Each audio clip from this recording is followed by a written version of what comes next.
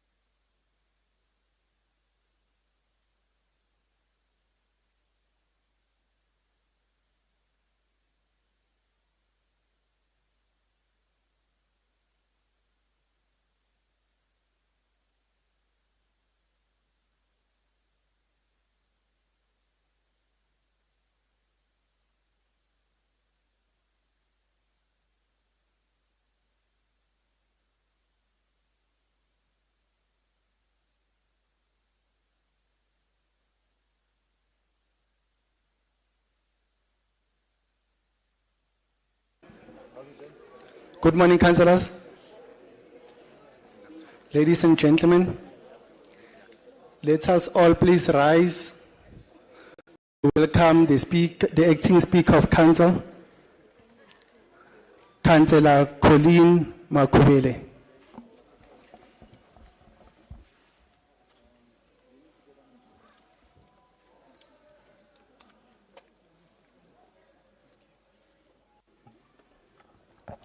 Thank you, councillors. Can we remain standing for a moment of prayer and meditation, please?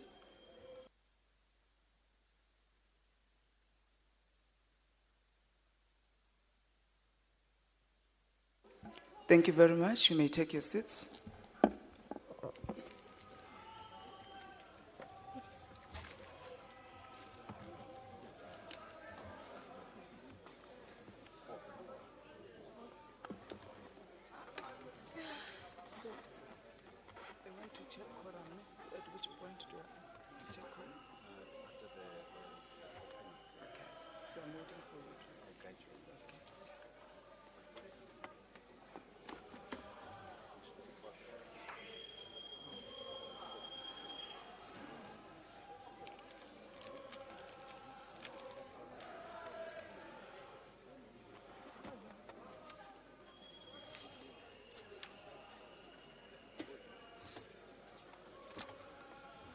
Apparently, Judy says we don't need quorum. Are you sure? Okay. I have to just double check. So we don't need quorum for this meeting? Not for debate, no, but we do have a copy, but for recording purposes, we need to check. Remember, this is not we're debating now. The state of the city. Then what are we saying then now? No, let's check it. Let's check, but we should be 136. It's a council meeting. Let's check the number. But when then? Before the opening? No, not changing decisions. Before the opening? Or we'll do cash music. Because no matter that debating what the mayor has said. You don't necessarily need a quorum unless bar maybe for that proposed, but in the council resolution, no, we don't need a quorum for that. All right, sir. Then we don't. Okay, so you can start there. But we can see that the numbers do allow, in case they say, Chair, we must do the quorum. Okay. But for now, we just continue this plan. Okay. So I'm waiting for him again. So Secretary to Council is going to start again. Yeah, it's going to start because he must indicate what the next is for. Yeah.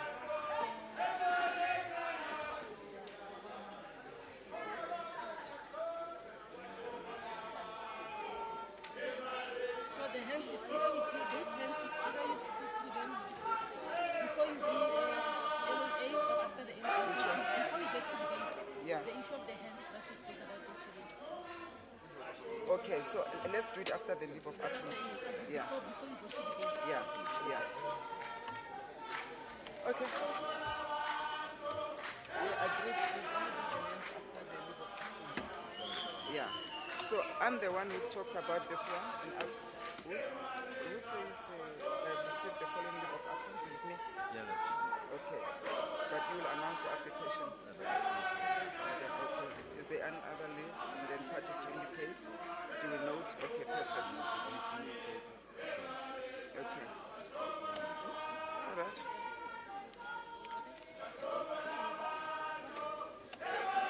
When you're ready.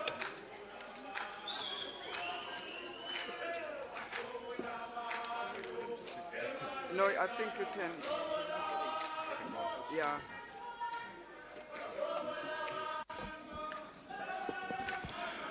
Good morning, councillors. It is hereby notified that the debate on the State of the City address is held on the Friday, 22 April 2022 at 10 a.m.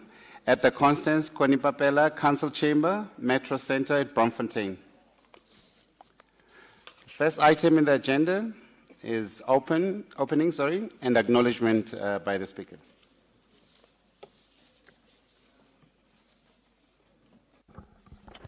Thank you, Acting Secretary to Council. Good morning once again to all councillors. The Executive Mayor, Councillor Popalate, Whip of Council, Councillor Tyrrell, Mayors, all political parties, leaders and whips, all members of the mayoral committee, fellow councillors, acting city manager, Mr. Floyd Brink, acting secretary to council, Mr. Andile Gobinga, officials of the city, members of the public, our guests, members of the media, ladies and gentlemen, I welcome you all to the council meeting to debate the State of the City address as presented by the Executive Mayor, Councillor Mpho Phalatse, on the council meeting which was held yesterday. This is a continuation of yesterday's meeting, specifically to debate on the mayor's speech. Today, councillors will be afforded an opportunity to comment on the mayor's address. You are once more welcome, and we also would like to acknowledge that yesterday we spoke about the hands that were raised.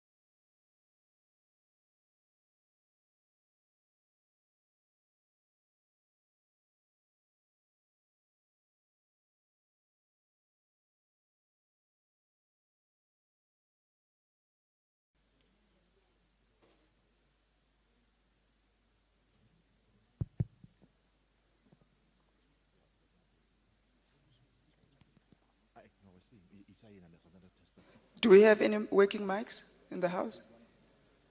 Okay, start here, please. There you go, that's the first one.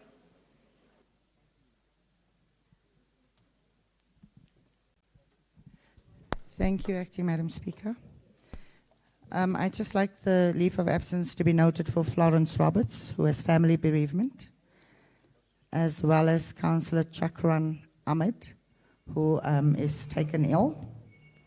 And then we've got a number of Muslim councillors that need to leave at 12 for religious purposes, namely Alex Christians, Councillor Nikita Delvaria, Councillor Faiza Chaim, and Councillor Rashida Landers.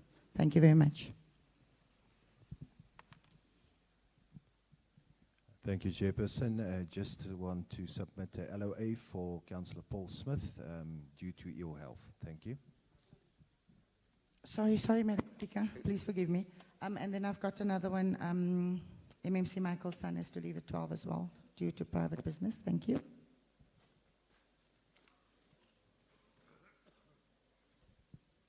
Thank you, Acting Speaker. For the IFP, I would like you to note that Councillor Nkomo has gone home, family bereavement, and Councillor Phakathi will be arriving later. Thank you.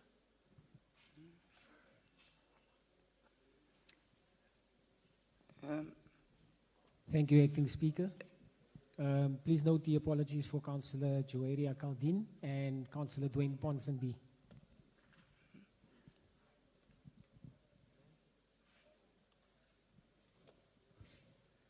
Morning, Madam Speaker. Councillor Nobuhle Mtembo is on maternity leave. MMC Councillor David Tembe is ill, as well as Councillor Sarah Whistler.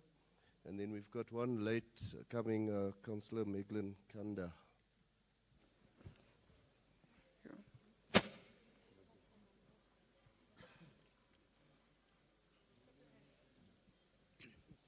Thank you, Acting Speaker.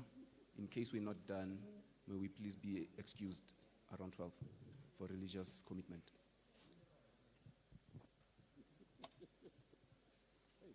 I think assist protocol here, that mic is not working. Thank you, Executive, not Executive, Acting Speaker of Council. First, we would like to register our concern regarding this managing of councillors through the roving mics, which are not even being sanitized, by the way. They are just being given from one councillor to another. You are trying to transport this disease from one person to another, using us. It should not be done, Acting Speaker. Get the sound right, let the technicians work on it. We want to use our mics, because otherwise we are not going to Councillor, get, we've noted your concern on the time mics that, and the we want COVID to protocols. speak. Can you please give us the leave of absence? Please proceed with the leave of absence. Why your mic is working, ours is not working? Listen. Hey, we are listening, government. You can't even listen to Councillor, please proceed with the leave of absence. Thanks, but please don't rush me, because I want to register this concern. If I don't, it will never be rectified, because it looks like you're also not worried about what is happening here regarding the sound. You're not even apologizing for it. We have two apologies from the EFF. One is from Councillor Khoshi Kapudi Mphahlele, who is sick. And the second is from the Chief Whip of our party, Nonhlanhla Khadebe, whose baby is hospitalized. Thanks. Thank you, Councillor. We had another hand here, Councillor Mtina. Protocol, may I ask that please we do sanitize the mics? Thank you.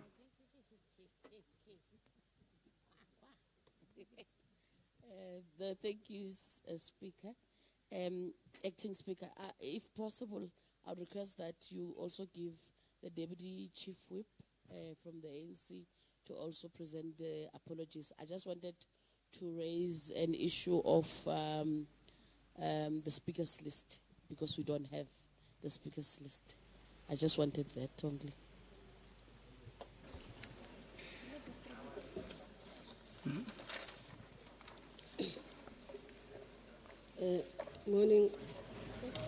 Morning, Acting Speaker. From the ANC, I'd like to register the leave of absence. Councillor Godfrey Tsetle, bereaved, he lost his wife. My apologies, Councillor. I don't think that mic is working for record purposes. Can we have a working mic, please, that is sanitized?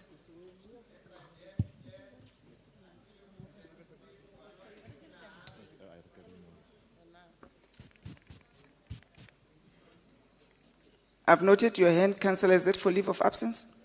I've noted your hand. Thank you. Morning, Acting Secretary. Morning, Councillors. From ANC, we like to register the leave of absence. Councillor Godfrey Tsetle, bereavement, he have lost his wife. Councillor Twala, Councillor Amelia, due to unrest in their ward. Thank you very much. Thank you, Councillor. Any other leave of absence? Do we note the application for leave of absence? Thank you. We're moving on to the next item, which is the debate on the state of the city address by the political parties. Do all councillors have the speakers list? If you do not have it, please raise your hand. We will assist you. Protocol, there are hands that have been raised. Can you please circulate the speakers list? We'll give 2 minutes for the speakers list to be circulated.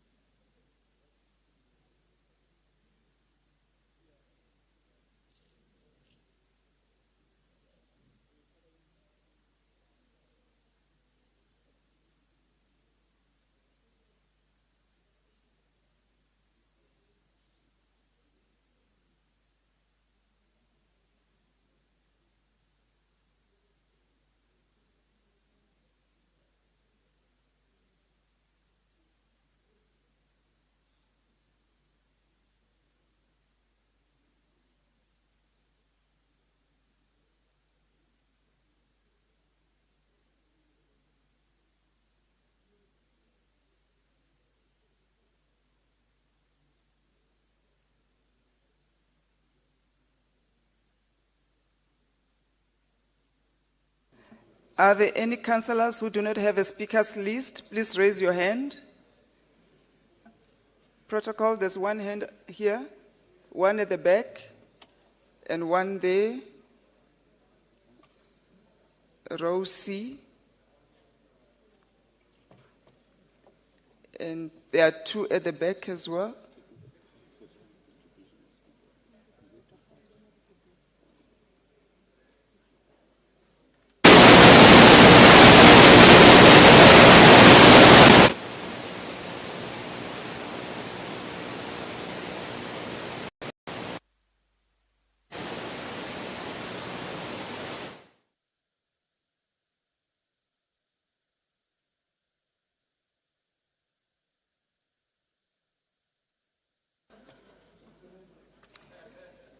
Do all councillors have the speakers list? Thank you. I would like us to take 5 minutes, allow protocol to get sanitizers and technical to just fix the sound, please. Can you give us 5 minutes? And then when we come back, we'll start on the debate. Thank you.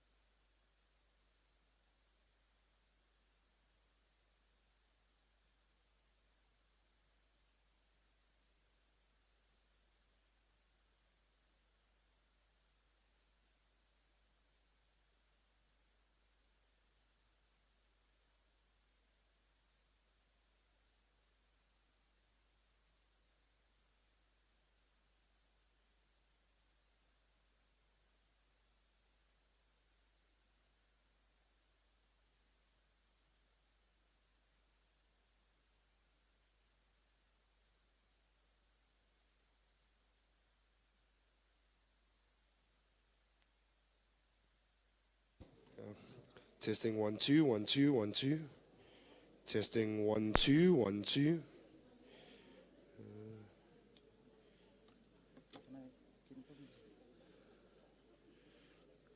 Testing 1 2 1 2 1 2. It's not on the same frequency as that one. I'll check that. 782. Mic check 1 2.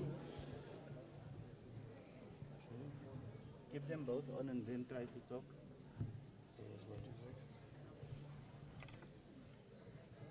782 100. Putting them on different frequencies so they don't clash. It's already on different frequencies. Talk now.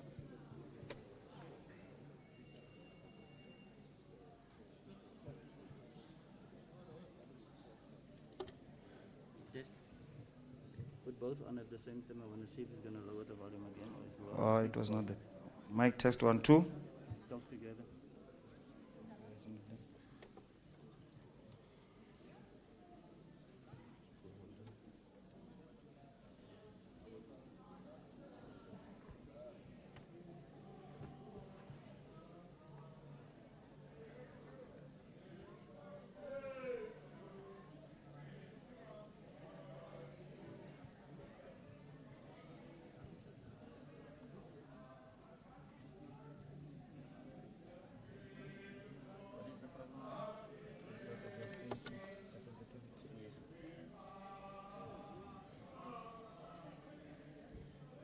What's the sensitivity on that? No, I was just changing. Testing 1 2 1 2. Testing 1 2 1 2 1 2. Can the two of you talk together? 1 2 1 2. Testing, testing. Mic test 1 2. Testing. So they're not conflicting. That's what I'm testing. That's fine. So if they are on, then we'll stop. Just also keep these up here. So these ones we got signal switch for signal, especially if you're on the other side of the actual. No, because only when you turn them on. What I was saying is turn the mic on first and then turn the belt pack. And when you turn it off, turn the belt pack off and then the mic.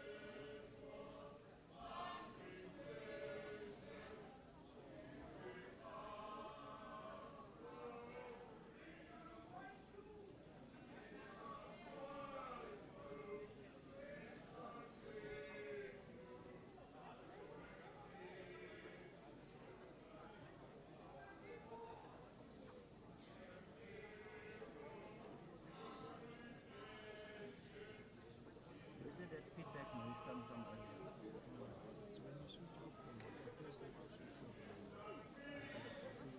then switch off the mic.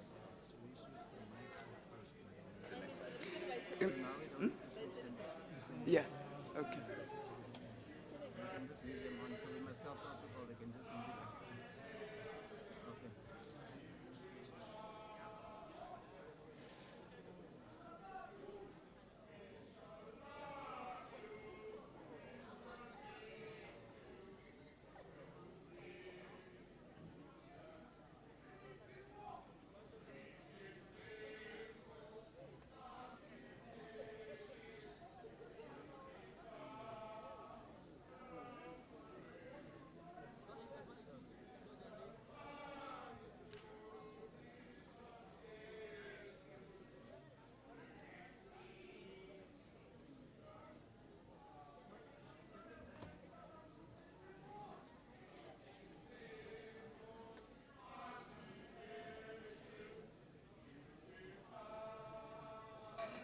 Councillors, IT is requesting an additional 5 minutes to fix the sound.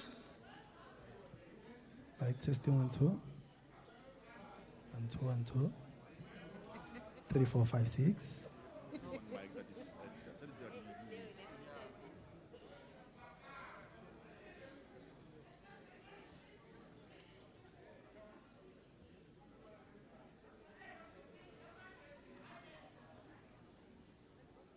Testing, testing. Testing. Testing 1, 2. Testing 1, 2. Testing 1, 2.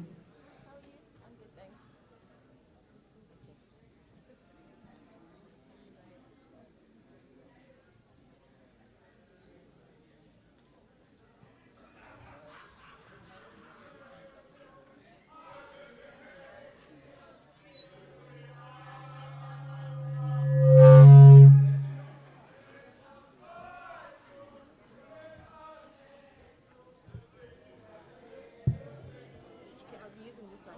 So do I need to switch this one on and off? That one you can. On and off.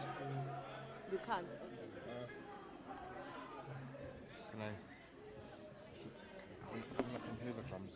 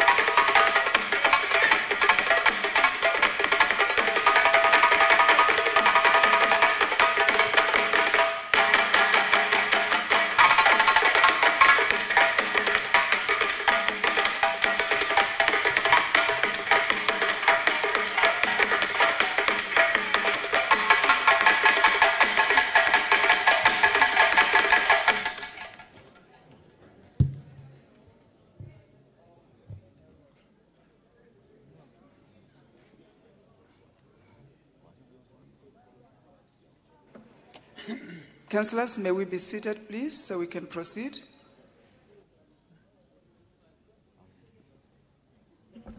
Councillors, we are on item 4, which is the debate on the state of the city address by the political parties.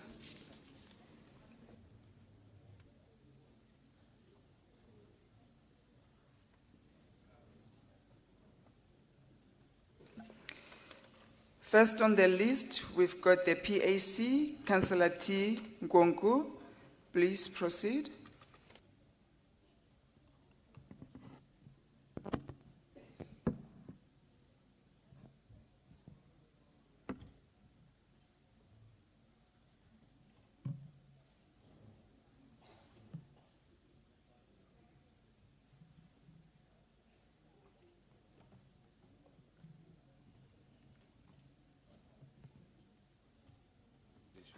Protocol, do we have mics that are roving?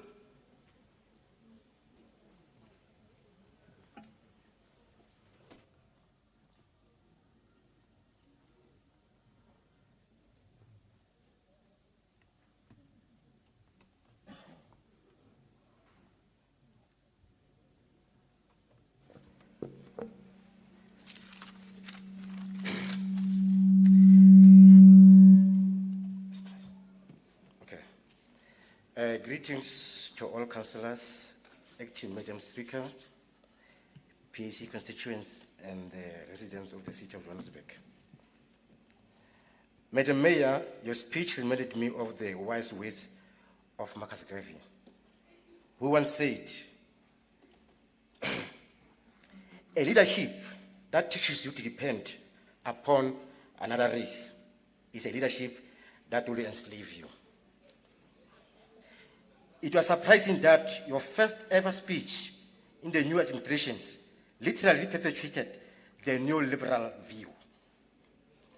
Neoliberalism affects an economy in multiple ways. Its first effect is an inequality in the distributions of wealth. The 1% class, which is your settlers by the way, acquires more wealth due to the increase of privatized economy, while the middle class grows and more people are under poverty line. The second concern of neoliberalism is unethical commercializations of goods and services in the markets. Marketizations increase human exploitation and degradation because what should be accessible to all classes of the society, such as education, healthcare, infrastructure, is no longer freely available. A third effect of neoliberalism is the growing corporate influence in government in neoliberal policy. The wealth start producing goods and services a government should be producing, which privatize the economy. The political economy of land dispossession, political oppression, social degradation, economic exploitation, dehumanization, and enslavement is now continuous close in neoliberalism's clothes and colors. The frills and trappings that Robert Mangala Sobukwe alluded to, all designed to hoodwink and deceive the African people in general, the workers in particular. Life must be lived forward, but it can only be understood backwards. Roman philosopher Cicero put many years ago, to remain ignorant of the things before you were born is to remain a child. For his part, Dr. John Henry Clark, an African-American professor of history, has written, history is a clock that tells a people their historical time of the day. It is a compass that people use to locate where they have been, where they are now. Most importantly, where they still must go. Close quote. Indeed, our own Dr. Muziwake Anton Lembete, an Africanist, that great philosopher, an awakener of youth of his generation, has written, one who wants to create a future must not forget the past. Many people with regard to this country preach a gospel of forget the past, But where there are issues involved, they do not only remember the past, but they commemorate. The city departments are still taking the residents from pillar to post. This administration hasn't promised,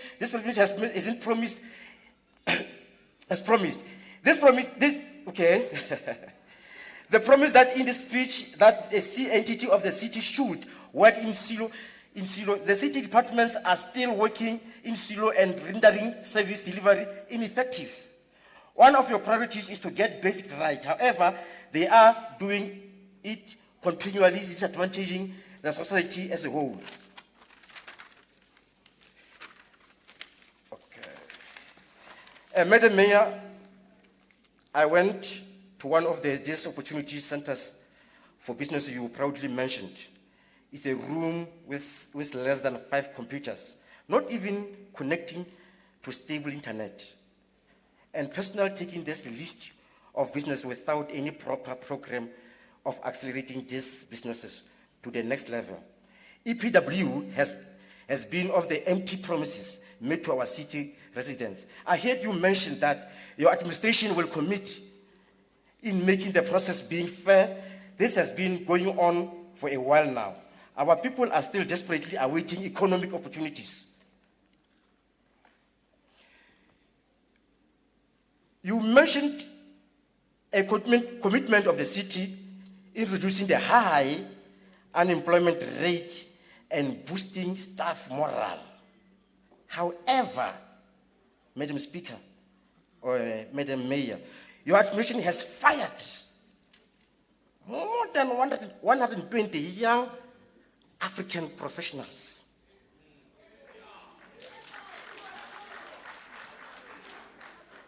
How? Anyway, I know that you are not an Africanist, by the way. But how is this Pan-Africanist, Madam Mayor? South African unemployment rate is very high. One of the ways to combat unemployment. 5 seconds, Councillor.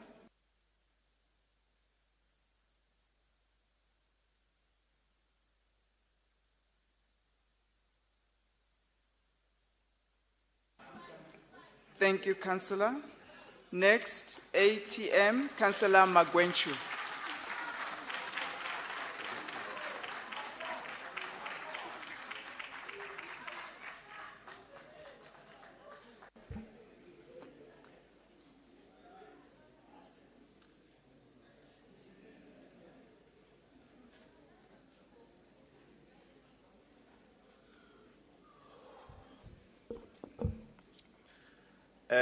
Greetings, Madam Acting Speaker. Greetings, Madam Executive Mayor. Greetings all. Madam Executive Mayor, as the African Transformation Movement, we appreciate and welcome your maiden speech of the SOCA. When we went to the polls last year in November, there was no outright winner. This was a clear message from the residents that they want an administration that will listen to them and prioritize their needs. As they felt they were no longer being listened to or prioritized by the previous administrations. Your speech inspires hope to the residents of the City of Johannesburg that this administration is putting them first.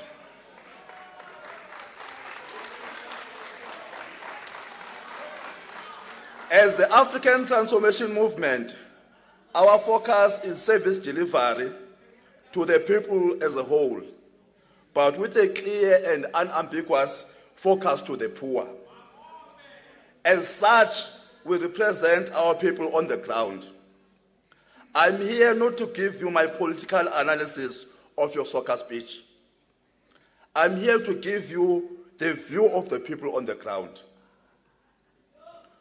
Themba Masuku, Libone Mashiko, and Tandazani Msimang feel that whilst they commend you for the 7,524 potholes that have been filled within a space of 7 weeks, they feel that it is just a drop in the ocean, given the current state of our roads. which is as a result of serious neglect over the years. They also feel that we need to address the issue of durability. Light rains reopen these potholes, meaning that in a month, you might have a situation where you fill the same pothole 5 times in 1 month. Pastor Mukuba from the Unity Fellowship Church in Shawelo noted your remarks on the creation of a safe city, but he asked me to ask you this question. How must she feel safe when nothing is seen to be done to the JMPD personnel that fired live ammunition to unarmed congregants? And there's not even an inquiry to this incident that happened on the 28th of February 2021. Ututuzela Maxagato from Joburg Park has noted your comment on the informal traders, but she believes that the City of Johannesburg needs to amend the bylaws to accommodate the survivalist entrepreneurs during these hard-hitting economic times. This would avoid the harassment that they are subjected to at the hands of the JMPD. Tutuzela also seeks your opinion on Operation Tutula and what the city is planning about illegal immigrants in the City of Johannesburg. Unokuthula Ngudle from Kokotela in the Loli area welcomes the energy in Ndaba. She is currently frustrated by the new norm of not having electricity for 3 days in a 7-day week, as transformers keep on failing. Mrs. Ntumba from Rosettenville says that the city's billing system discourages the residents from paying the rates. A water bill of 30,000 rands a month simply compels a resident to go the illegal route in terms of connecting, which is a challenge. Thomas Spankwane from Ward 122 is concerned about the regular constant challenges in Zakaria Park and surrounding areas. A reservoir has been built. Councillors, Councillor Magwenchi, I know you can't sit down, just pause a bit. Councillors, please, if you need to speak, raise your hand. If you can't raise your hand, just click the button here, it will be red, and then we'll acknowledge you. But you cannot howl when another councillor is submitting his input, please. Councillor Nobel, is that a point of order?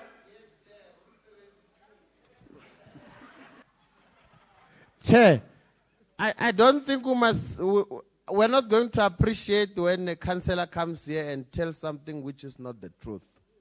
There's no electricity in Kokotela.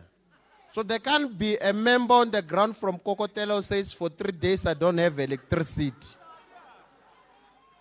Because there's no such. There's no electricity. I think that he must withdraw that statement. Because it's misleading council. There's no electricity in Kokotela. Noted, Councillor So there Novella. can't be 3 days of blackout there. It's been blackout for the past 5 years.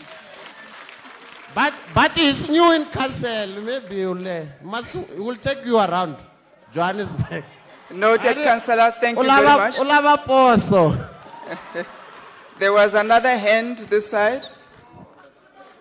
If there is no point of order, we will then proceed. Councillor Magwenchu, you've got 1 minute, 23 seconds. Please proceed.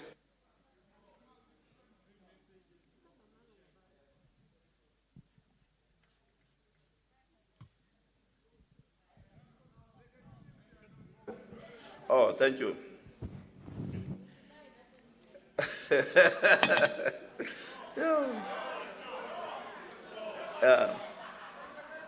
No, Nombula Msiman from Naledi is concerned with you. Is concerned that when you dealt with special economic zones and job creation, you mentioned only the youth.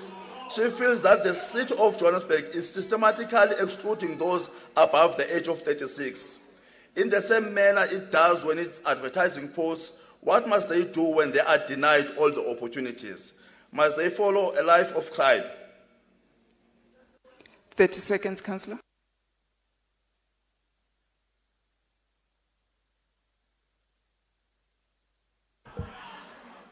As the African Transformation Movement, we will support all endeavors that seek to put our residents first in terms of service delivery issues. Thank you. In terms of that, it's actually in the Loli area. So, thank you. Thank you, Councillor. Next, APC, Councillor Machete.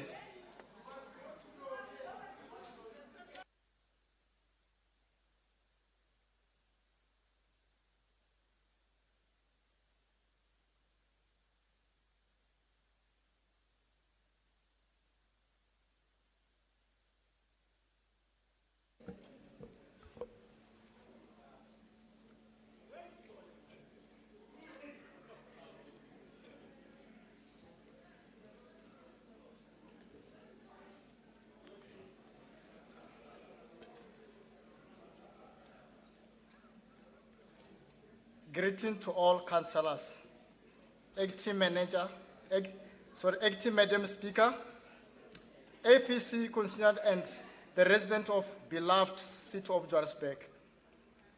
Acting Madam Speaker, Madropo, allow me to respond to the State of the City address delivered here in the chamber yesterday.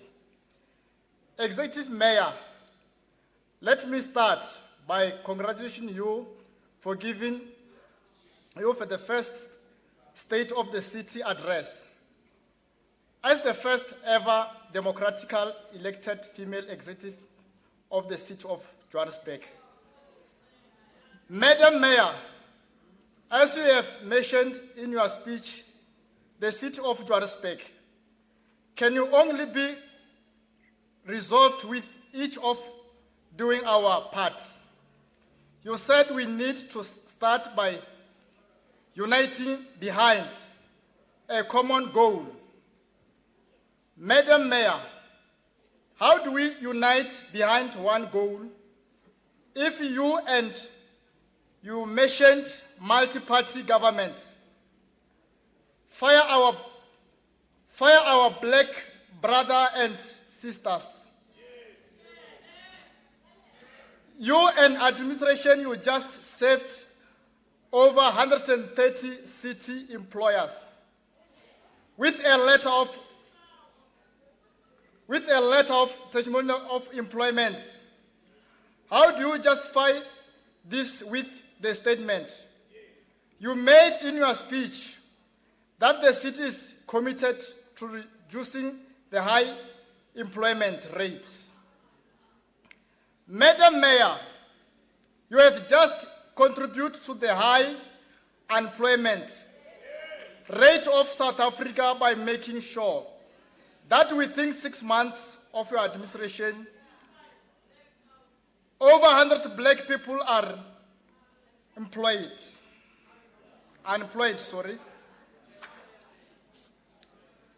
You have celebrated the birth of multi-party government more than 10 times in your speech. But you were very silent about how this overpraised coalition is going to deal with illegal immigration in our city. A mere paragraph on the view migration policy showed that your administration does have clue or any idea of how important and urgent the issue of illegal immigration. Can I quote? Memadropo mabanu buletuare maiwe umthetho. Ita we young legitimisa our brothers and sisters. Bana ba bona ba ilo jang madropo. Bana ba tsarien tsuba sokola madropo. Ubuletse angata madropo. Awa bulela ka electricity madropo.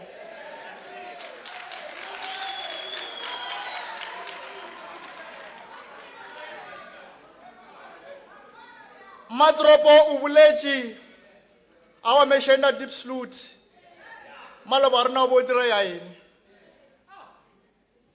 akitsuruwe mika madropo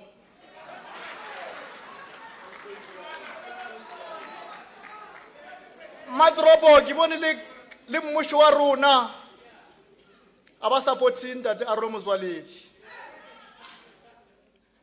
aba supporting le yena Luxus Nhlahla Madropo Luxus udia mshumo wa mobotsi. Earlier this month, one of MMC was seen video recorded himself at hospital where undocumented migrants bounded service to exempt South African pregnant women were laying on the floor for days without getting help. Madam Speaker, the issue of illegal immigration is another pandemic faced by the country. Madropo, ke go botsa setšhaba sa yeso. Ke a tseba ka parlamenteng ba bangwe ba na le mine ka Zimbabwe. Ba bangwe ba na le company ya di-cigarette ka Zimbabwe. We check Madropo ake lahle bolela nnete. Johannesburg become the most target request detective and agent action. Thank you. Thank you, Councillor. Next, AHC, Councillor Shabangu.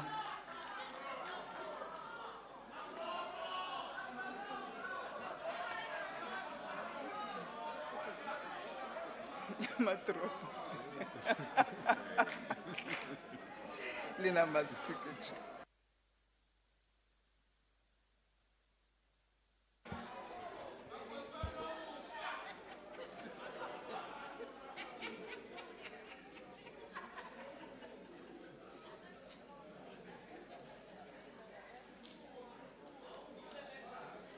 Greeting all councillors, executive, Madam Speaker, minority bloc opposition. As the AHC, would like to note that the executive mayor roadmap is misleading the city of Johannesburg and the resident. As a new council. Sorry, Councillor, just 1 second. I'm seeing, you can't hear. Is the sound not audible? Councillor, just...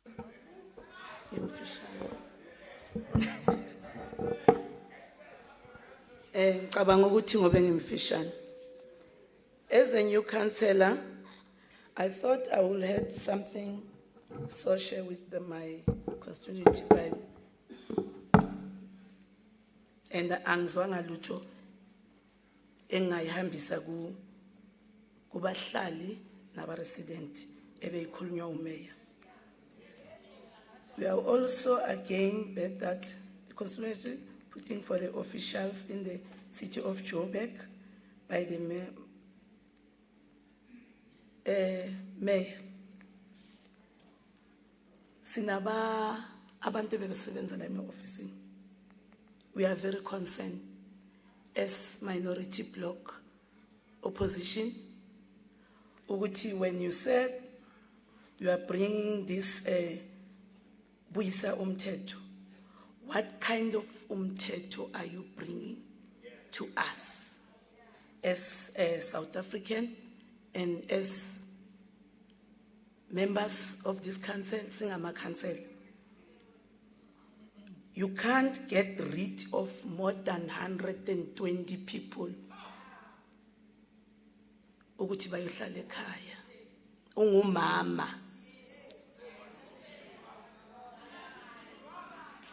I think, Madam Mayor, singabo mama besibeke uthemba lethu kuwe njengomama. Ukuthi you gonna lead this different. Ngoba ungumama ungumzali. So Ngicabanga ukuthi kufanele nihambe nowulungisa lobuya umthetho, maybe siyichintshe, because buya umthetho i-language yethu, we understand this thing ngenye indlela. Now we are saying buya umthetho, we don't have electricity. Buya umthetho, we don't have water. Buya umthetho, the crime is high. Buya umthetho, Mayor, Ivory, I don't want to talk ngalento yamanje, yama floods. Ivory kuke kwaba nemvula ezakhukhula laphaya. I didn't hear anything from you, Mayor, ukuthi laba bantu base Ivory laba bebathathwa amanzi because bosowuhlele esitulweni, madam. Deep sleuth crime. I was so surprised. Uma ngibona umeya umsebenzi sowundlulile, amakhansela ase deep sleuth sewaphushile umsebenzi, umeya wafika ngelanga lokugcina sesiqedile. I didn't understand ukuthi, Mayor, are you leading this Joburg or somewhere else? I saw on a TV, Madam Mayor, one of our councillors here from ANC was crying ukuthi bashisa amatayera emnyango wakhe. Angakuboni, Mayor, izolo umduduza on your speech, because that thing was so painful even nakubantwana bakhe. So, Madam Mayor, Tina as African Heart Congress, we are saying, sicela uyolungisa, uphinde ulungisele nale 130, kube nala wena uyoyipha khona umsebenzi, because we can't allow them to go and stay home. Thank you, Councillor.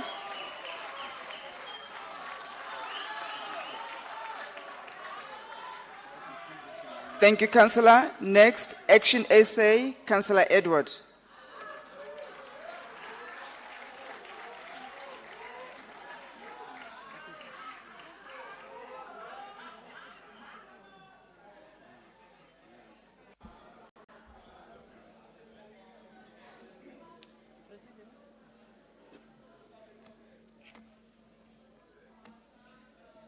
Madam Mayor, Acting Speaker of Council and Chairs of Chairs, Councillor Colin Makubele, and all protocol observed. Action SA would like to congratulate the Honorable Mayor on her maiden state of the city address on the 21st of April 2022. The world's... Sorry, Councillor, just pause a bit. Is she audible or not? I should speak. I'm not audible. Okay. Now that she's going to be audible, can we please give her an opportunity to make her submission? Thank you. Madam Mayor, Acting Speaker of Council and Chairs of Chairs, Councillor Colin Makubele, and all protocols observed. South Africa Action SA would like to congratulate the Honorable Mayor on her maiden state of the City of Address on the 21st of April 2022. I would like to quote the wise words of Oprah Winfrey, open quotes. The world's most prominent women leaders show the importance of honesty, courage, impact, and decisive action in leadership, close quote. Your leadership and SOCA speech, Madam Mayor, are characterized by the above traits. I don't want to admit it, but the City of Gold was once identified by beautiful buildings and business activities. The largest city in South Africa, Johannesburg, was once the wealthiest in the African continent. The city was once recognized as the financial capital of South Africa and was home to 74% of corporate headquarters, including the Johannesburg Securities Exchange. The inner city of Johannesburg and surrounding areas are now dangerous and have high levels of crime and are drug dens. Beautiful buildings in the inner city and surrounding areas have now become hubs of criminal activity, driven mostly by illegal immigrants. We as Action SA, we envision a city of gold that is vibrant, that is safe, that is full of opportunities for its residents and generations to come. Functional municipalities present a foundation for a prosperous South Africa. We firmly believe that to get things right, again, the basic service delivery at municipal level must be fixed. We believe in decisive action that will improve the quality of life of all South Africans. We believe in customer-centric government. We believe in ethical and professional public service. We also believe in efficient and effective administration. We believe that ineffective administration that outsources core services to tenderpreneurs or inefficient municipal entities will cut down on millionaire managers while insourcing frontline staff and essential services such as cleaners and securities. Our touch points also include the caring and inclusive government. A municipality that is customer-centric delivers service with pride. Free basic services should be accessible to indigent residents in need. The old and dysfunctional infrastructure has affected basic service delivery. Water and electricity supply have been negatively affected due to dilapidated infrastructure. We welcome the commitment made to repair and maintain existing infrastructure and also invest in new infrastructure. The upgraded infrastructure will bring stability to the electricity supply. Over the years, electricity rates have increased and have left most residents unable to pay due to the volatile economic climate. The residents of Soweto and other areas have experienced unstable electricity supply from Eskom. Electricity network upgrade, investing in replacing aged infrastructure and procurement from independent power producers to increase competition and reduce tariffs for our residents is progressive and will improve the quality of lives. An alternative energy supply and non-reliant on Eskom for electricity to encourage small business growth opportunities and bring back confidence in the governance system of the municipality. There are no acknowledgement and commitment to address the instability and electricity interruptions by ensuring that the municipality transmission grids are properly maintained is welcomed and it is a step in the right direction. Illegal connections have been a burden on the electricity supply grid. On a daily basis, residents are faced with infringed rights of electricity due to lawbreakers that steal cables. Last week in Kliptown, Pimville, residents allegedly tried to take matters into their own hands by apprehending cable thieves, which resulted in a loss of life. Sad indeed. We applaud the mayor and her team for planned efforts to crack down on illegal connections and cable theft. Madam Speaker, our city is in dire situation at the moment, and thus hosting of indabas should be progressive and results-driven. Business have been affected negatively by power outages and an unstable power supply. The proposed multi-party government hosting of Energy Indaba in the month of May, gathering all relevant stakeholders and their collective input into solving the energy crisis, must be an urgent intervention that will lead to an introduction of an alternative independent power producers and small-scale energy generators. As Action SA, we strive to ensure that everyone has a dignity of adequate sanitation. We look forward with great anticipation to the cities, to have a city that achieves universal access to basic sanitation regardless of their constituencies, that is both formal and informal communities. We acknowledge the plan of continual investment, the upgrading of the aging municipal sanitation infrastructure, and shifts that will be increased to accommodate high-density areas like informal settlements. MMC Nkulumbuntu has facilitated the appointment of qualified and ethical leaders to serve on the boards of the Department of Economic Development entities, including the newly established Johannesburg Tourism Company. Roads make crucial contribution to economic development and growth and bring important social benefits. They are of vital importance in order to make a city grow and develop. In addition, providing access to employment, social health, and education services. We applaud the MMC of Transport, MMC Funzela Ngobeni, for the reintroduction of Arisebeteng initiative. This is a regional-based initiative under phase 1 of Arisebeteng that was launched in February 2022. Arisebeteng initiative was spearheaded by the former mayor of this city, Mr. Herman Mashaba, in 2016. It's a multidisciplinary approach that integrates multiple departments and entities to maintain damaged infrastructure. To date, MMC Ngobeni has filled 7,524 potholes in just 7 weeks, which is an excellent achievement. The city has promised to increase investment into maintenance and upgrading of roads to improve transport network. We as Action SA, we believe in fixing our municipality by providing safety and security measures in the city. Our component of fixing the city will be to provide safety and security through law enforcement. As Action SA, we untimely strive to have a minimum of 1 municipal law enforcement officer for every 1,000 residents in our municipalities. MMC David Tembe has deployed 1,800 JMPD officers. 30 seconds, Councillor.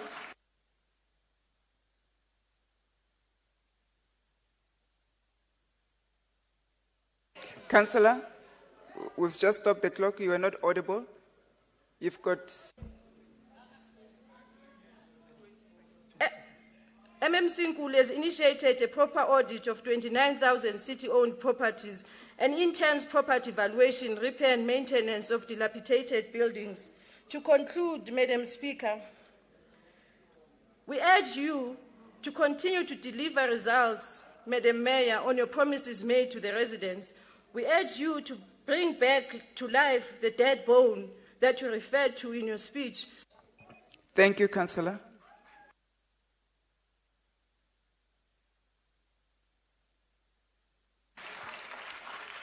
Thank you, Councillor. Next, DA, Councillor Stewart.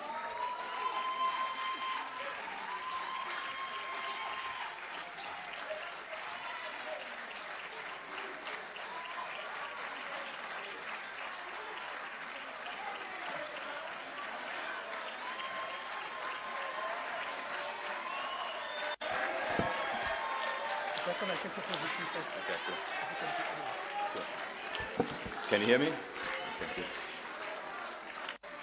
Please settle down, councillors. Councillor Stewart. Is it on? Okay.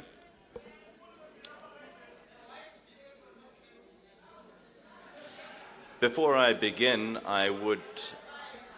Councillor, just pause. Please, councillors, can we settle down and allow Councillor Stewart to make his speech, his debate? Thank you. Before I begin, I would just like to congratulate my colleague from the AHC for what I think was her maiden speech in council. It's not every day that you are on the receiving end of such political wisdom and acumen. It certainly goes down a treat.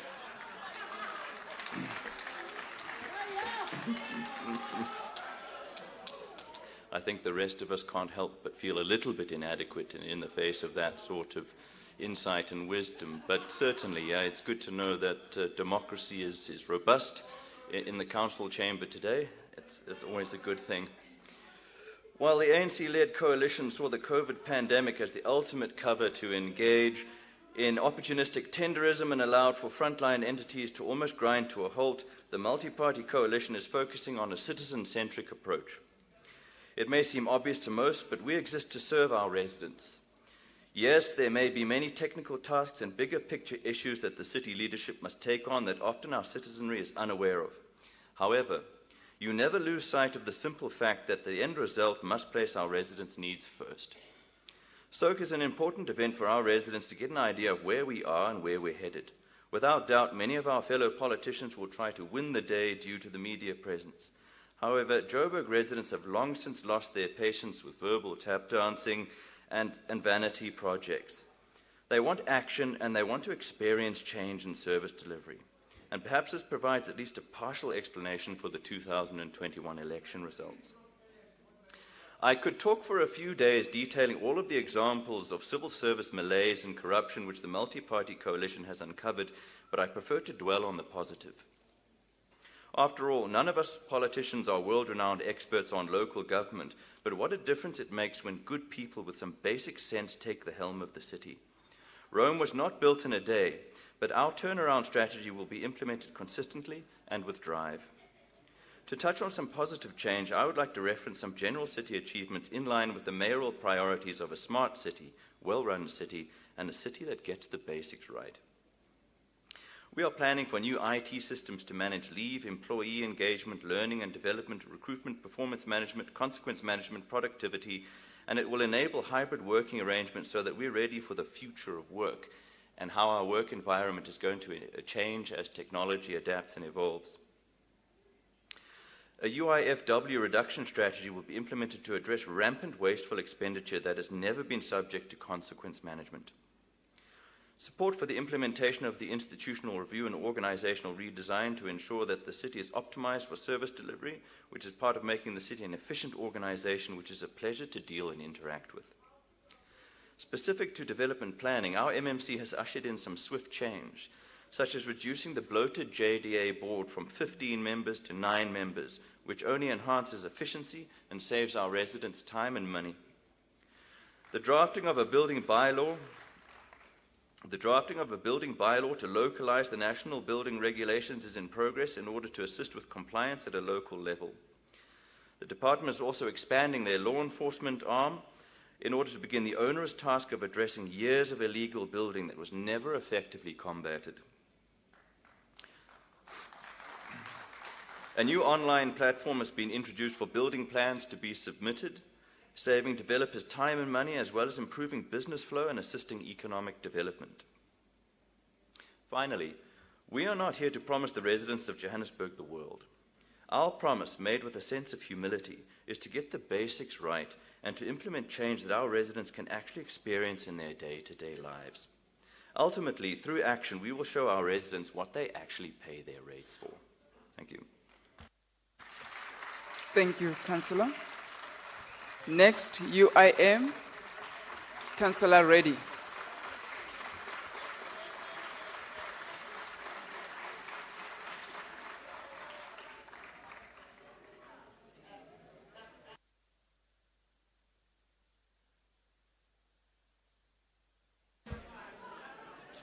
Thank you.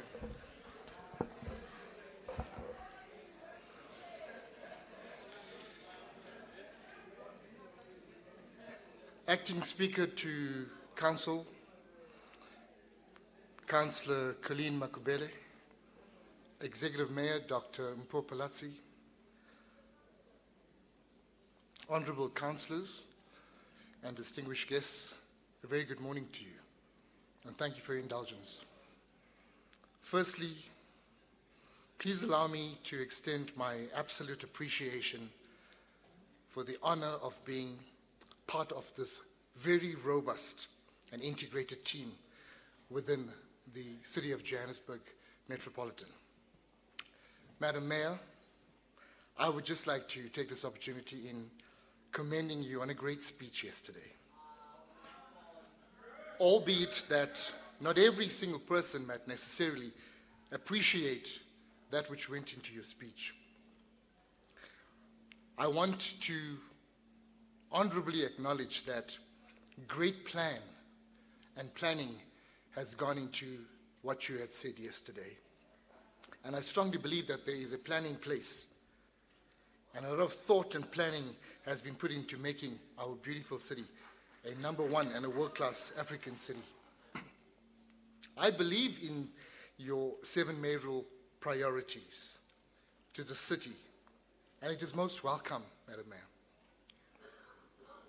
I believe that it is achievable And I believe with collaborative approach of unity, it is and it will be achieved. I must say that you proved to not just be a pretty face, but your appointment as vice chair to the C40 cities is a great achievement and an influential leader as such. It is a great achievement, and I think if we acknowledge that, I think we can take so much out of it. But having stated the above, I think it is only fair that I touch on the heart-rending matters that tend to bring tears to our eyes. Now, on Tuesday, the Section 79 chairs, well, primarily the men, had gone through to the area of Alexandra Township. And I think majority of our chairs here today would be able to stand up and say that there was one specific facility that brought such tears to our eyes, and that was the Pilbury Disability Center, where we saw those little children, and as a doctor you'll understand the love that those children show. But something that was raised to my attention was the mummy of the house, Mamenji, is completely blind. But yes, with such zeal and zest, she welcomed us, and she had prayed, and she praised and worshipped, and nobody would even know. But I think the softness of it was that behind the blindness that she was ensuing, it was the pain and the hurt of us looking at those children. And whilst I fully support the mayoral priorities, I'm really moved when I look at the first priority, a city that gets the basics right. Madam Mayor, you would agree that running water and access to the power of electricity is an absolute basic need. And I want to thank you for your efforts together with your executive team for the engagements with Joburg Water and City Power. Whilst I am fully aware that this is not an overnight task, but I genuinely implore you that you keep your finger on the pulse, because we all know that when you keep them accountable, it will be done. However, when we lose focus, how quickly and how easily one can lose focus. A day becomes a month becomes a year, and then it goes by. In lieu of Johannesburg being a caring city, it's no secret that we as the citizens of Johannesburg are wired to care. It is therefore my earnest request, Madam Mayor, that through your expertise and love for people, please lead us with your leadership. For after all, leadership is a function, not a position. I humbly request that through your leadership you will take our beautiful city forward, which is service and the minimal for our people. I know that as a city, that our city is in great hands, not only because you're an exceptional leader, but because you vowed before man and God that you'll never drop us as the citizens of Johannesburg. I want to end off with a quote by a dear and the father of our country, the late Tata Nelson Madiba Mandela. It always seems impossible until it's done. Many people in this country have paid the 30 seconds. And many will pay the price after me. Madam Mayor, unquote, Madam Mayor, despite your critics, who will always be there, I implore you keep going. You have what it takes. You will not fail. Thank you. Thank you, Councillor. Next, good, Councillor Phillips.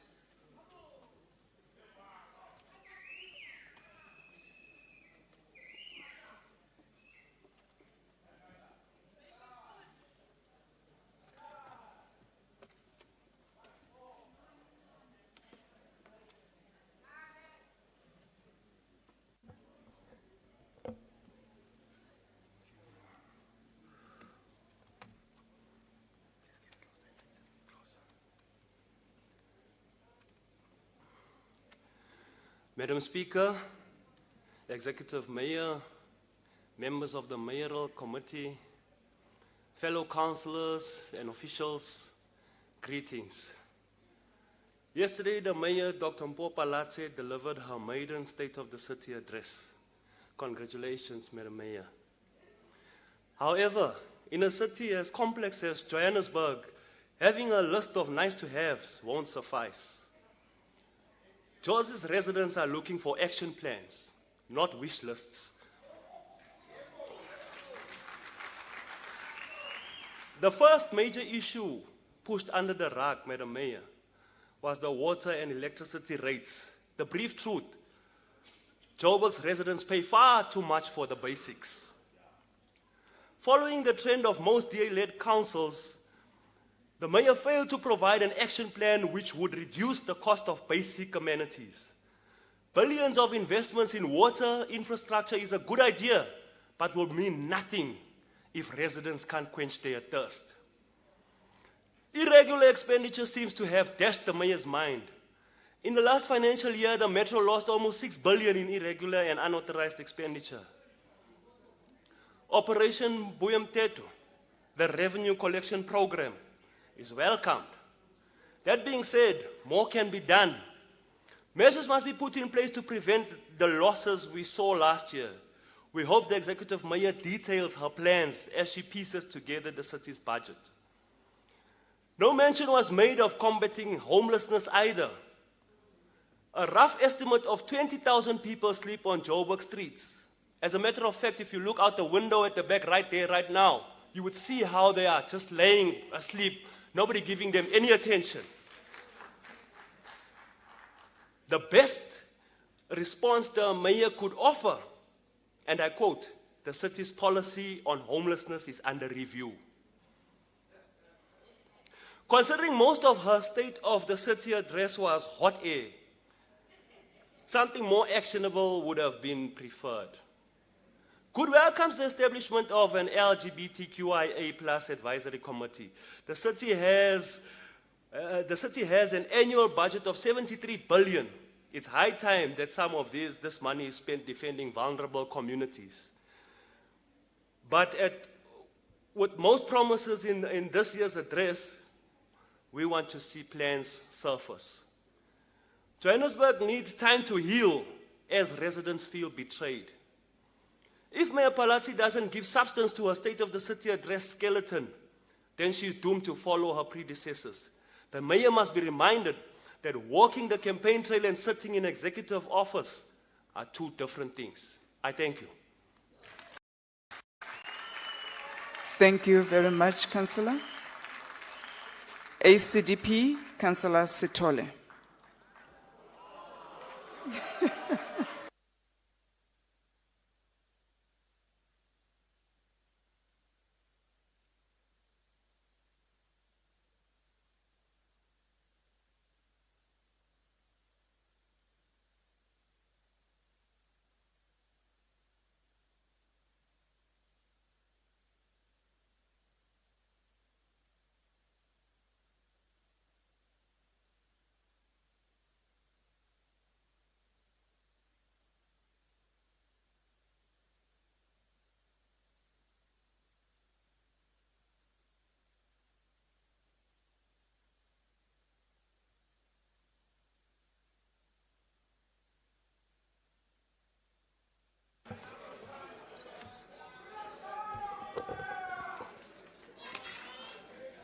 Okay, councillors, let's settle down.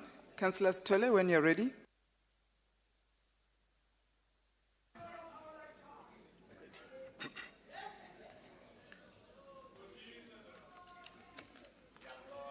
Deputy Speaker of the City of Johannesburg, the Mayor of the City of Johannesburg, Dr. Mpopalatse, the Whip of the Council, the ACDP councillors, voters and supporters, and my fellow councillors, I greet you. ACDP welcomed the State of the City address given by our Executive Mayor, Dr. Mpopalatse, yesterday. when the executive mayor stated that, and she vowed to return the city in good health, it reminded me the scripture in the Bible, which was mentioned in the book of Nehemiah, when Nehemiah was confronted by the ruins and destroyed city of Jerusalem. And what we have currently in the city of Johannesburg today, we as a coalition government are really confronted by the broken walls of the city, and indeed it currently lays as a ruins as a result of long-standing challenges of neglect, crime, poverty, inequality, high employment rate, and corruption, which we found the city in it.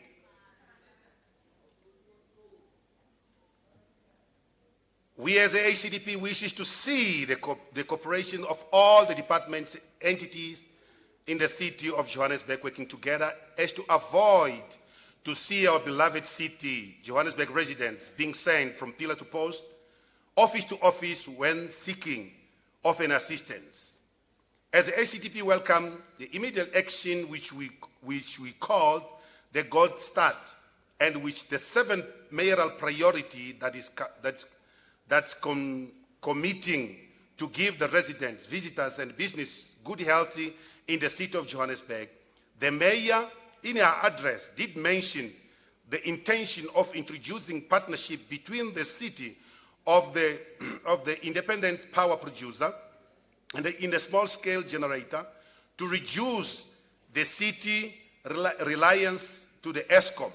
ACDP want to see this being actioned as soon as possible, as we wish to get timelines as when this can be done so that our residents can no longer carry the suffering and the burden of power failure given by the ESCOM to the city power.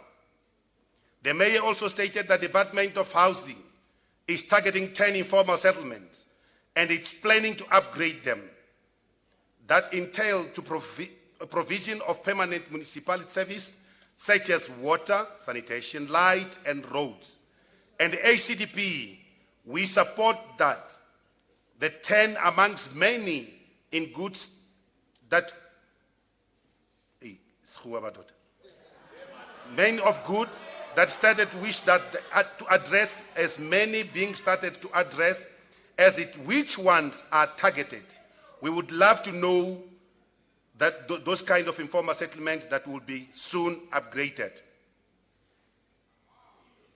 The mayor also stated that 1,800 JMPD officers has been deployed into the inner city to restore law and order in creating safe environment. As much as the ACDP welcomed this initiative, however, we call that this initiative can be also extended to township, informal settlement, and the other residential areas, including the businesses in township that are also suffering the very same violent crime and which involve cable theft and the vandalism to the city infrastructures that could be easily avoided when there is enough visibility of JMPD officers on the ground like we have in the inner city. After all, these are the property of the city, and the JMPD as well belongs to the city.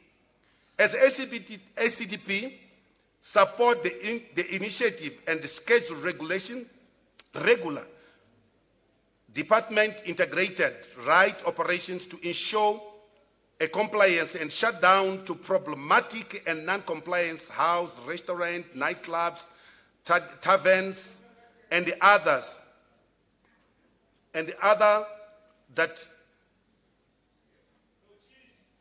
all right, ACDP says to the mayor, please hands off to the churches. Because we don't want to see the city being the enemy of the church. As we have witnessed, it's a brutally actions by JMPD in one of the pastors, in this case at Pastor Makubu's church in Shawelo. And we don't want to find ourselves as the enemy of the church once more. It must be noted the great work that has been done. 30 seconds. It must be also noted the great work that has been done to the community development through boots on the ground programming, which has been executed by our MMC. And we have also seen recently the launch of the Naledi Park, Nike Sharp Center in Soweto, Jablan Safe Hub, Patsing Park, Brixton Multipurpose Center. We also agreed that the coalition to work together. Thank you, Councillor.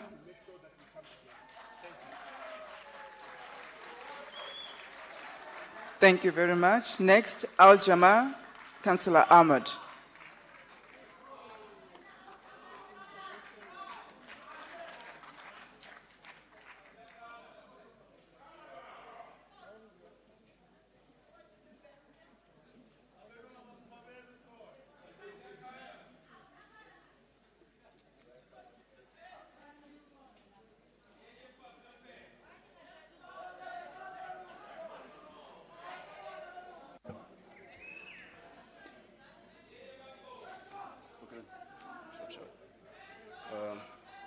Thank you very much, Acting Speaker, Executive Mayor, Councillor Mpopalati, the Whip of Council. Okay.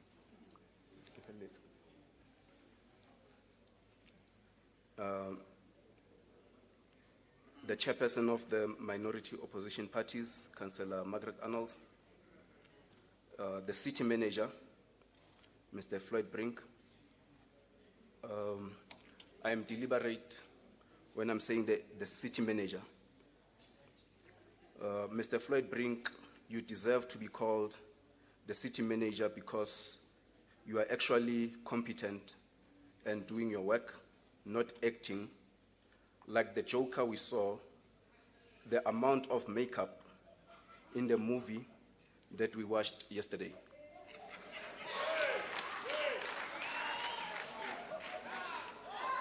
Mr. Mayor.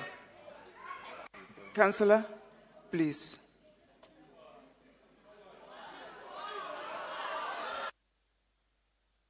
Councillor Ahmad, please proceed. Let's keep to order.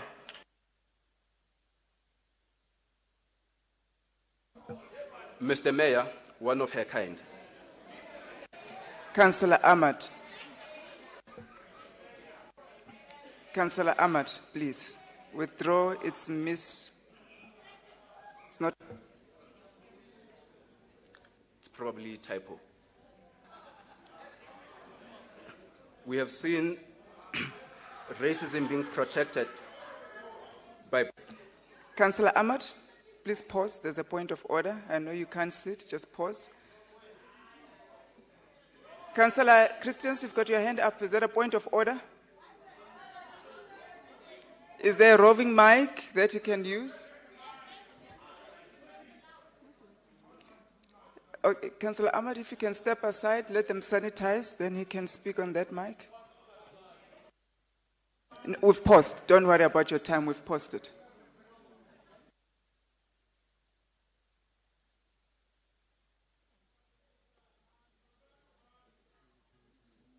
Thank you. Thank you. Thank you. 1, 2. Can you hear me on that side? Okay, now you can. Thank you. Thank you, Speaker.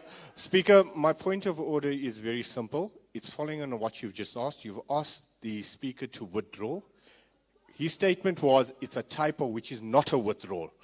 We need a proper withdrawal of his statement. Thank you. Thank you, Councillor. Councillor Ahmad. Thank you, Speaker. Kindly withdraw the Mr. and then you can proceed with your speech, please. I withdraw the Mr. Then I'm proceeding with my speech.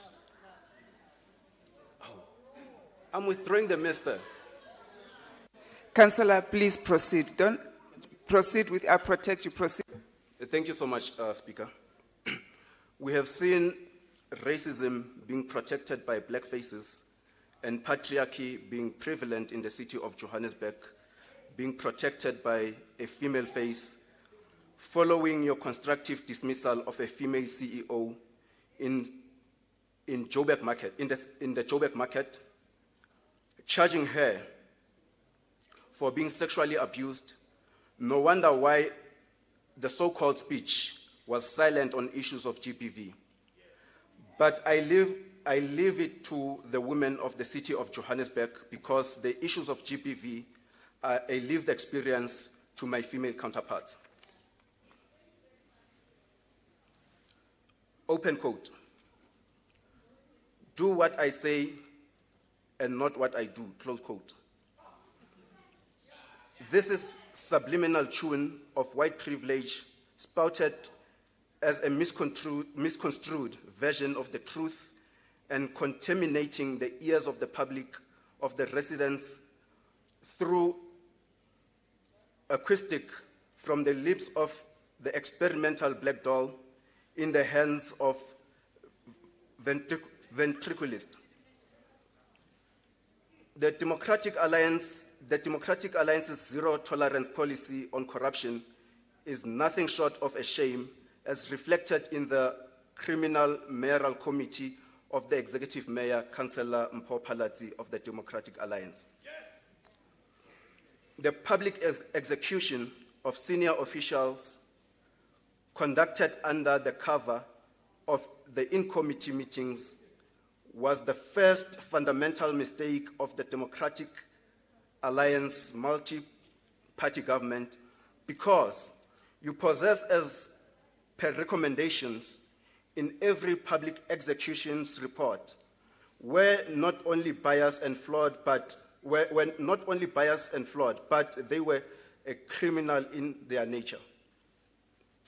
The one-sided bribery report against the head of Group ICT is a classical example of a criminal element in this mayoral committee's report. The report proves... Councillor, just pause, please. There's, Councillor Serabe, is there a point of order? MMC Serabe?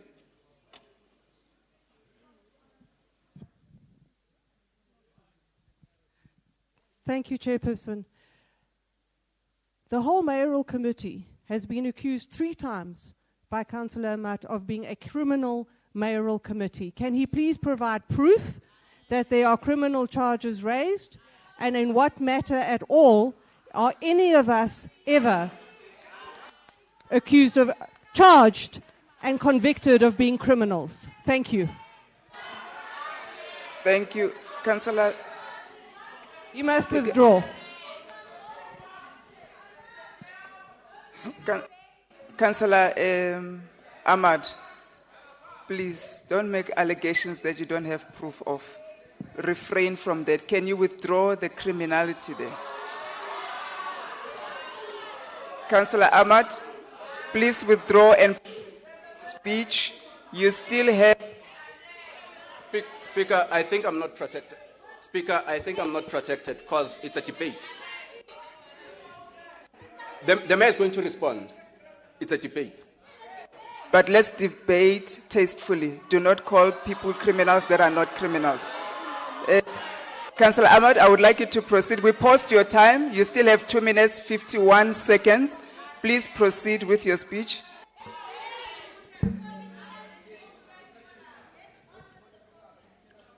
Okay. The report proves beyond reasonable doubt, with the compelling evidence against the flamboyant and accomplished MMC, Councillor Mbundu. However, the MMC is allowed to continue in his duties, and worst of all, to form part of this council with a complete impunity. Open quote. A mirror of a man's heart, it is his action. Close quote. The targeted conversion of the Joburg 130 is the next example of a malicious intent in the criminal recommendations of your reports. The aggressiveness... Councillor, there's a hand raised. Just pause, please. Councillor MMC Ezenjuku, is that a point of order? Can we have a roving mic?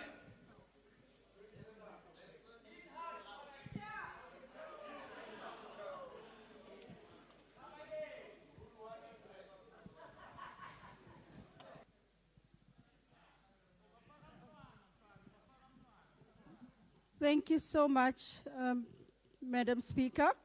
Madam Speaker, I'm concerned about the fact that Councillor Ahmad, I would like to raise a point of order. He's been casting aspersions on the mayoral committee and talking about criminals or criminality without proof.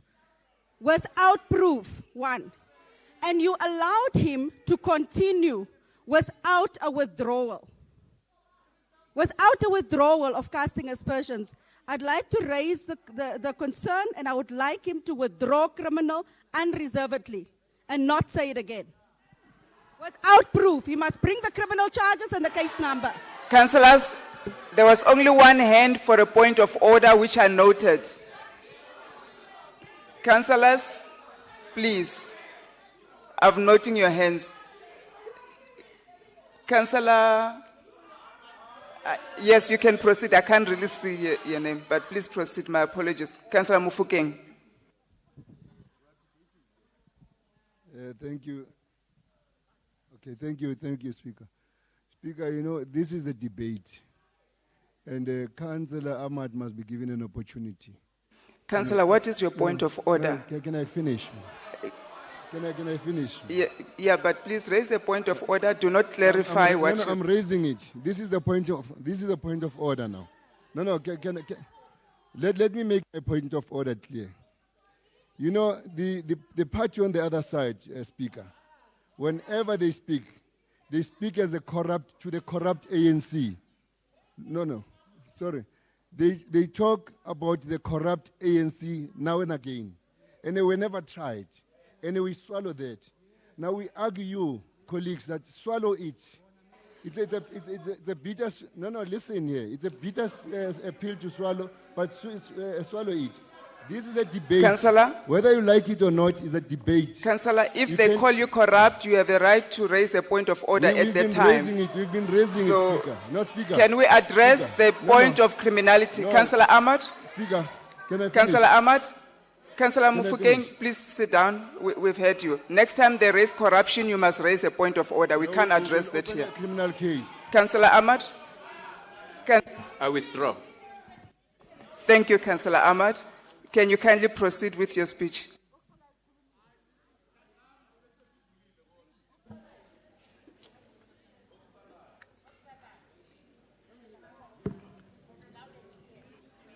The report proves beyond reasonable doubt with compelling evidence. Okay, my apologies. However, the MMC is allowed to continue, okay? Yeah, I've passed that. The targeted conversion of the 130, it's the next example of malicious intent. Recommendations of your reports. The progressive pursuit to terminate the employment of black professionals while overlooking unqualified and illegal recruits who were also converted to permanent employment under the stewardship of the Democratic Alliance. With all of it bordering on suspicious circumstances as well as a criminal intent. Oh, my apologies. This, I withdraw. I'm reading. This on its own is evident of a government acting in bad faith.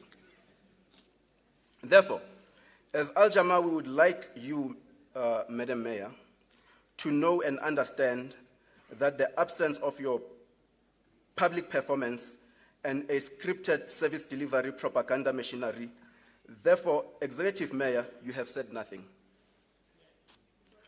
What is the ceiling? 30 seconds. What is the ceiling of damage to your encroachment in the city of Johannesburg would warrant... Councillor Ahmad, just pause. There's a hand. MMC Sarapit, is that a point of order?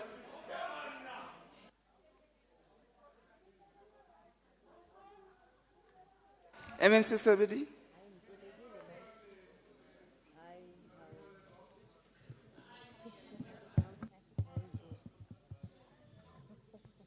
Thank you, Chairperson. Chairperson, the councillor is addressing the mayor directly. The speech is supposed to be presented through you. Thank you.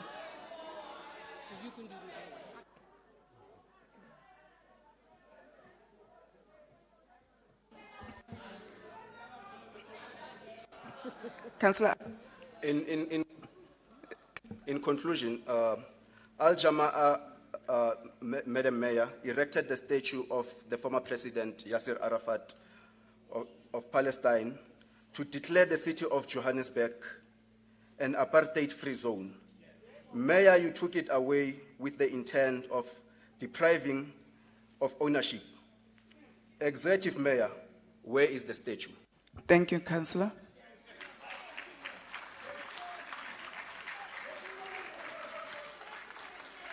Next, DA, Councillor S. Stewart.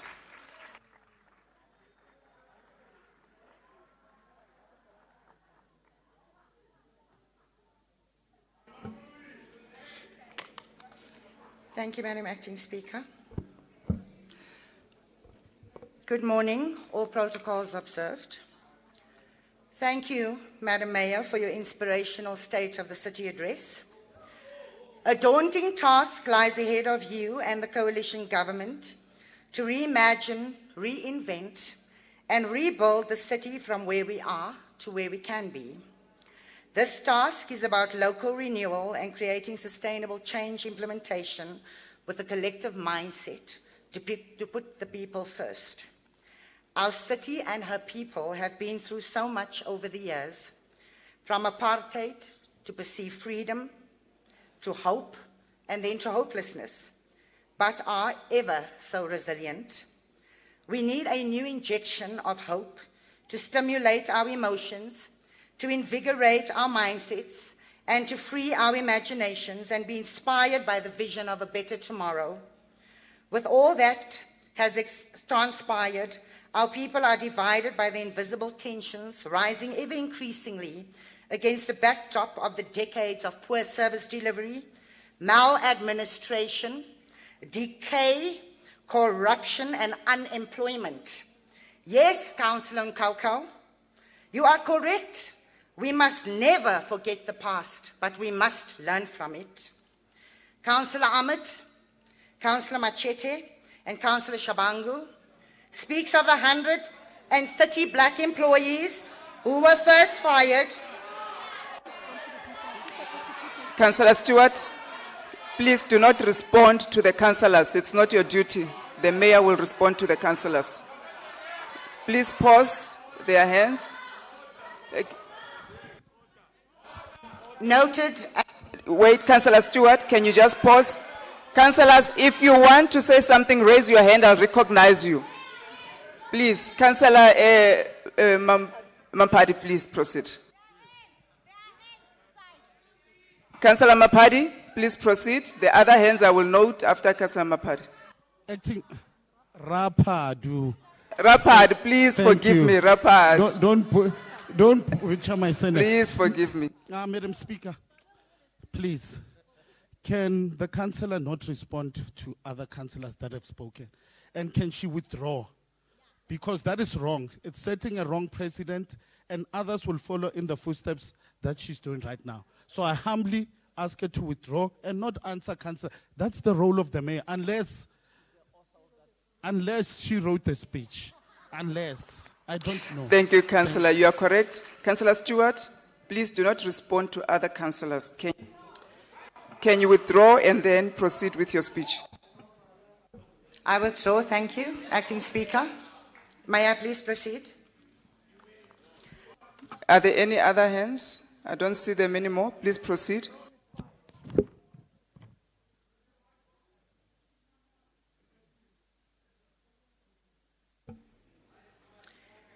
It is unfortunate that we use racial tension amongst our black communities to spread division. We fail to mention all of the black people who are suffering because of the so-called black government that cared more about cadre deployment than it ever will about them. Those people were fired exactly because of the corrupt processes used to hire them in the first place. Political will, along with the desire to... Sorry, councillors, raise your hand, I'll recognize you. Do not howl. Councillor, you were first there. I can't see the name. Mupuri, yes, please. Mudupi, I can't see the names from here. Thank you. No, thank you, Speaker. Speaker, I would request that the weight that the black government is failing the people should be withdrawn because there is no proof for that. Thank you.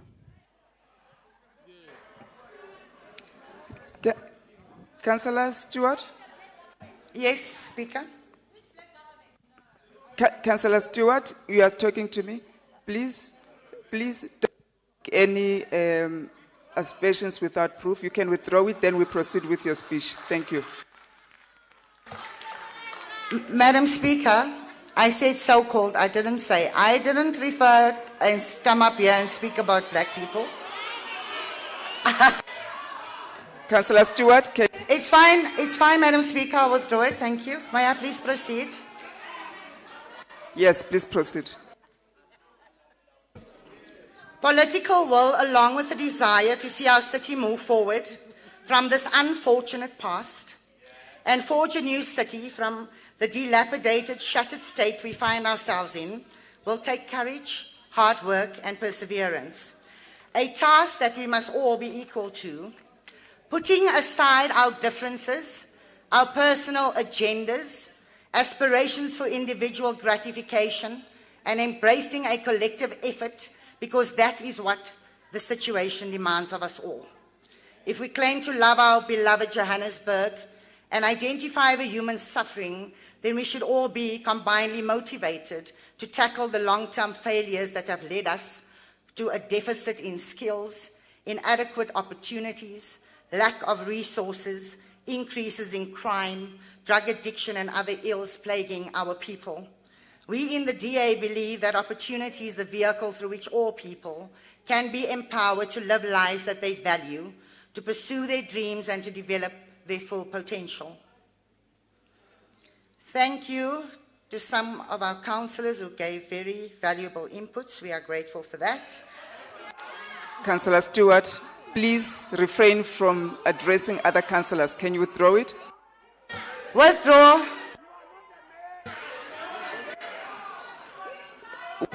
I thank God. Withdraw and then proceed, please. Councillors, she has withdrawn. I did withdraw, Madam Speaker. Thank you. Please proceed. Is there a point of order? Just pause, Councillor Stewart. Pause. He's got a point of order, please.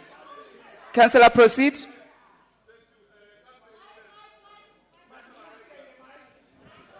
Where is the roving mic?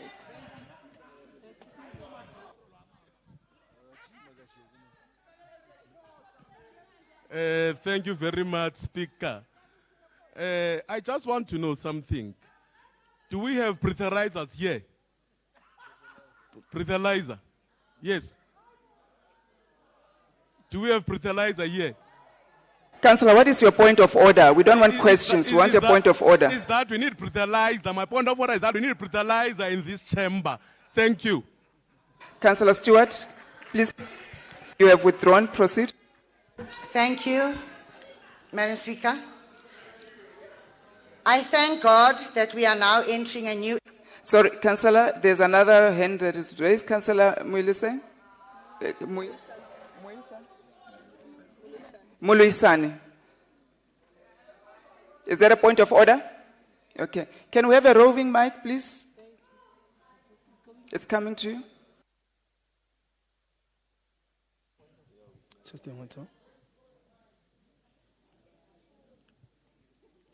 Thank you very much, Madam Presiding Officer. The councillor who stood up and requested a breathalyzer.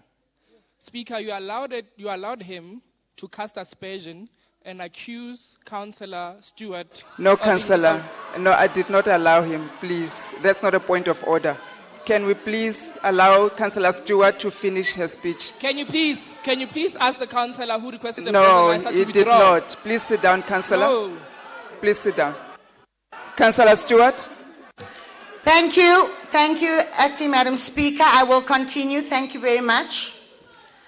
I thank God that we are now entering a new era of governance where we embrace a back-to-basics strategy as the building blocks of our city's future and as outlined in the mayoral priorities. If we do not get the basics right, it will be like building a house without a foundation. An established city such as Johannesburg should have had the basics fine-tuned by now, but with the unfortunate political leadership of the past, we are forced to start over. The Department of EISD has the undesirable task of providing the most basic of services to our residents. It is not sexy, nor terribly exciting, but it is critical to creating a functional environment on which to build. The coalition government has hit the ground running a little over 4 months ago and have inherited a city with terrible aging infrastructure. This is as a result of a lack of infrastructure investment by the city over many, many years, and the chicken has finally come home to roost. There is some good news amidst the array of challenges that face our city and its various entities, and they are making progress and forging the way forward to a brighter tomorrow. I highlight some of the achievements of City Power.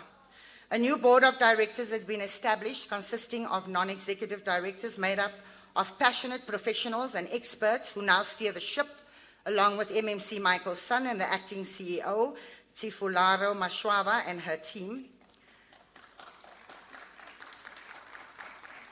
City Power is boosting its own internal capacity through the revival of their training college and the absorption of 30 in-house trained technicians who will join the team to expedite restoration of services.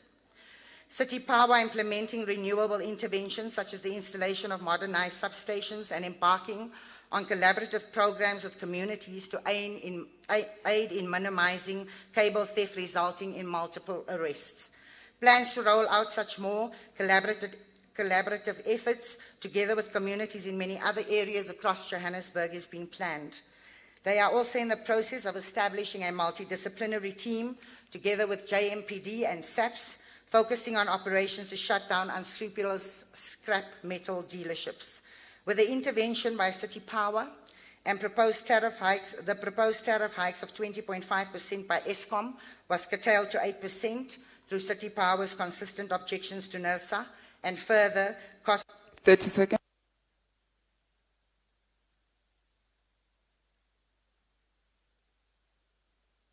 Ma'am, we take into account you've got. Please, do not press when I'm talking. Councillor Stewart, 30 seconds, please.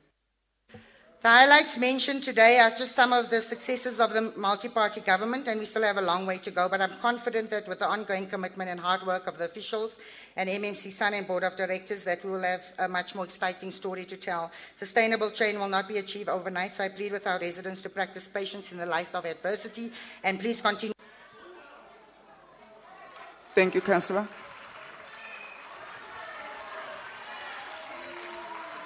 Next, AIC, Councillor Arnold.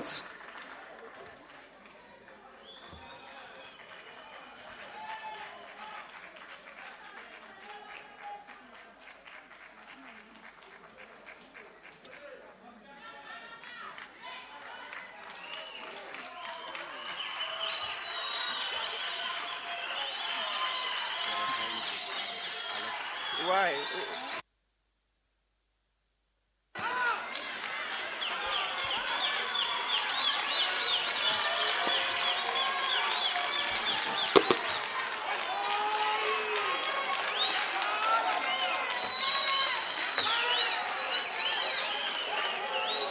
Thank you, councillors. Can we settle down? Councillor Arnold, please proceed. There's no hand. Nobody has said anything. Councillor Arnold, please proceed.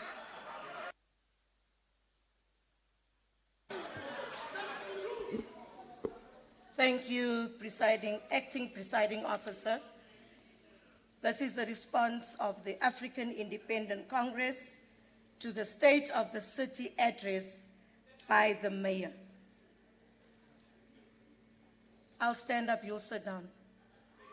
A city of rolled gold opportunities. And we all know what is rolled gold. Acting Presiding Officer, good afternoon once again.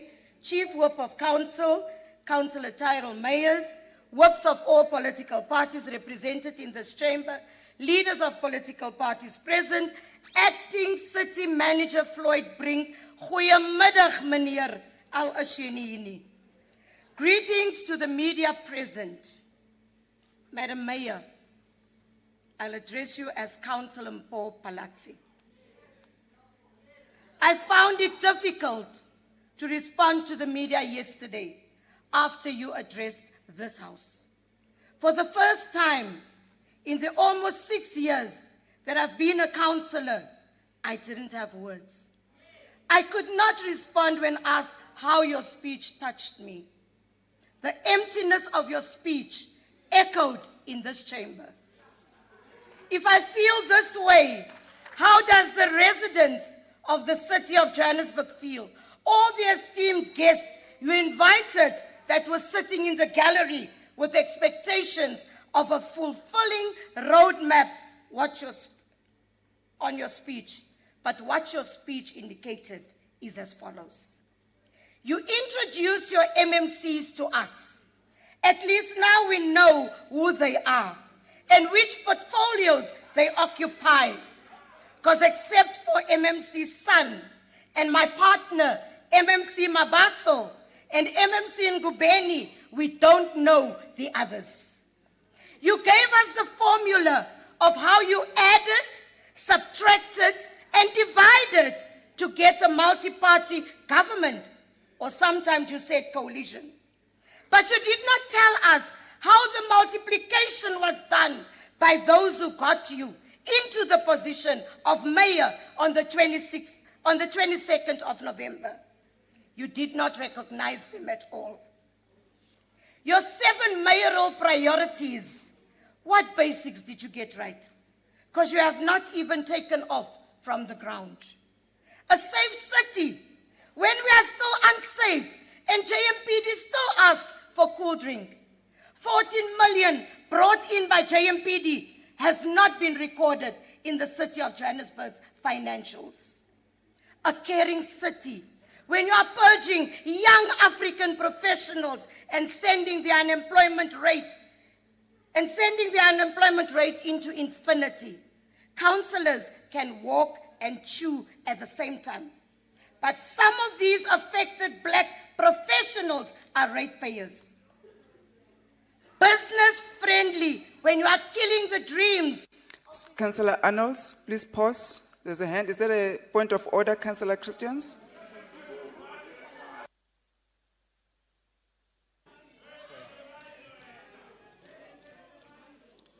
Thank you, Speaker.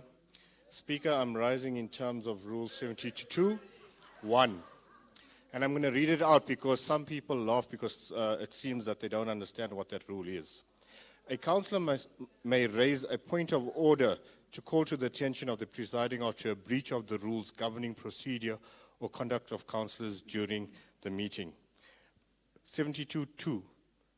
The presiding officer must first recognize the councillor intending to raise a point of order. Speaker, I'm urging you. You need to be consistent. And I'm talking in terms of our rules called the ethics. On page... Councillor, what is your point of order, please?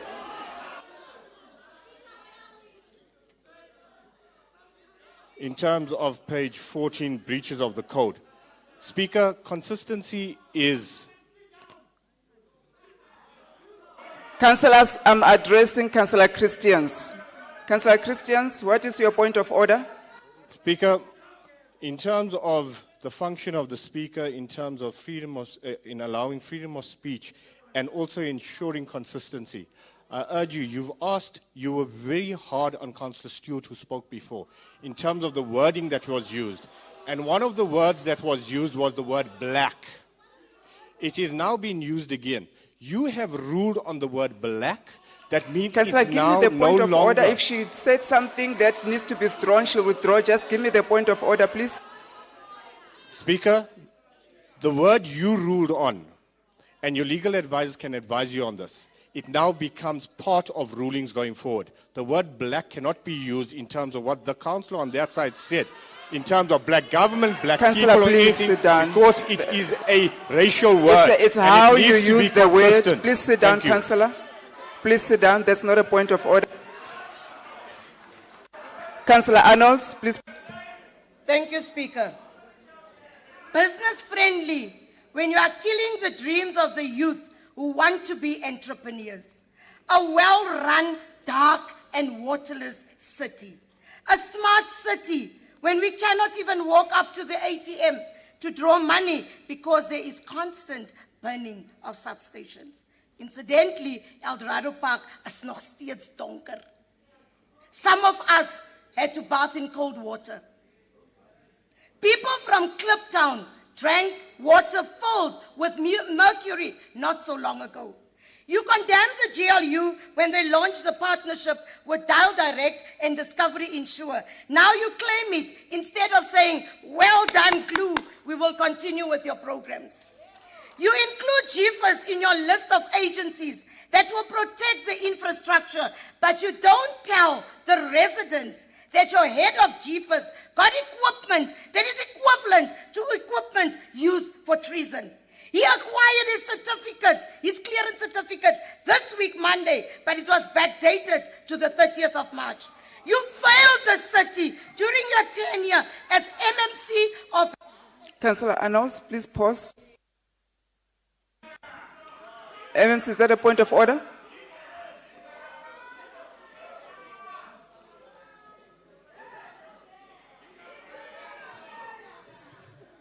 Thanks, Madam Speaker, for the opportunity. And first of all, I would also like, there's a point of order on Councillor Arnold's, first of all.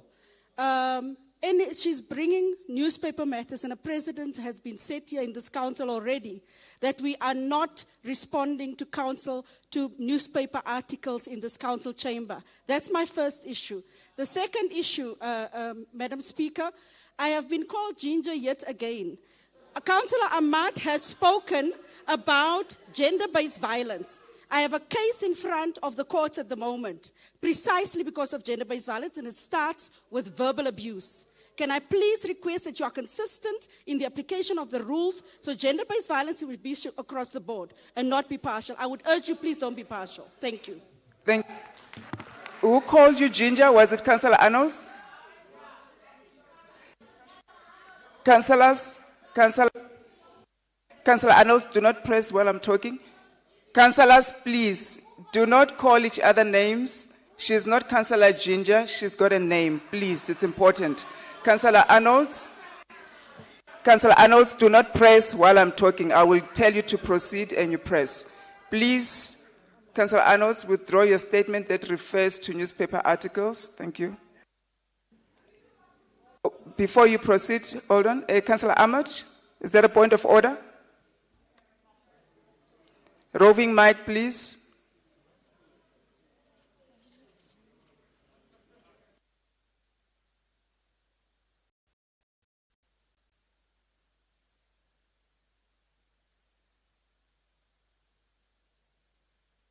Sorry. Thank you, Speaker. So, Speaker, it's a point of order on MMC.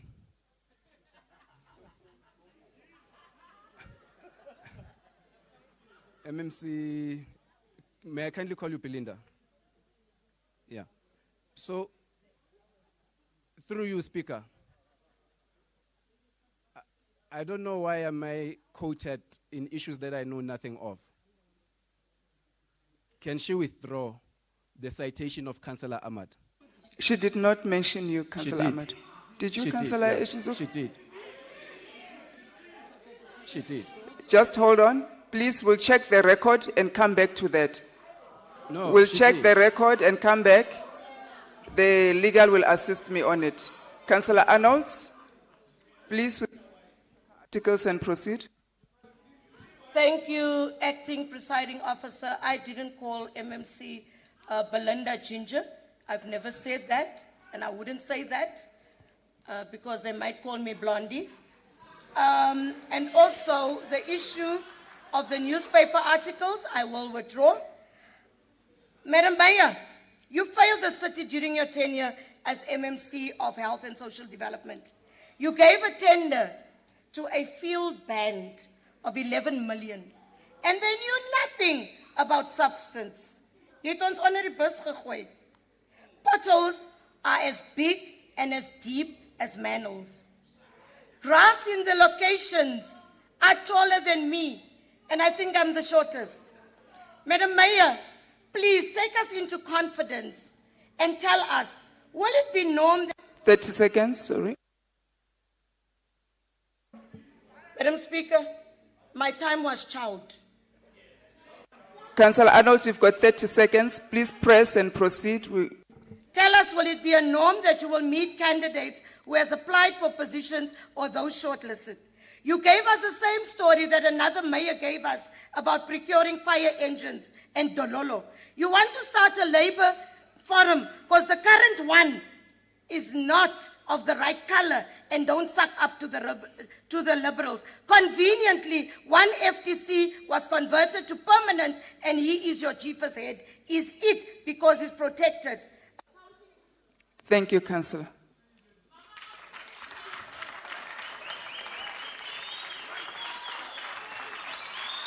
Next, Freedom Front Plus, Councillor De Lange.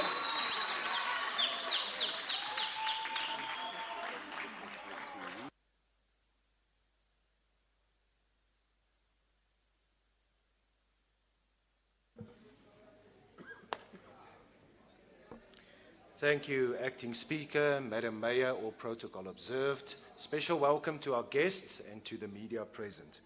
On behalf of the Freedom Front Plus, I would like to reply to the State of the City's address only, and I'm not going to venture down political grandstanding avenues. By highlighting a few achievements, but also noting a few concerns that our party has. As mentioned, it is high time that the city's departments find new synergy to work together and to eradicate the outdated culture of working in silos. There is no benefit to us as a council and to the city if this continues. The VF Plus is grateful to hear of the new modernized equipment budgeted for to enhance service delivery across all the wards of the city.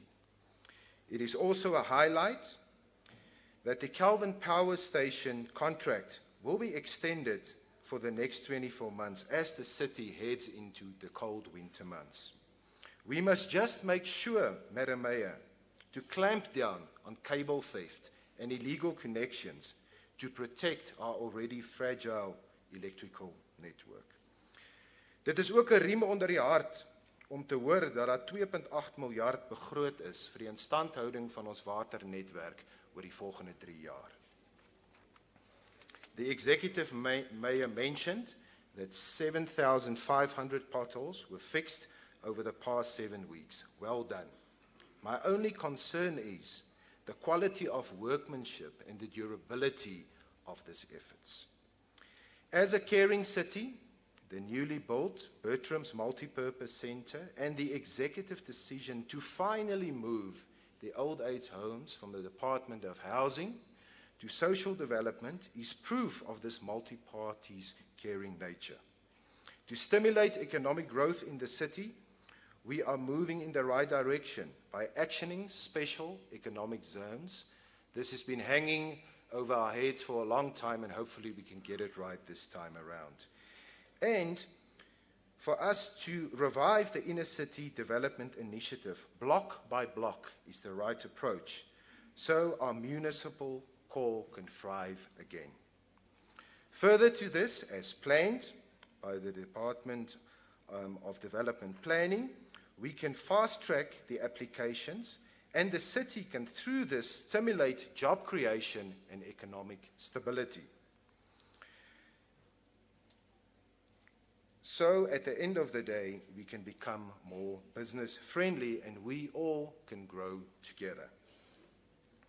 On the housing front, the MPG's target for 2,500 new housing units already delivered 701 site and service stands, including the 3,500 planned new JOSCO units over the midterm. If we can achieve this, we will set a new housing delivery record for the City of Johannesburg. But again, a concern. We as an administration can no longer allow substandard contractors, or we will not achieve this target.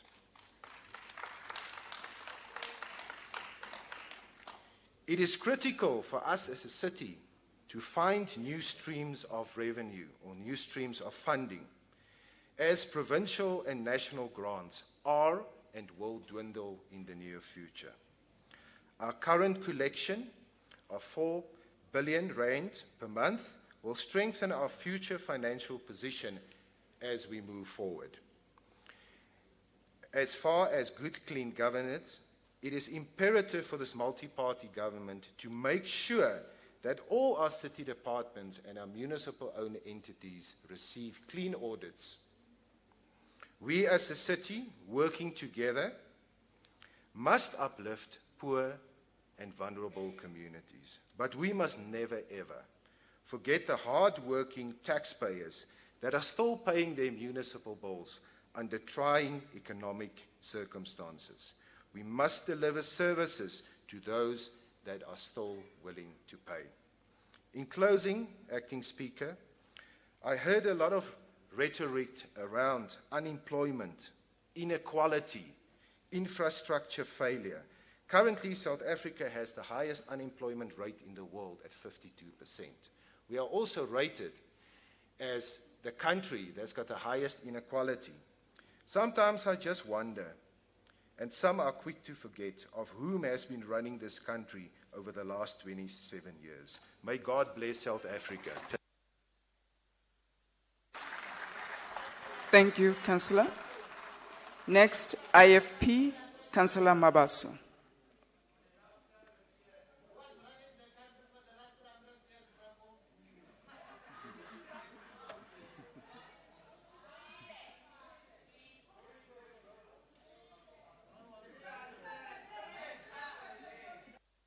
Councillors, Councillor Mabaso has taken the podium. Councillor Mabaso, please proceed.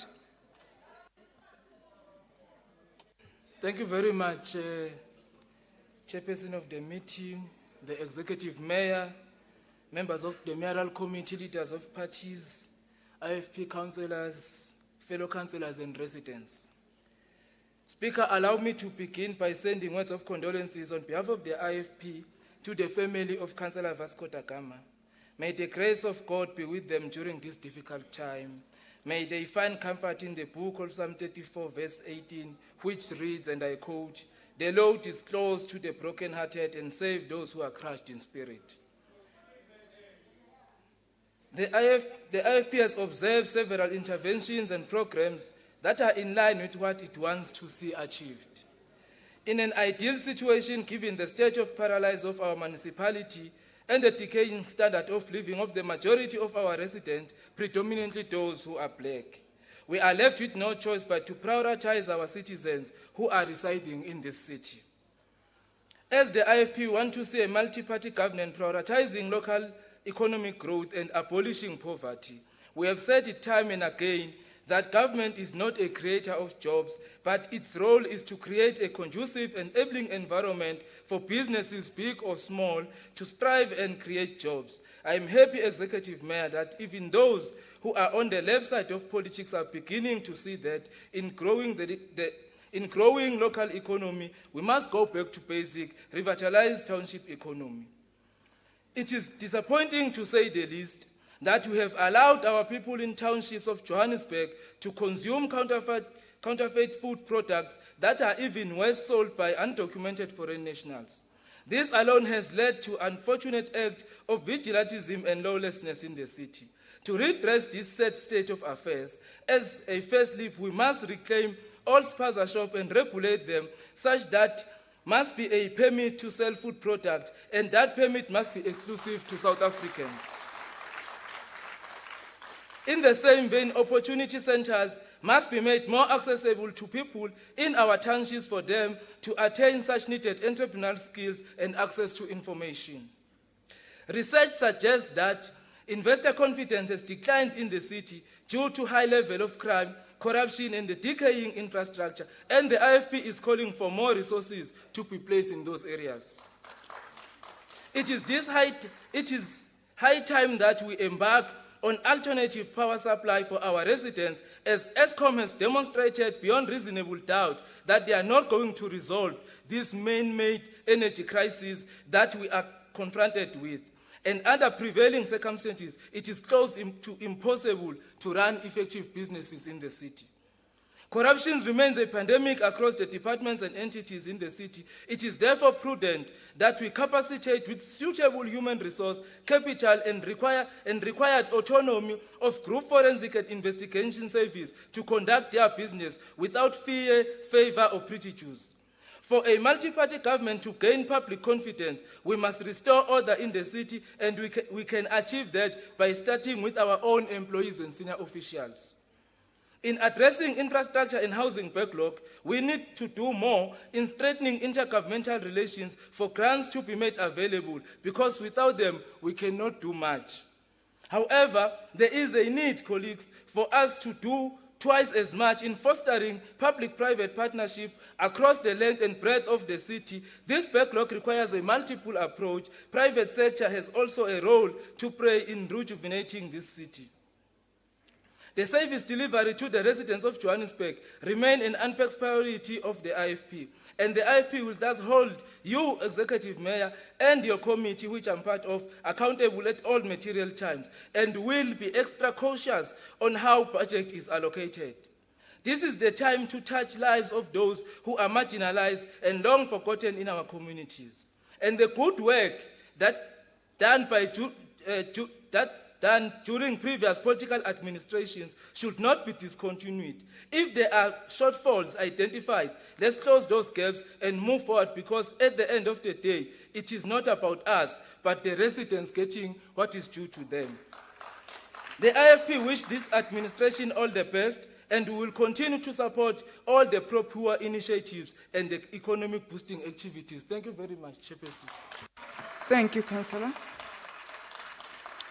Next, the PA, Councillor Sauls the first.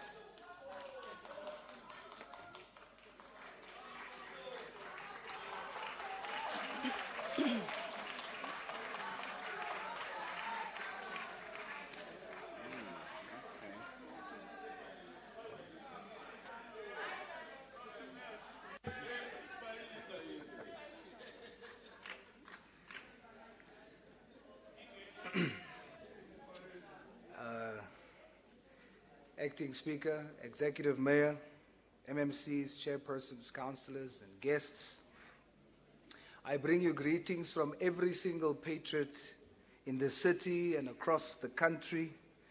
But I'd like to bring special greetings today from our President and recently unopposedly elected District Mayor of the Karoo, of the Central Karoo, the Honorable His Excellency Gayton Mackenzie, and our Deputy President, the Honorable Kenny Kunene.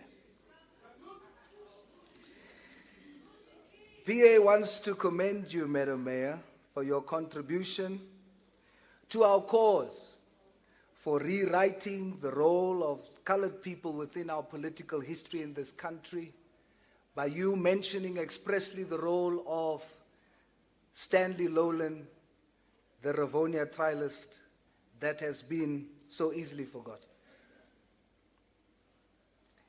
Madam Mayor, we also want to thank you as the Patriotic Alliance for expressing the value of the Patriotic Alliance in ensuring a stable government by forming part of this coalition, this multi-party coalition.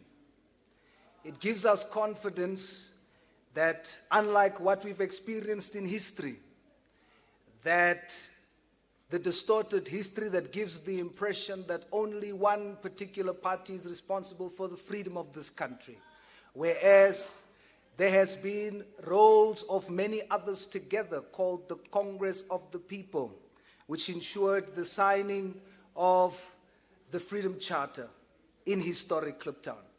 It reassures the Patriotic Alliance that when we look back on the successes of this multi-party government, that you will not say it is the DA, but we will say it is all of us together.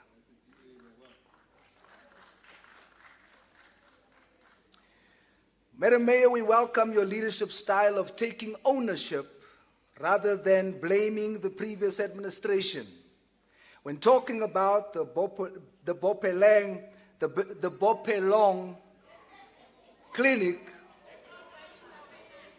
when talking about the Bopelong Clinic and the...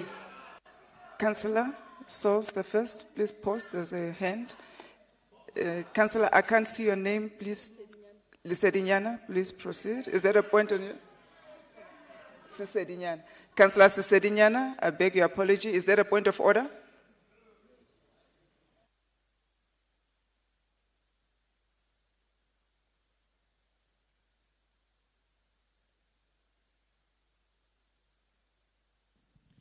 Yes, the acting speaker. I rise here because last time we checked in council, the dangerous weapon is not allowed here, and we can see the dangerous weapon in the neck of the MMC, which was banned in the previous council, but today because him and Councillor De Rocha are together, he doesn't stand up and remind this council that can this dangerous weapon be removed in this council. While we are listening to him, we don't want to be threatened by the MMC here. Please assist us there. Thank you, Councillor. Councillor Souls the first. Madam Chair, can I respond? No, I have to rule on it. You can't respond. He was addressing me.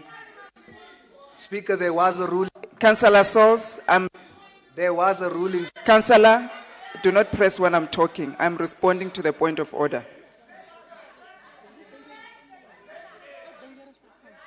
Councillor Souls the first, that is not a dangerous weapon. It is just symbolic. It will not harm anyone in this council. You may proceed. Thank you, Acting Speaker. Madam Mayor, we welcome your leadership style in taking ownership rather than blaming the previous administration when talking about the Bopelong and Florida clinics.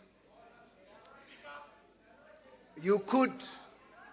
Councillor Souls the first, please pause. There's a point of order. Councillor Marumo. Thank you very much, Speaker. I'm just curious to note that are we allowed to bring the symbolic knives for future references? Just rule on that. Councillor, what Councillor Souls the first has on is not harmful. It's not a weapon. So please, Councillor Souls the first, proceed. Thank you. Madam Speaker, thank you, Madam Acting Speaker. Madam Mayor, you could have mentioned the poor workmanship is the reason why it took longer to open, but you didn't. Madam Speaker, Madam Mayor, you could have mentioned that the city was supposed to pay a total of just over 30 million for the Florida clinic, but ended up paying 64.5 million because of corruption, but you didn't. And so as the Patriotic Alliance, we want to commend you for taking ownership. Madam Mayor, the Patriotic Alliance wants to reassure you that our portfolio will execute with military precision and truth and transparency on your promise to building 10 new, modern, and robustly sized clinics in the next 3 years. PA welcomes your move of alternative electricity. We want to take this opportunity to also thank yourself and acting at the time MMC North, for using a Good Friday to attend to the electricity crisis within El Dorado Park. We want to also mention that a media statement went out that it will take 7 days longer. But because of the intervention of MMC Sun, we now know that that period is reduced, and we are grateful. But we want to ensure that the citizens and the residents of Aldos will not, for a longer period, have to deal with the current electricity crisis. In conclusion, Madam Mayor, we welcome the review of the migration policy, but we want to show the link between the current... Councillor Sauls the first. There's a point of order. Please pause. Councillor Rapad. Councillor Rapad.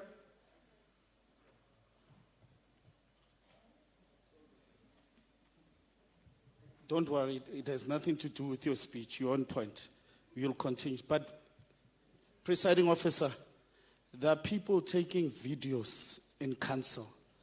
Unless now that is allowed, please, can they stop what they're doing? And it's these ones that buys are no. Thank you. Thank you, Councillor. Councillors, please, that's not allowed. Can you put your devices down? Do not take videos. Thank you. Councillor Sauls. Councillor Novella, you can rise.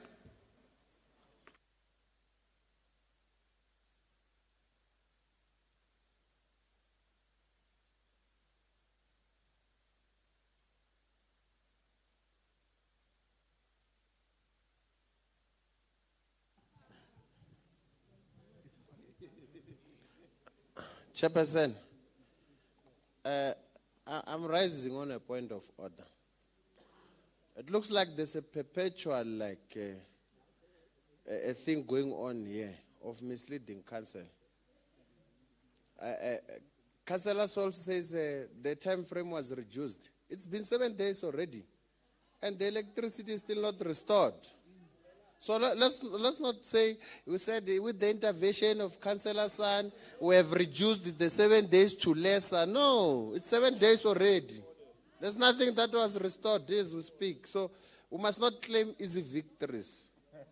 And I won't say the other things because he's a priest, he does not lie. But I think the numbers, Councillor, in terms of days, Councillor Sol, you did not get it correct. Thank you, Councillor Novella. I think you did not get correct. It's been 7 days already. Thank you. Thank you, Councillor Novella. Councillor Sauls. Thank you, Acting Speaker. Unless the councillor lives in Aldos would know that there was a media statement that said an extension of 7 more days. That was reduced. I want to conclude, Madam Mayor, by saying that the Patriotic Alliance welcomes the review of the migration policy. But we'd like you to see the link between the current electricity crisis and 30 seconds. And illegal immigration. In my 30 seconds, I want to put it to you, Madam Speaker, that 18 cable thieves was arrested by residents of El Dorado Park, and all of them was illegal immigrants. Luckily, no one has died. But unfortunately, in Pumville, Homoto Diale has died. And so as we focus on changing the... Thank you, Councillor Sauls.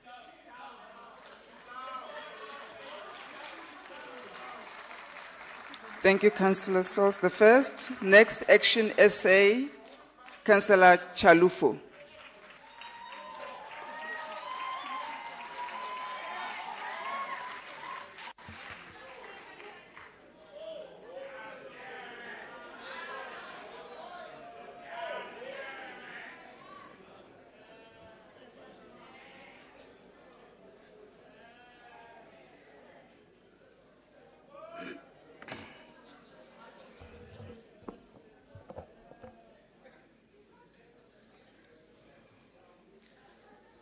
Madam Acting Speaker, colleagues, good afternoon to you all. Madam Mayor, indeed your address and this multi-party government comes on the backdrop of the most recent 5-year term, which saw several coalition governments. We now see former Section 79 chairs become MMCs, former MMCs returned to new executive portfolios, and one former MMC returned as the executive mayor. Indeed, we also saw one former mayor return as the caucus leader of the second largest coalition partner, whilst another returned to lead the opposition. Colleagues, some political parties are finding that the era of their existence is coming to an end, especially now that their access to our shared resources is significantly constrained. No doubt, the leader of the opposition will lecture us at length, deflecting responsibility for many years of bad governance, but even he knows the truth. The ANC ilmoshile goli, and now we are working to fix it. Indeed, though you may think of yourselves as the leaders of society, the people... Councillor Chalufu, there's a point of order. Yes, Councillor Maruma. I think we must draw wisdom from the previous speakers that people must not come here and cast aspersions on allegations that they do not have proof of. We don't want to be insulted. Can he withdraw and concentrate on whatever that he wants to give us? Thank you. Thank you, Councillor. Councillor Chalufu. Councillor Chalufu, can you kindly withdraw that and then proceed with your speech, please?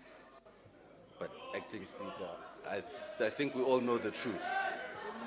Councillor, just withdraw, please, and kindly proceed.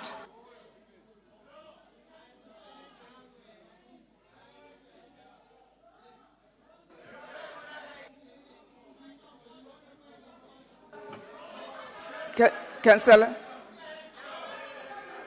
I've noted your hand, Councillor Ngobeni. I'm going to come to you now. Councillor Chalufu, can you kindly withdraw? Thank you. I'm going to come to you now.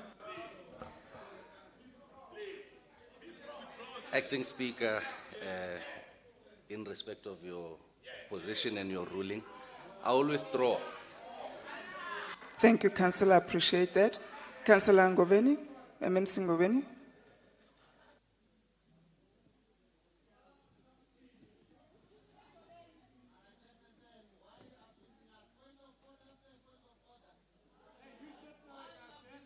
No, thank you very much. Thank you very much, Madam Speaker. I'm rising to raise a concern with you. We are in a debate, and we have not insulted anyone specifically.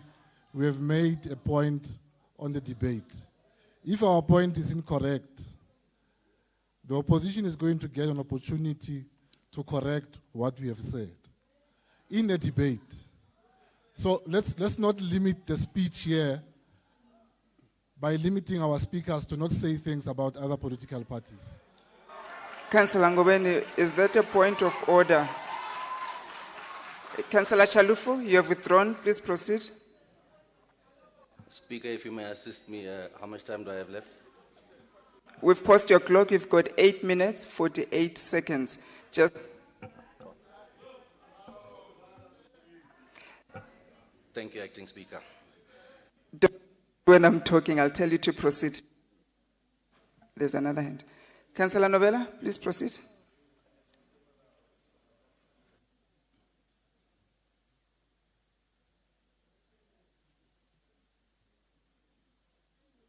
Thank you very much, Chairperson. I think the provisions in the rules says we can't call a point of order after another point of order.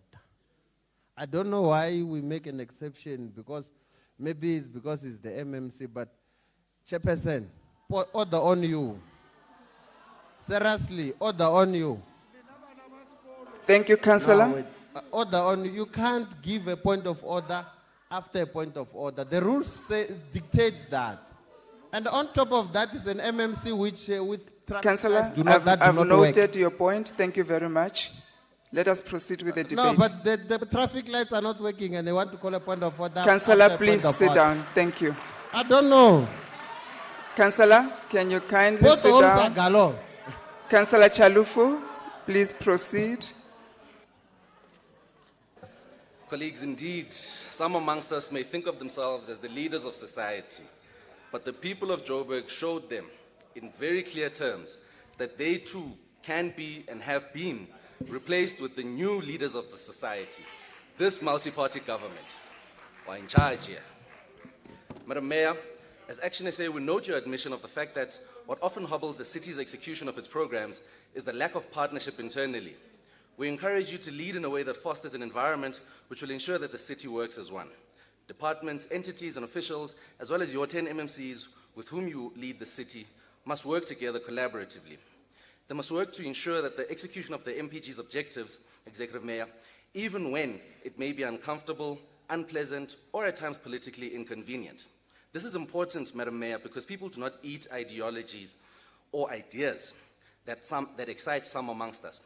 They eat the fruits of the execution of our ideas. Abantu abanandaba ukuthi ubani oze nombono wokuthi pick it up isebenze ngendlela thizeni, banendaba nokuthi umasipala ulandile na udote engubeke ngaphandle ngelanga lokulandwa kwawo. Umasipala uyokwenzani ngodaba lokwandisa kwamathuba omsebenzi. Madam Mayor, allow me to highlight some of your points and remind us of other important programs. We look forward to seeing the city's revised migration policy and contributing to it in the appropriate fora.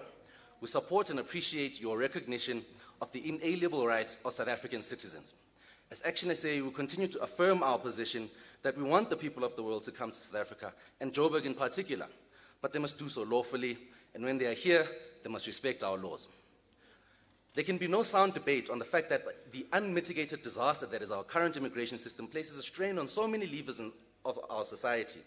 Government cannot plan properly, which affects service delivery, manifesting in even issues such as illegal electrical and water connections, and it costs us all a small fortune. Social cohesion is affected when people can no longer enter those sectors of the society with the lowest barriers to entry because they are competing on an unequal basis and oftentimes against organized crime cartels.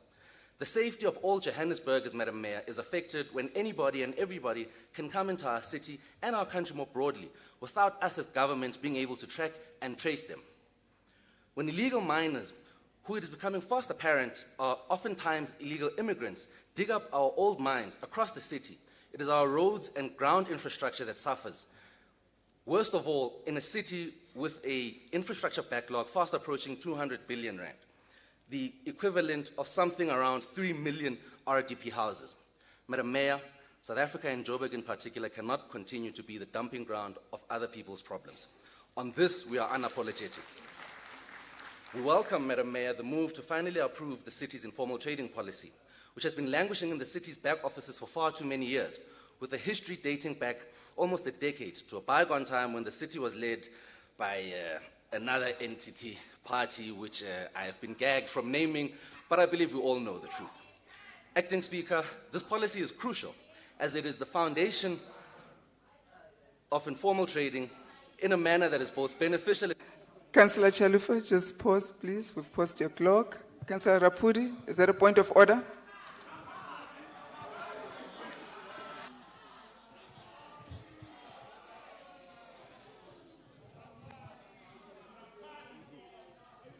Rapadu. I'm from Bochum, a place called Sinwabarwana. Yeah. I'm being intimidated by some faceless person there. You are protected. Please proceed. Can I pose a question to Is that a point of order? It's allowed in the rules to raise a question on the speaker. Can I raise a question? But do you have a point of order at this stage? Yes. You can't raise a question now. We need a point of order. I can. It's in the rules. Let me check the rules number for you. Let me check Give the us number. the rule, please. Can I? Yes. Give me the rule book there, Kaspit. I forgot it mine. I think it's 63 something, but we'll check it. It's there, Speaker. Do you have a point of order or not, Councillor? No, I want to ask a question to check the rule and let us know yes, quickly. Thank you.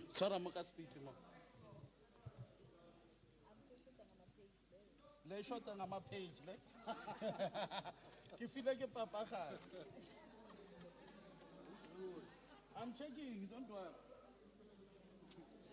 I'll drop it. No, I'll come back, it's fine.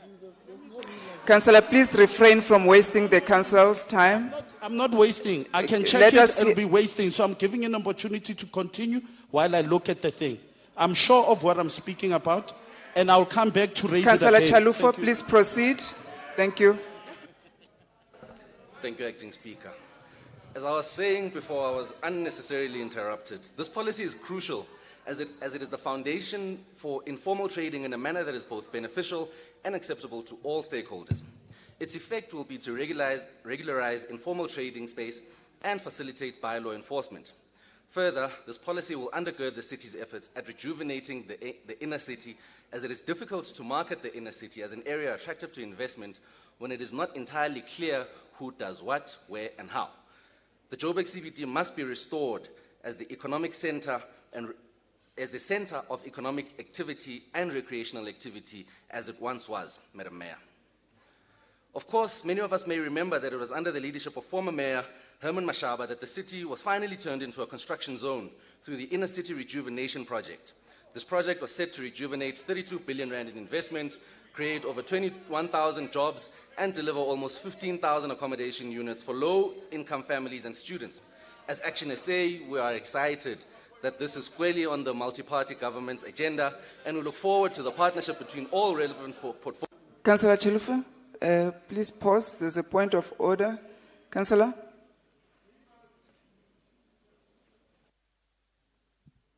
This man must not lie in a council. Councillor Mashaba never rejuvenated the inner city. Instead, he sold it to the Jewish people. Councillor, it's not Today, this the man, buildings it's that we have in Councillor the inner Chalufo. city, they belong to the Jewish people. So it's not true that he rejuvenated the inner city. So he must not mislead this council, honestly speaking. Because today we don't have building in the inner city through the leadership of Herman Mashaba.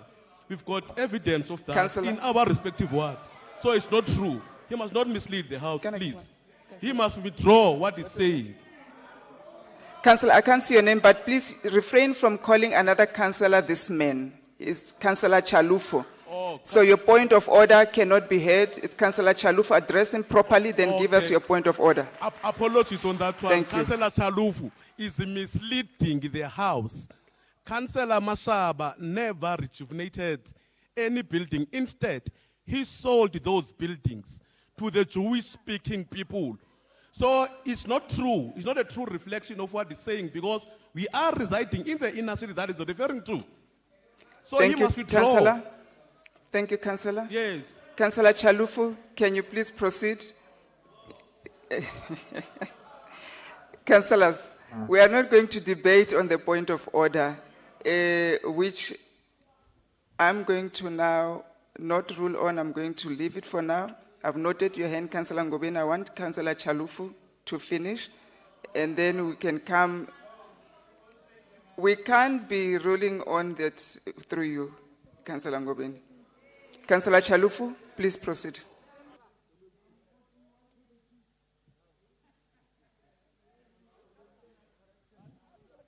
May I proceed, Acting Speaker? You've got 4 minutes, 13 seconds. Please proceed.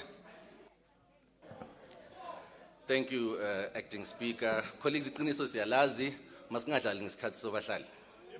As Action SA, we're excited that this project is squarely on the multi-party government's agenda, and look forward to the partnership between all relevant portfolios and MMCs, including MMC for Development Planning, MMC Belinda Zonjoku, as well as MMC for Economic Development, MMC Nkulimbundu. As Action SA, we welcome also the decision to return to work at 100%, and the fact that no hybrid working will be allowed in our essential services units. We do so mindful of the fact that the world around us is moving deeper into what is called the new normal. Having accepted that broadly, the way we work may never return to what it used to be. On this, Madam Mayor, and MMC not in particular, the City of Joburg needs to lead the way. Sadly, the Corporate and Shared Services Section 79 Committee was informed last week that the city is not yet ready for what is called the future world of work. How can we be ready when we rely far too much on manual labor for basic and monotonous labor? How can we be ready when the ratio of support staff as against service delivery staff such as technicians, engineers, and healthcare staff goes against the global best practice? Of course, we must never forget that the situation is as it is by intention, by design, by some amongst us who I will not name in fear of descending this house into chaos. But we know that it was done intentionally. And this must change, Madam Mayor. There are far too many unemployed engineers, of whom we need many of, for the biggest city in the country to struggle to keep the lights on at City Power, provide water at Joburg Water, and fix roads at JRA. Much has been made of the state of the city's roads. Indeed, they are not in a good way, and there are valid criticisms and observations. But colleagues, we must also not pretend that this state of affairs happened overnight. Nevertheless, we are proud of the work of Transport MMC and Action SA's caucus leader, Funzi Ngobeni, who has chosen to deal with this issue in a way far better than any other political principle before him. Indeed, MMC, you are applying maximum pressure. As Action SA, we support all efforts to turn the city around, Madam Mayor. Lastly, on this theme, allow me to remind us that one major program that the administration led by former Mayor Mashaba was in the last stages of finalizing was the insourcing of vulnerable staff such as cleaners and security guards. We are aware that there have been unending issues since another administration took over after Mashaba and his administration left the city. Madam Mayor, we encourage you to ensure that all remaining issues in this regard are finalized. These issues come to our attention as your councillors who are led by yourself and the executive, as well as the Speaker and the Acting Speaker. We encourage you to ensure that all these issues are finalized at the earliest opportunity, as has been agreed in our coalition agreement. Lastly, colleagues, let us be reminded that whilst there are repeated allegations of criminality and the casting of aspersions at this executive and in general, and in particular MMCs, not a single criminal charge has been laid with the relevant law enforcement authorities. Bawasabana mapoyisa. They must go there, lay their charges, and not be afraid ukuthi when they get there, they may not come out. Because bazazi ukuthi batshontshe imali. Bazazi ukuthi batshontshe imali yomphakathi during the early stages of the state of disaster under COVID. Lastly, Madam Mayor, whilst you can count on our support and encouragement where we see good work being executed in the administration and services being delivered to all residents of Johannesburg. Councillor Chalufu, there's a point of order. We've paused your clock on 39 seconds. Councillor Ahmad. Thank you, Speaker. Thank you, Speaker. Kindly be consistent, because when we allege that there's an element of criminality, I was called to order. And the councillor is saying people bachonchi mali. He's interpreting exactly what I said. May he kindly withdraw. He did not point to anyone. You were specific on who stole, and that was the point of order. Please sit down, Councillor Ahmad. Thank you for your input. Councillor Chalufu, you've got 39 seconds. Please proceed. Thank you, Acting Speaker. Madam Mayor, as I was saying in closing, whilst you can count on our support and encouragement where we see good work being executed in the administration and services being delivered to all residents of Johannesburg, from Dainfern to Diepkloof to Douglasdale and Diepsloot, you can also count on us to not shy away from holding up a mirror of accountability where we see the opposite being done in all the relevant fora where we have your attention. I thank you to the residents of the city.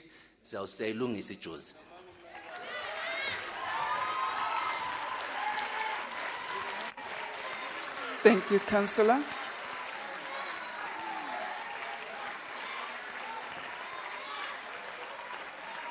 Next, EFF, Councillor Rasserute.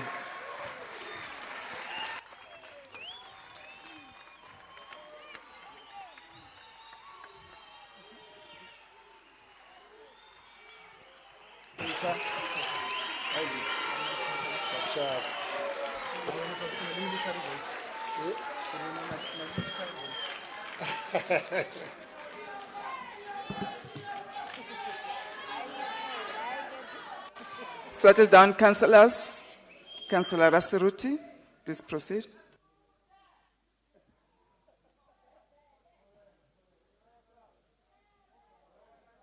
Press the button, Councillor Rasserute. Please, Thank you very much, my brother. Sanbona Nonke. How Matarop. Nalekai. Acting Madam Speaker, first allow me to congratulate the mighty EFF, for winning Ward 3 by elections in Pokwani, Northern Cape. So we are winning wards, Bafethu. We are winning wards. I would like to remind everyone who is in this house today that today marks exactly 151 days since the mayor was elected to office. On Monday, 22 November 2021, 10 minutes past 9 p.m., she was elected. In her acceptance speech, which she delivered on Tuesday, the 2nd December 2021, the mayor promised us a golden start, the beginning of real meaningful change, stated that from Orange Farm to the Levy northern suburbs, all communities will receive equal services.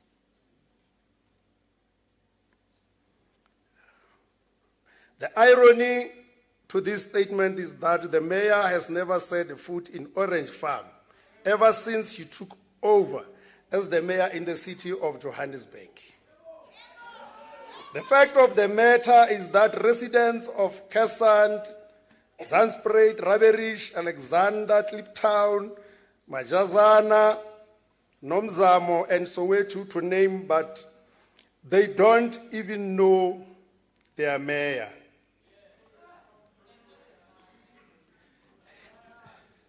Mayor, in your speech, you mentioned the issue of electricity cut when people cannot afford to pay, and you even smiled about it. Hopefully, your program will start that side of Sandton before touching our townships, or else you leave us with no choice but to protect ourselves as poor of the poorest. We can only hope that Mayor's term doesn't also end with a golden handshake, as per a norm in House of Cards, the Democratic Alliance, and others. Yesterday, the mayor took the podium, wherein she delivered a wish list while the state of the city she's entrusted to administrator has turned into a landfill site. Mayor Matarop. Councillor Raserote, please just pause. Councillor Stolle, do you have a point of order?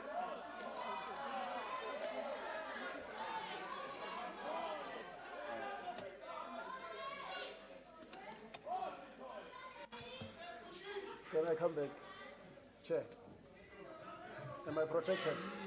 You are protected. Councillor Stolle has a point of order. Thank you. Thank you, Deputy Speaker. It's a point of order that I'm raising, which Council just brought out, that people from the area he have mentioned doesn't know mayor. Please take a good picture to the mayor and show them. They will know the mayor. Thank you. Councillor Stolle. Councillor Stolle, please refrain from wasting our time. Councillor Raserote, please proceed. Nakhenza kokwana Sithole. Yesterday, the mayor took a podium wherein she delivered a wish list while the state of the city she's entrusted to administrator has turned into a landfill site. Mayor, looking so clean, cannot be proud of running the city with so much littering and uncollected waste, which is found scattered in each corner in street of Johannesburg.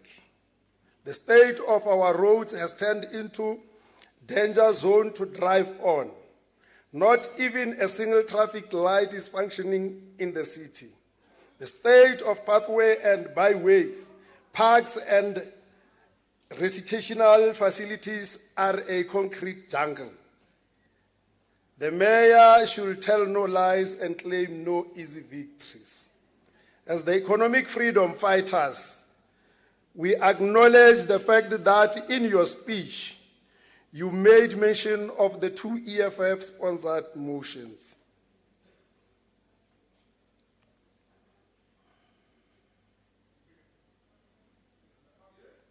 Which you cited and did not acknowledge the EFF. When she made a bold claim about... Councillor Rasrute, please pause, there's a hand. Councillor Bitka, is there a point of order? It is, Madam Speaker. He must please not mislead the House. On my way from home to here, I found 4 robots that were working. So he mustn't say none of them are working. Councillor, just hold on. Your mic is not working. Is it on so that we hear your point of order?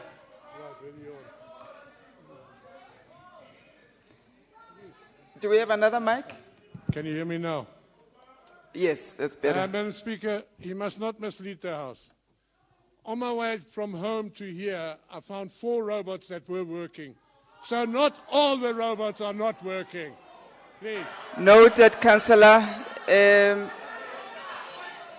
Councillors, please settle down. What is the time? Councillor Rasrute. Maybe my colleague lives that side of Sandton. Maybe.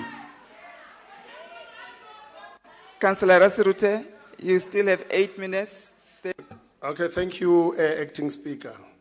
When she made a bold claim about the city's revenue of informal trading by law, she knew for a fact that initiatives is an EFF-sponsored motion which was tabled in Council in 2019. Again, she talks about the provision of service stands. You know very well that initiative is an EFF-sponsored motion. The one city of gold is now a pigsty. The youth unemployment is shockingly high. Our youth have resorted to crime, drugs, and doesn't bother you to even make mention of in your speech. The mayor must stop selling us dreams of which she have sugar-coated by naming them mayoral 7 priorities for the city, which is a fairy tale. A promise to quality service to all residents is not a true reflection of what is currently happening here in Johannesburg. These services that you talk about are for selected few like my colleague up there, especially those who live in suburbs. The mayor, in your speech, in your SOCA speech, said MMC Sun ensured that every household receives waste services weekly, including informal settlements. Which residents are you referring to? Which informal settlements are those? It's rather shocking that you begin your speech with acknowledging God, then mention something which is not true in front of 6 million people of Johannesburg. The EFF is representing the poor and the downtrodden masses. We find it very distasteful when you always use words such as well, also, etc. every time she mentions informal settlements, as if they are sub-residents of the city. We know that the government will never do anything for them, however, refer them as residents of Johannesburg and stop othering them. It is important to acknowledge failures, as this will assist in making improvements in the future. JMPD is currently failing. That is why we even witness the rise of vigilante groups who go around tormenting and murdering innocent people while suggesting as crime fighters. It is transformational when recreational facilities are congregated in sub-region F, which is predominantly urban. We have been crying about this urban bias for years, and we believe that residents of Johannesburg deserve government which will undo such biasness. With more than 100 informal settlements around the city, targeting only 10 informal settlements for service delivery purposes shows that as long as the government of the day is still at helm, the poor people are on their own.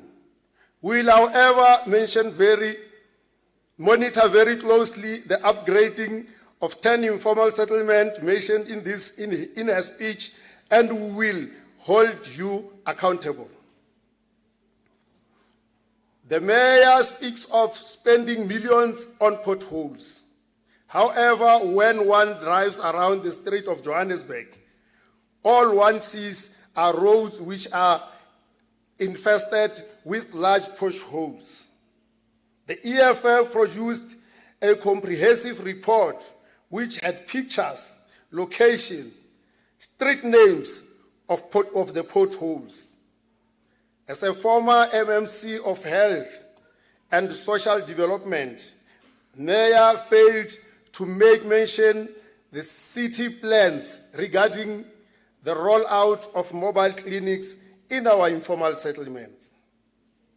The SOCA speech has made it crystal clear that the so-called golden opportunity by this multi-government is only reserved for affluent communities who were also beneficiaries of apartheid, while the livelihood of our majority in our townships and informal settlements deteriorate. This is the most incoherent state of the city address presented in this chamber. When we say the state, we are referring to the current status quo. So well-written speech was supposed to start with telling the residents of this city what is the current state of the city before making empty promises. Stop selling us dreams and admit that golden opportunities you refer to are only reserved for the DA and others. Matrop, badudi ba ko Orange Farm, se balata woma 4 years ba sena electricity. Mara just because maybe ha una taba le bona, ha o so bona le botlhokwa ore oba lokele mo speeching sa hao. And I know for a fact when you get home, Matrop, how ka kire bana ba sa switcha on the lights? We know ba butsa re why le sa switcha on the lights. What about the people of Orange Farm? Ba ile u switcha which lights? Please, Matrop, re be re thabile a ro dira mayor because ne re nana ro tlo ba mmangwana wa tshwara thipa ka mo bohaleng. Take care of us as residents of Johannesburg, all of us equally so. O seke wa ya ka ore mo udula bo mang kilo lukisa di robot, mo udula bo mang electricity must always be there. Service all of us like we have promised. I'll accept ka speech sa hao. Baska u chusa Matrop. Baska u chusa bari if you go there, lerna arisa patela the services. Rena, for as long as wena Otabu to the marginalized, you will have our support. We will support you because some of us here, we can help ourselves. Please go and help those who cannot help themselves, those who cannot help themselves.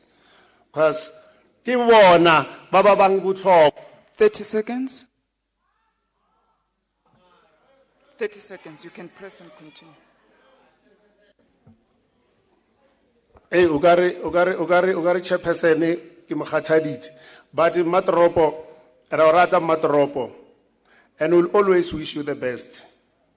But the best is only when you start doing the right thing.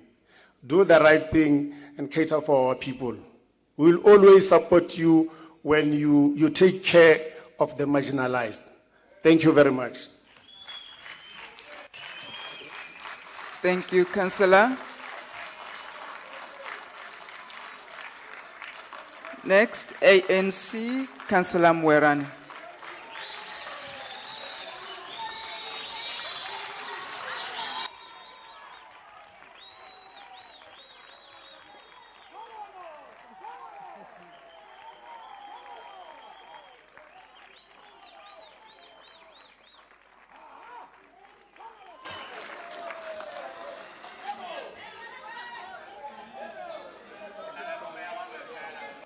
Thank you, councillors. Can we settle down? Councillor Mwerani.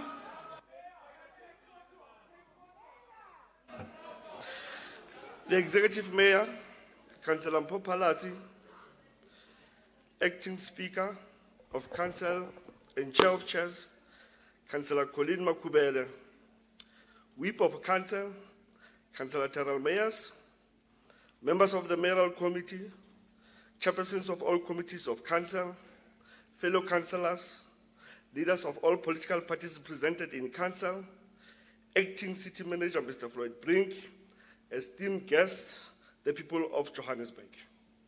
Let me first take this opportunity to send our deepest and most sincere condolences to the people of Johannesburg who have lost their loved ones in their very unfortunate disaster that has taken place in parts of KwaZulu-Natal and the Eastern Cape. We know that the very nature of Johannesburg, being the magnet and the downcard that it is, means that we have many within our city, perhaps within this chamber, who have lost loved ones in this disaster that has occurred. Councillor Mabaso will tell you probably is affected as well. Condolences. Our thoughts and prayers are with those who have lost loved ones, their property and livelihood. We wish to express our condolences as we offer our solidarity to the various government departments, the NGOs, the faith sector, as well as those involved in the hard work of recovering not only bodies, but the very lives that have been permanently, the very lives that has been permanently eroded. Words are not enough to express our shock and horror at what you've seen and read in the media on the social networks in the last few days. We believe that this is an opportunity for all of us as a country to unite ourselves in an effort that are underway to try and rebuild the lives by the violence that not only nature can met out. Let me also join the Executive Mayor by conveying our deepest condolences to the Speaker of Council, Councillor Vasco da Gama, who is currently in mourning following the passing of his son, Robin, whom I have personally visited in hospital some time ago. We will put you in our prayers during this difficult period. Madam Acting Speaker, as we meet here today to respond to the inaugural State of the City address, we find ourselves tongue-tied. We do not even know where to start. This is not because what we heard was music to our ears, but precisely because it was listening to someone who spoke as though they have been caught by surprise that they would be expected to deliver the State of the City address. The Executive Mayor seemed to be as surprised and unsure of herself as the day when she was elected as Mayor of Johannesburg. This being her first speech as the first citizen of our great city, we attempted to find something positive or kind to say about it. The most we could come with was that the Executive Mayor looked resplendent as she approached the podium. Looking at her, one could be proud to point her among the mayors of the great cities of the world and say, that one is the mayor of our great city. Unfortunately, this was not a horse racing event held in Durban every July. It was the day on which the people of Johannesburg waited to hear what the leaders of their city had planned for them and their future. It is unfortunate that those who listened had nothing. Nothing new, nothing original. With that said, the African National Congress represents most wards in the city, and we remain committed to do so in the best of our abilities, albeit from the opposition side. The ANC is still the biggest party in Johannesburg, and therefore we will continue to push that the interests of the city's residents, as articulated in the Joburg Growth and Development Strategy 2040, find expression in your government.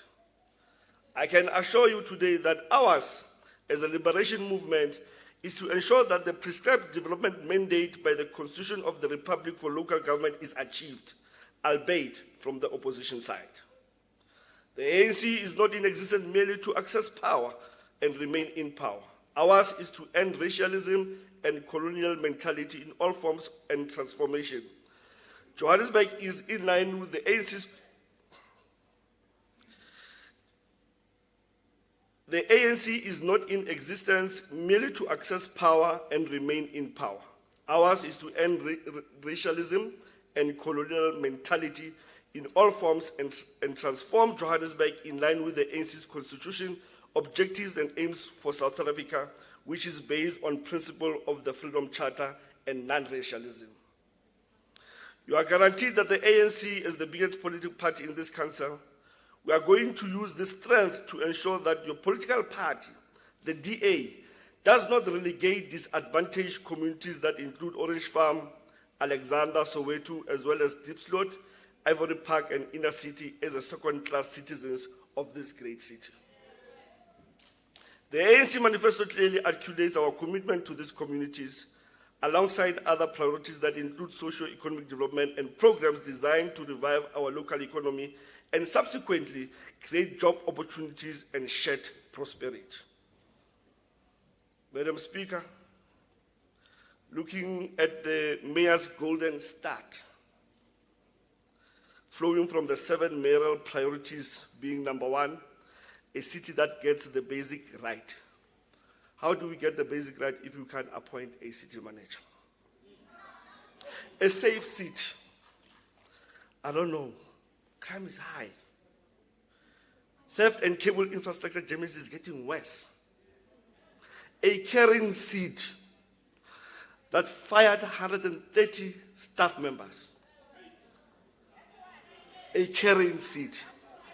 And today, at this moment, I want to tell you, Mayor, they have won the case.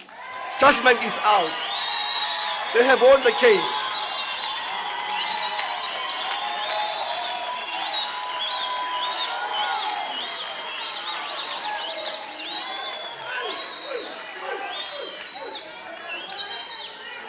The court has ordered that the city must pay the cost. Those who took the decision must pay the cost from their pockets. You talk of inclusive seat. Not sure about inclusivity. Our 87 wards are not serviced. Service delivery is bad. A well-run city, I'm not convinced, as you are currently paging professionals in the city. How are you going to have a well-run city? Madam Acting Speaker, but let me congratulate the Executive Mayor for her election in the role of Africa Vice Chair for C40 cities. I wish to put it clear that this role was most likely an inherited role from the efforts of the late Executive Mayor, Councillor Jeffrey Makubo. Under his leadership, the city revived its participation in global community and thought leadership discussions, and again under his leadership in the City of Johannesburg, adopted the city's climate action plan. Let me remind this council that under the ANC and visionary leadership, the City of Johannesburg won the C40 award in Paris at the COP21 for the innovation in issuing green bonds to address climate change. I also wish to thank the mayor by continuing with what the ANC-led GLU priorities. The Pick It Up strategy to work with local communities through cooperatives is not going to be a new thing. Let me remind you, this council, that cooperatives were an initiative began under the government of local unity in the context of co-production. And we are happy that the city is continuing with this initiative for the benefit of our community. Waste removal in the city, as you have aligned, but I must say that the GLU used to collect waste in township and informal settlements daily. But your speech says weekly. It means you are regressing, Mayor. The continued city's sustainable energy strategy and including the operational call center for the escalated queries is also welcomed. With regard to the extended city power purchase agreement with Kelvin Station for the period of 24 months, which includes maintaining the security and reliability of supply to the residents of the city. Let me take this opportunity to explain and clarify the misleading statement of the executive mayor. When the current government came into office after 2021 November local government election, the agreement was already finalized in negotiations that began under the GLU. Don't take credit where it's not due, give it to where it belongs. What's needed was to be finalized in certain aspects of the terms of agreement and to look at options for a longer-term arrangement with Kelvin Power Station. The city's partnership with Dial Direct and Discovery, which was launched by former late Mayor Councillor Jeff Makubu, is also welcomed. But I thought you would acknowledge because he started the project. You've also noted that MMC for Health is continuing to open clinics that the GLU has started. Construction of the Naledi Clinic started under the GLU leadership and left was the appointment of a contractor. The executive mayor is misleading this council and the City of Johannesburg communities when she mentioned that 10 new modern clinics will be constructed in different parts of the city. I'm really not sure where these 10 clinics are going to be. And I don't think there are 10 clinics in construction at the moment or planned in the future. What I know is the 3 clinics that are already constructed and done. Noordgesig Clinic, Florida Clinic, and Bupilong. MMC, so Bupilong. Bupilong Clinic.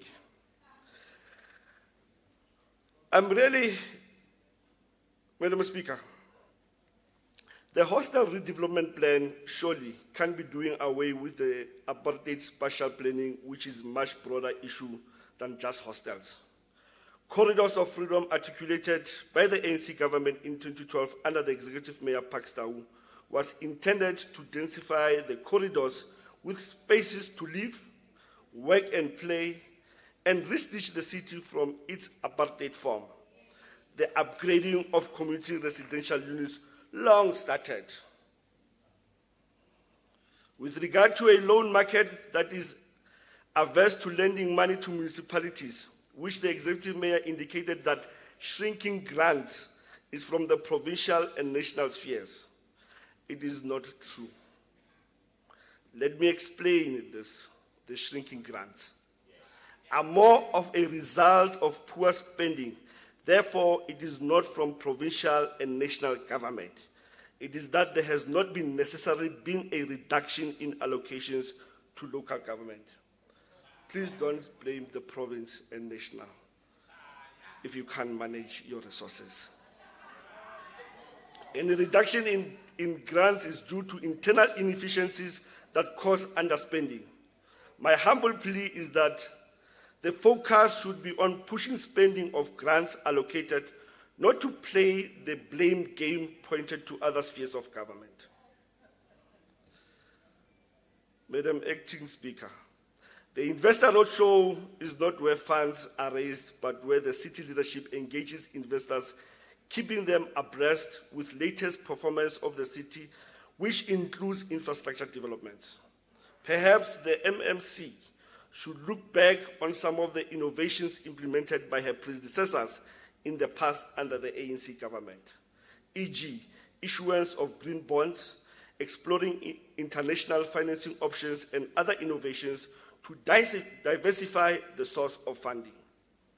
The MMC for Finance, Councillor Julie Sudabi, can learn one or two things from the ANC leadership.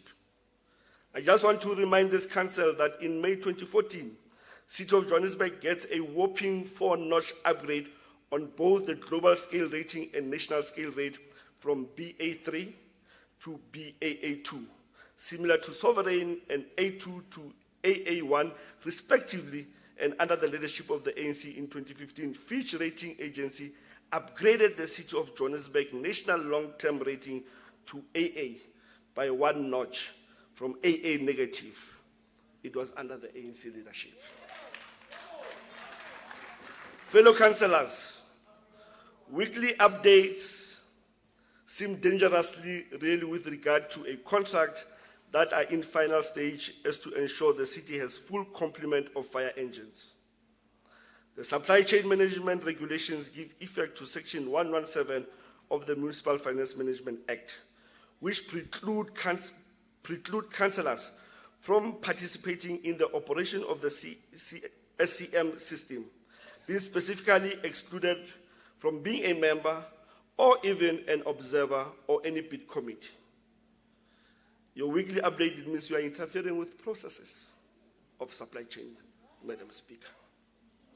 Instead, the council must delegate supply chain management powers and duties to the city manager, who is responsible for appropriate delegations within certain financial constraints for the implementation of the supply chain management policy.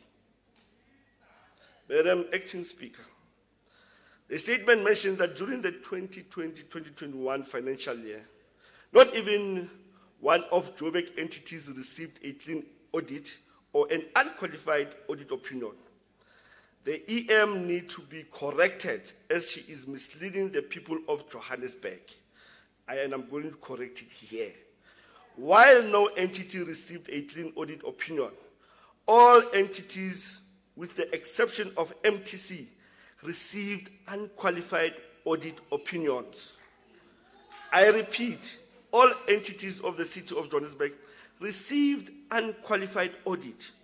Please go back, reread, or fire who wrote your speech. The audit outcomes of the city for the financial year 2021 are still there. Madam Acting Speaker, the Executive Mayor spent pages upon pages repeating projects that has been started under the ANC-led government of local unity. She basked in the glory of ideas that we had created and which were only now coming to fruition. Listening to the Mayor, the people of various parts of our city that have been poorly served and collectively punished by ESCOM are justifiably wondering when our city power will take over reticulation of electricity in their areas and bring energy services served in line with the constitutional values of dignity and fairness. Instead of looking at the merits of the plan that was in place, the DA-led administration sought a narrow and partisan outlook. Instead of mapping a vision for a future for the city, the EM has spent part of 100 days looking for boogeymen and wrongdoings under the rocks. The city is in desperate need of sincere and visionary leaders who have the bold and brave ambition to elevate the city to its exalted status as the premier metropolitan of African continent, and not to be left in the hands of someone who finds petty pleasure in the blame game that the EM has indulged since her appointment. In other cases, the Executive Mayor simply cobbled up existing ideas and used new language to package as if they were original ideas, hoping that nobody would notice. Unfortunately, Executive Mayor, Some of us in this house have long memories. In fact, not only do we have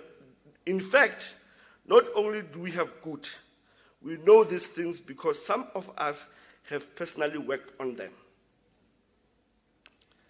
It is hardly a month that our own city was in the news because of a strife between local communities and foreign nationals in Diepsloot. This national event, indeed an event that has captured the imagination of the Southern Africa region, did not seem to matter to the executive mayor. It did not seem to be deserving her attention. This is despite every warning that the question of relations between foreign nationals and local South Africans is a power keg that could explode any time if not properly managed. The generic line about reviewing the city's migration policy will ring hollow to the ears of both foreign nationals and locals desperate for the city to show leadership in this complex issue of migration.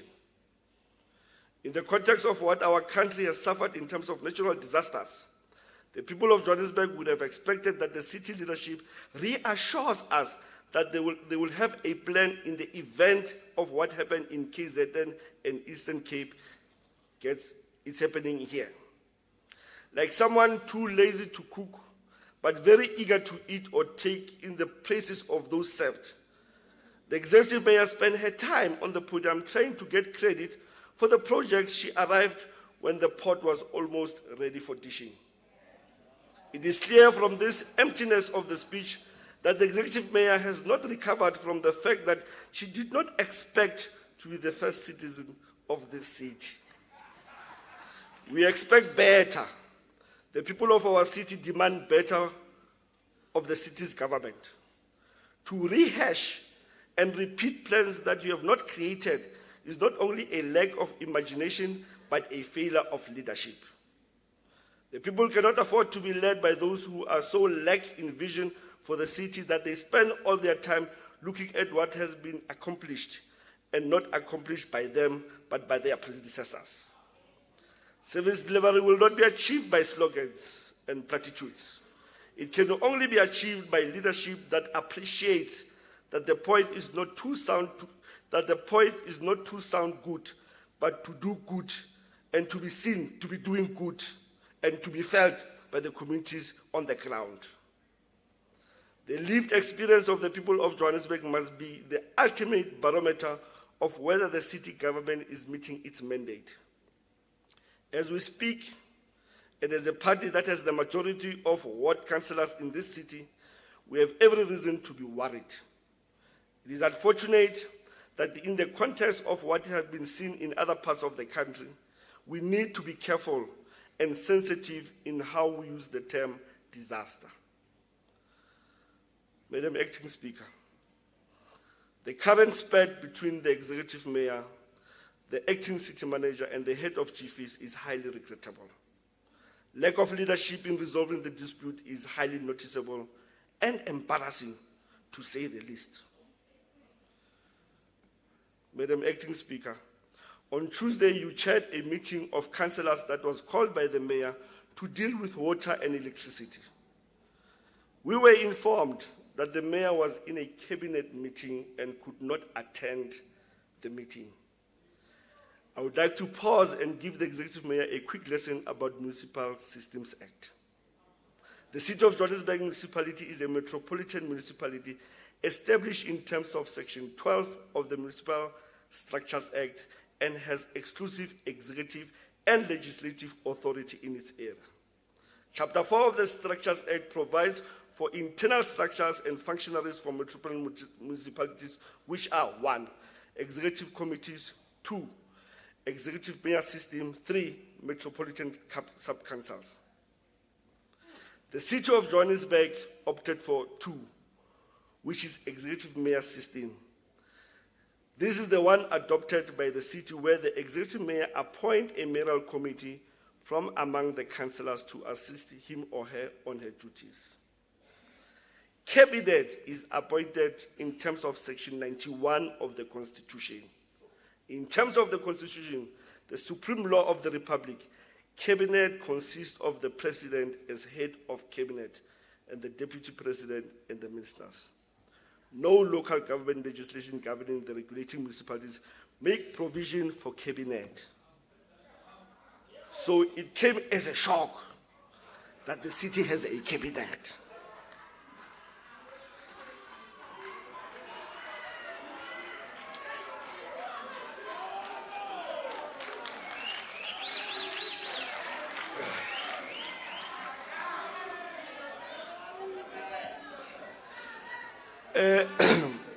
Madam Acting Speaker, in my closing, if these were different times, we would have a good reason to fear that this leadership, with its lack of foresight, original ideas and courage to meet the challenges of our day, is leading our city to the path of ruin. I thank you.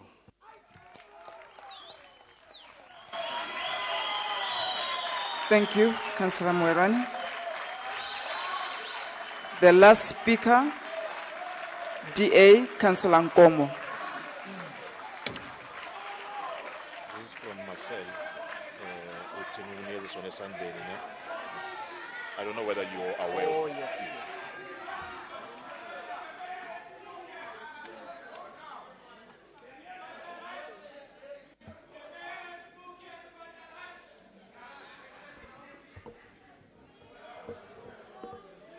Thank you very much, Acting Speaker of Council, Executive Mayor,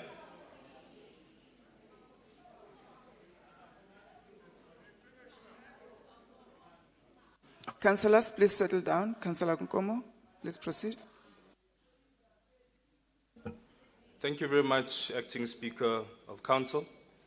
I'd like to first start by greeting you, the Executive Mayor, Chief Whip of Council, fellow councillors, and of course the residents of the City of Joburg. I greet you all. I'd like to start off by congratulating the Executive Mayor on her maiden State of the City address, as well as take this opportunity to thank her and the Executive for their commitment and contribution towards the regeneration of our once beautiful city. And speaking of beautiful, I've heard the mayor being described as beautiful here on countless occasions, and I think it's such a lazy way to describe a mayor that has so much to offer the city.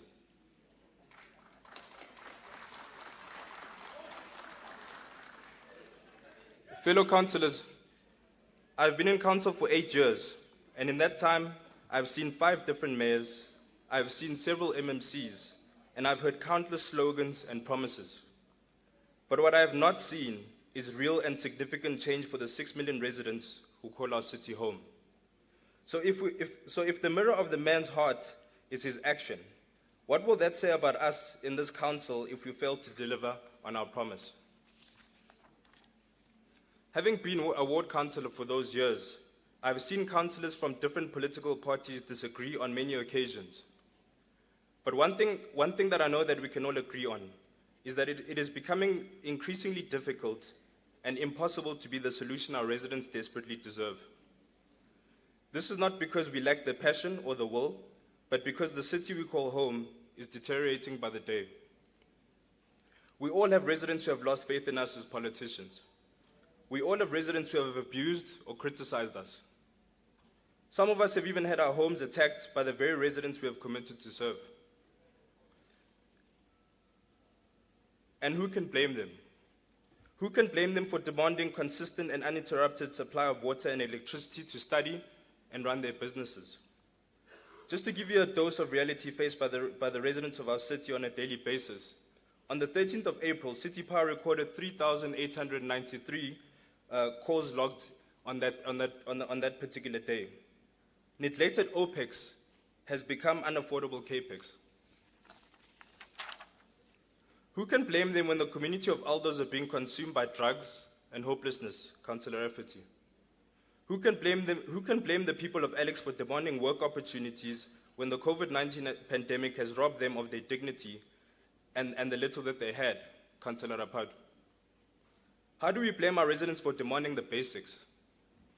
The same residents that organize to fill their own potholes and cut their own grass in the spirit of active citizenry. Councillors, the truth is, politicians and government are fast becoming public enemy number one. And the reality is, history will not pick and choose who it decides to judge. Gone are the days where secretly blaming the ANC government or the DA mayor is acceptable in the eyes of our residents. Gone are the days where our residents blindly support councillors and political parties based on history and catchy manifestos. Our residents need and want results. While many of us understand the significance and importance of the Golden Start for our residents and our crumbling city, my question is, do we understand the opportunity the Golden Start represents for us sitting in this very room? The opportunity to regain the trust and the respect of our residents. The opportunity to leave a legacy we can be proud of. The opportunity to look forward while learning from our past. Because as things stand, the clue is not holding. Councillors, from this day forward, I challenge each of us to view the 7 mayoral priorities a little differently. 1, through learning to respect and appreciate one another and the diversity we all come with, we get the basics right. By encouraging an environment where we tolerate and accept one another's views, we create a safe city. A caring city can only be realized if we start to appreciate the unique set of challenges we and our residents experience on a daily basis. We need to stop doing things for the sake of the vote. A business-friendly city, we have committed to putting our residents and their needs first. So let's cut the politicking and get down to business. Only then can we talk about putting a dent in the unemployment rate. An inclusive city. We have an opportunity to collaborate, share ideas, especially through our Section 79 committees. The executive do not have all the answers, and experience has taught me that they are willing to listen. Number 6, a well-run city. Joburg is our home, and we need to unite and play our part while there is still a city to save. A smart city. If we are truly going to get the city of gold shining again, we will not only need to work fast, but we'll also need to work smart. In conclusion, Speaker, the late Mayor Makuba has been mentioned here on a number of occasions. And one thing that he used to say is, Kimchip, aksikopitais. And essentially what the phrase means to me at least, is that although it might seem simple and basic from the other side, the task of running a city is not an easy one. It's going to take a collective effort from us all sitting in this room, but it needs to start today. We can get things done. I thank you. Thank you very much, Councillor.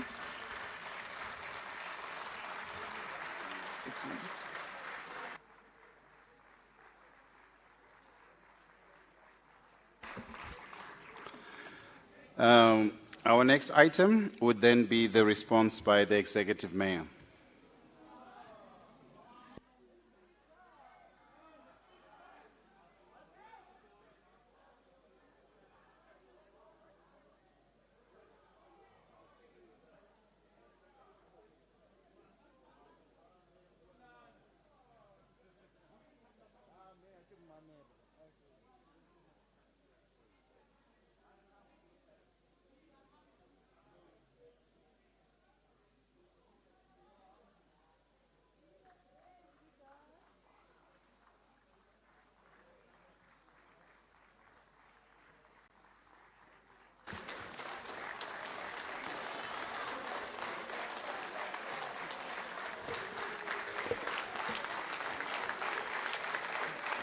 Can I get my glasses?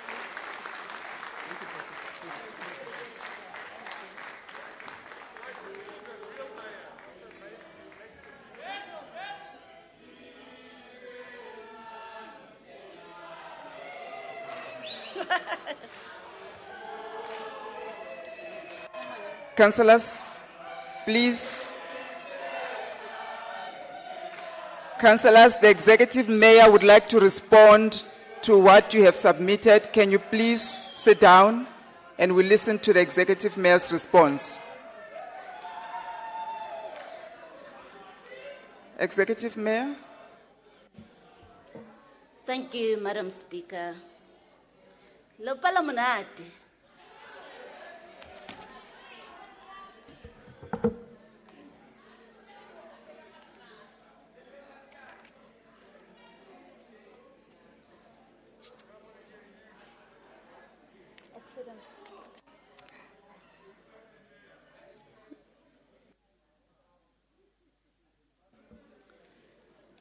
Greetings to the Acting Speaker of Council and Chair of Chairs, Councillor Colleen Makubele. Greetings to the Whip of Council, Councillor Terrell Myers, our MMCs, chairpersons of Section 79 committees, leaders of political parties, leaders of the different caucuses in this place, my fellow councillors, members of the media, ladies and gentlemen, thank you to all the speakers from the bottom of my heart for taking time to read through the State of the City address. Thank you for taking time to critique, and thank you for every bit of constructive criticism that's come through today. I appreciate the feedback, and I will now respond.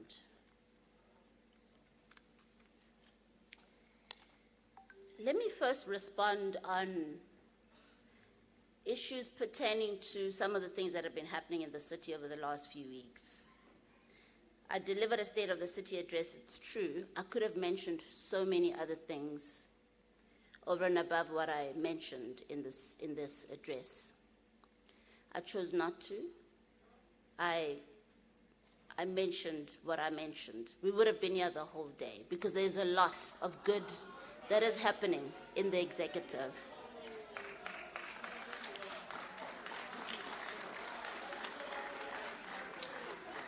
When we talk about Deep Sloot as an example, as soon as we heard what was happening in Deep Sloot, we were at an IDP meeting.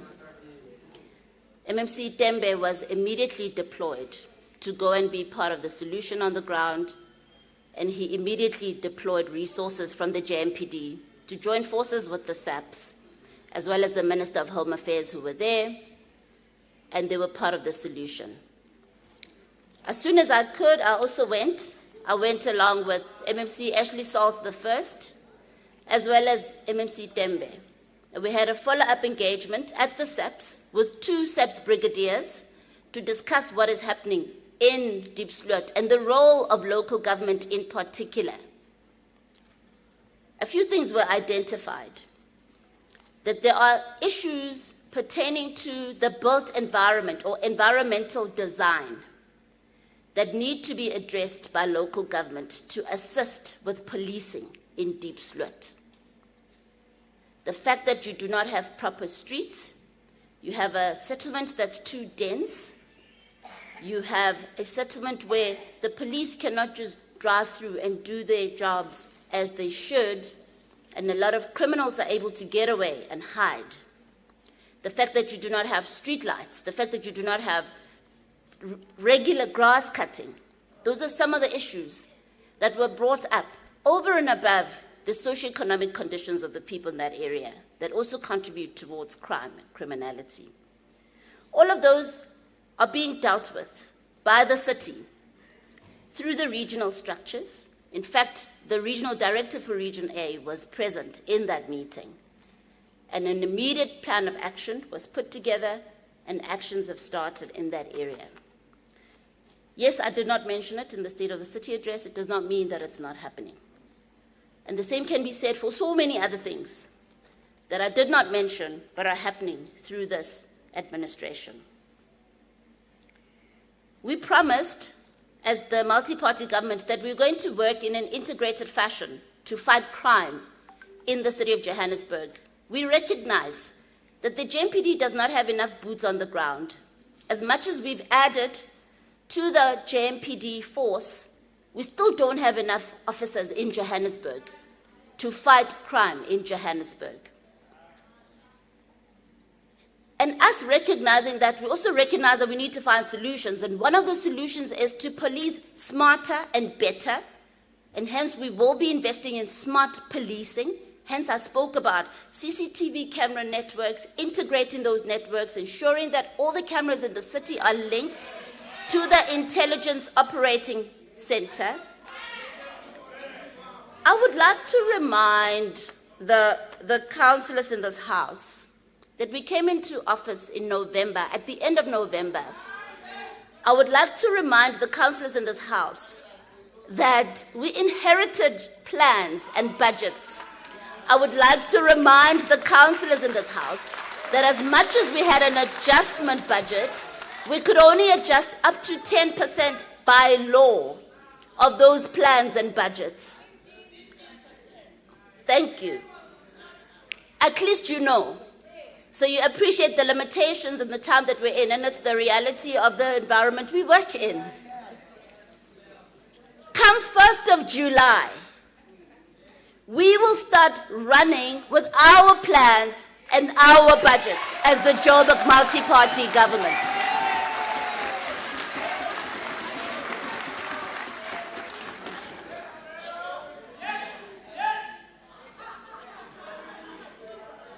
That is the law, and that was the timing of elections. We didn't decide on it, we had to run with it.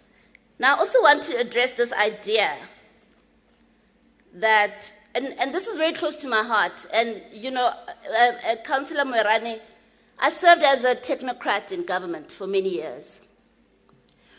One of the frustrations, and you must ask any technocrat that works for government, is that politicians destabilize the work of governments.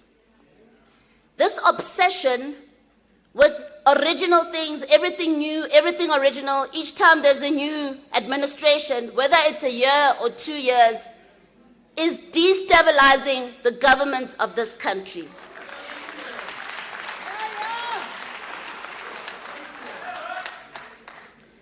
Our officials are frustrated by politicians who come in and say, I don't want this program, give me something new, it was brought in by the Democratic Alliance.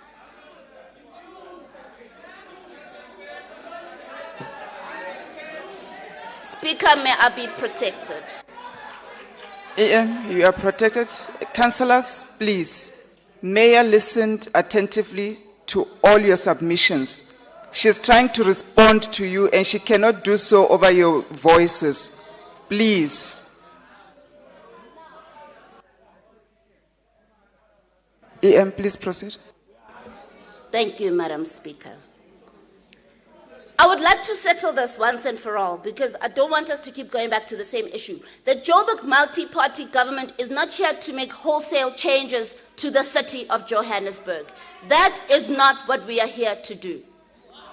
We are here to fix a broken city. We are here to build the city of Johannesburg and restore her to her former glory.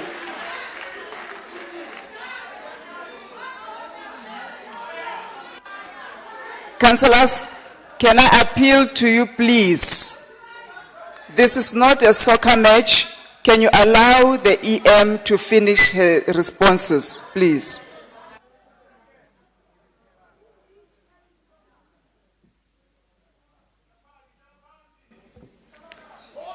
That being said,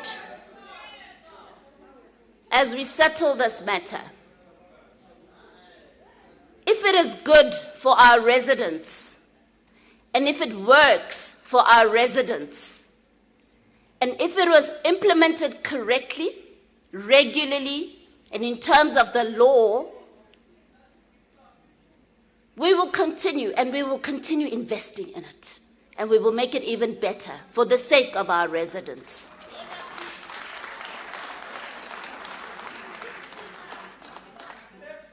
But where there is lawlessness and criminality, or programs that do not make sense or are not cost effective and take away from our residents instead of addressing their issues, those we will discontinue.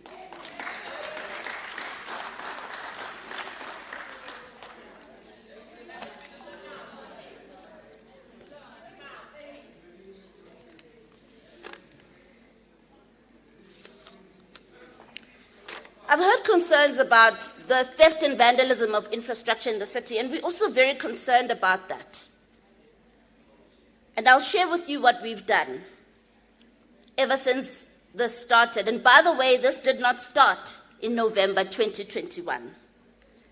In City Power alone, we've had 1,602 incidents in the last 10 months. The damage cost about 21 million rands over a 10-month period within City Power alone. In Joburg Water, we've had 3,081 incidents over the last year, a damage of about 22 million rands. Now, what we've done about this is we've looked at security in the city in its entirety. And we've come to the conclusion that there is a need to review how the city is securing its assets. That review process is underway. Those internal processes are underway, and we will soon bring a report to council to ask you to review how we deal with security in the city. I will not give details at this point. At the right time, you will have the facts in the report that we will table before council. What we've also realized is that the JMPD has many officers that were deployed to various entities to assist with infrastructure protection. But that model is not working.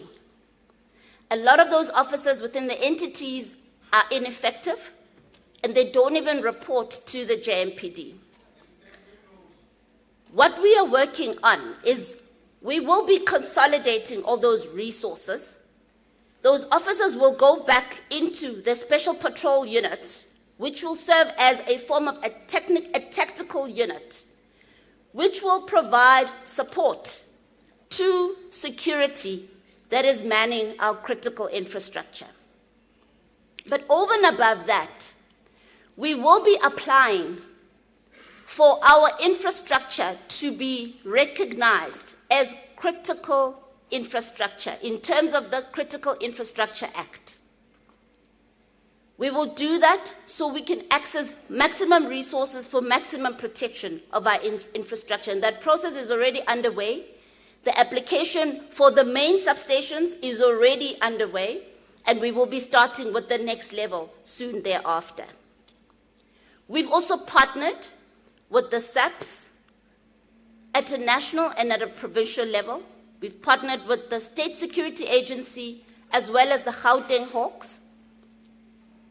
And we will be starting our joint operations, and our joint strategy will be implemented soon in fighting the scourge of theft and vandalism of our infrastructure. That's just a high-level summary of some of what is happening in the background where that is concerned, and you will see that. There was something about Ivory Park as well. I was in Ivory Park when we had the flooding.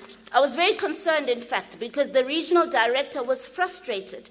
She was frustrated because the same people who were affected by these floods were the same people that she begged not to occupy the land that they occupied illegally along floodlines. Certain things you can see before they happen and you can prevent them. Unfortunately, when she did that, the tires of her car were slashed as the community protested against her trying to stop this dangerous move of occupying land along floodlines. It is the role of councillors, it is our role collectively to continue to educate residents about what is right and what is wrong, and what is safe and what is unsafe. And I would like to urge us to continue doing that. It's unfortunate that what happened happened, but it really could have been prevented. In terms of housing, I think we're all aware of the demand for housing. We've got over 480,000 people waiting for free housing, and we're in no position to be able to provide that number of houses, and that's why we're looking at different modalities, as I mentioned in the speech yesterday, including service sites, which we've already started handing out to residents. In terms of the disaster in KZN as well, I would really like to convey again our thoughts and our prayers to the people of KZN. What the city has done is we have deployed 9 urban search and rescue technicians, and we've deployed a 2-ton canter truck to assist in the recovery efforts in KZN.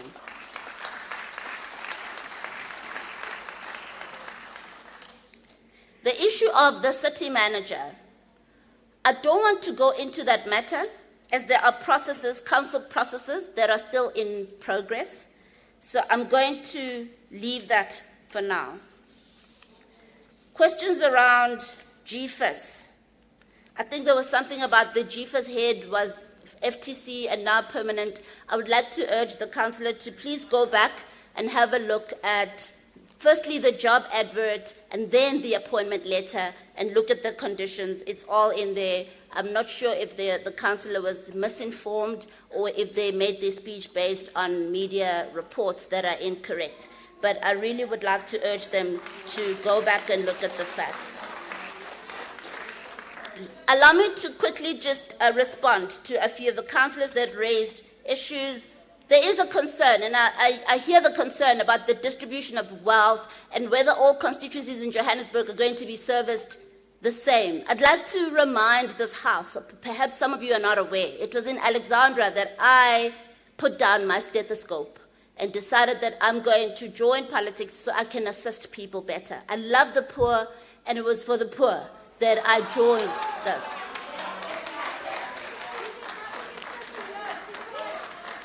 And that has not changed. However, I would also like to caution us against this false dichotomy that you can either serve the affluent or serve the poor.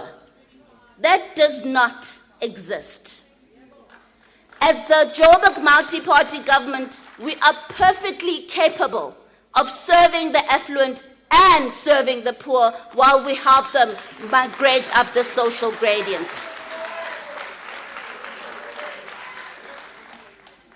The fact that we've committed to upgrading at least 10 informal settlements as a start, the fact that we've committed to building so many new free clinics to give primary health care to those who can't afford a medical aid, those are examples of our commitment to the poor residents in our city, including, of course, the fact that we've opened up the debt rehabilitation program in recognition of the hard times that some people have come under, and we're now extending it to even include those who qualify for the expanded social package who had been excluded by the original qualification criteria.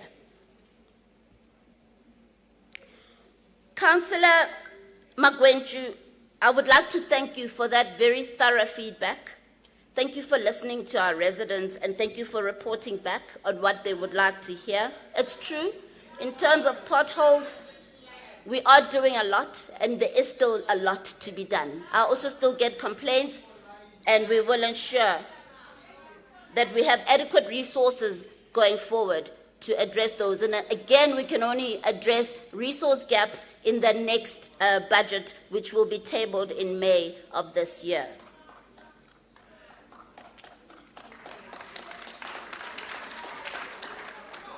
The Pastor Mukuba matter, again, it's before the courts. As you know, Councillor Magwenchu, that the matter is before the courts, and for that reason, I would like to refrain from commenting on it. In terms of harassment of our informal traders by the JMPD, we've had engagements with MMC Tembe, and we both agree that there needs to be improvement in how we handle enforcement around informal trade. And yes, those changes will be effected into the JMPD. We will communicate the detail of that in due course.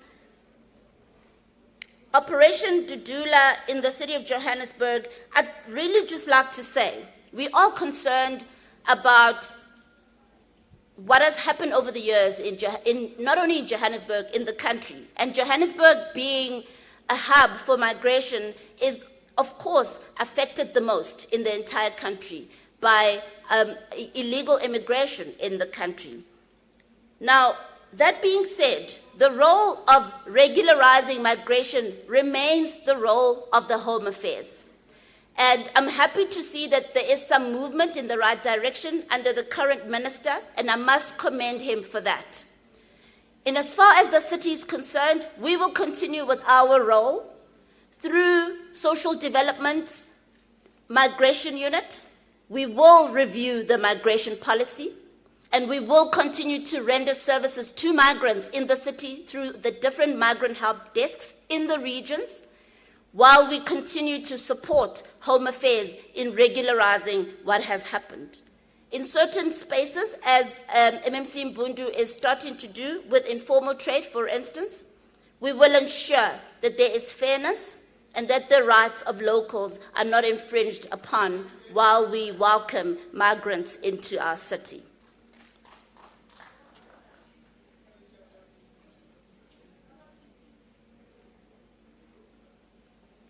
Now, there's a resident who spoke about the billing system discouraging rate paying. We're quite concerned about that as well. MMC Julie Sadabi is already working on regularizing data management in the city, doing integration of data, particularly between the entities and the core, so that we have clean, credible data and we can give good bills to our residents and we can get the money in. But of course, that's going to have many other effects beyond just billing. We will have a city that works. We will have a city that can demonstrate what they are doing, even to our global partners or prospective partners, and we will be able to attract partnerships and attract resources globally, as well as we're able to demonstrate our alignment with the global agenda, for instance, the Sustainable Development Goals, which we are signatories of as well, and the Green Agenda, just to name a few.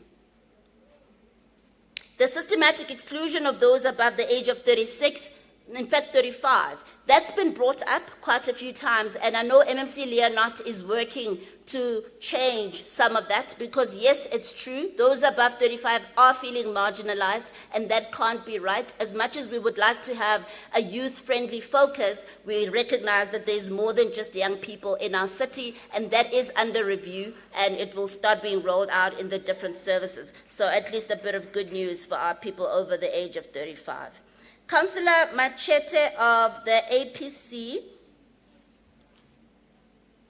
the issue of the Joburg 130. I think the MMC not celebrated prematurely without understanding what's going on. Again, that matter is before the courts. I will urge them to go and read. I would love to urge them to go and read what is going on with that matter. In the meantime, again, it's before the courts, and I would like to refrain from comment. But no, it is not true. They have not won the case. Just that's all I can say for now.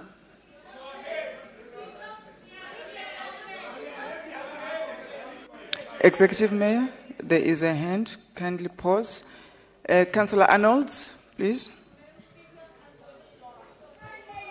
They will bring the mic.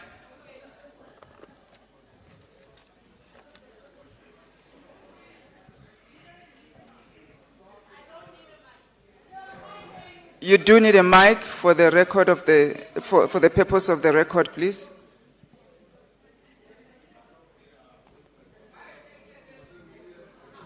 Madam Speaker, Acting Speaker, and with all due respect to the Executive Mayor, the Executive Mayor must not mislead this House, and neither must she mislead the residents. It's breaking news. It's breaking news that the 130... Councillor Arnolds, we will not bring newspaper articles to this council. 30 City of Johannesburg employees. It is a report from the court. Councillor Arnolds, I will request you to sit down. Yes. We will not entertain newspaper articles in this house. I'll sit down. But Thank you. It is breaking news. Executive Mayor, please proceed. Thank you, Madam Speaker. I've already addressed the matter. I will not be going back to it, and my position still stands, and I still urge the councillors to go and read what's actually going on with that matter. Thank you very much. Councillor Phillips, you spoke about water and electricity rates. In fact, we've done a comparative analysis across municipalities, and we're actually cheaper, particularly amongst the low-income earners. We are cheaper. Where I felt that we charge more than, say, the City of Cape Town was on water for businesses, and I did raise it. And as you know, we're busy going around doing public participation around rates and tariffs as well. And in May, we will be tabling the final reports. So I do hope to see an improvement there, because we want to bring business into Johannesburg, we want to bring investment into Johannesburg, and we cannot be expensive. But where the low socioeconomic groups are concerned, we're actually cheaper. So I just wanted to correct that as well. In terms of homelessness, you'll recall that I used to be the MMC responsible for social development in the city, and you'll recall that I took a delegation to the city of Cape Town to go and look at their program, a very good program to address homelessness, as we were not doing so well in Johannesburg. Unfortunately, a lot of the plans that we had started rolling out were not continued in the last 2 years. We will be picking up on those plans. As I said, we will be rolling out our own plans and our own budgets in the next financial year, which starts on the 1st of July. For instance, the establishment of a safe space. There's a lot of homeless people who don't want to go into our shelters because of the model that we've adopted. We need to have different models that speak to the different types of homeless people in Johannesburg. You've got people who work in the construction industry in Sandton, as an example, who can't afford to live in Sandton and end up living on the street. They require a different approach to shelters. That's just one example. You've got the recyclers and so many others. And so, yes, that program will continue under the leadership of MMC Ashley Sauls I, and you will hear more about it as we announce our plans for the next financial year.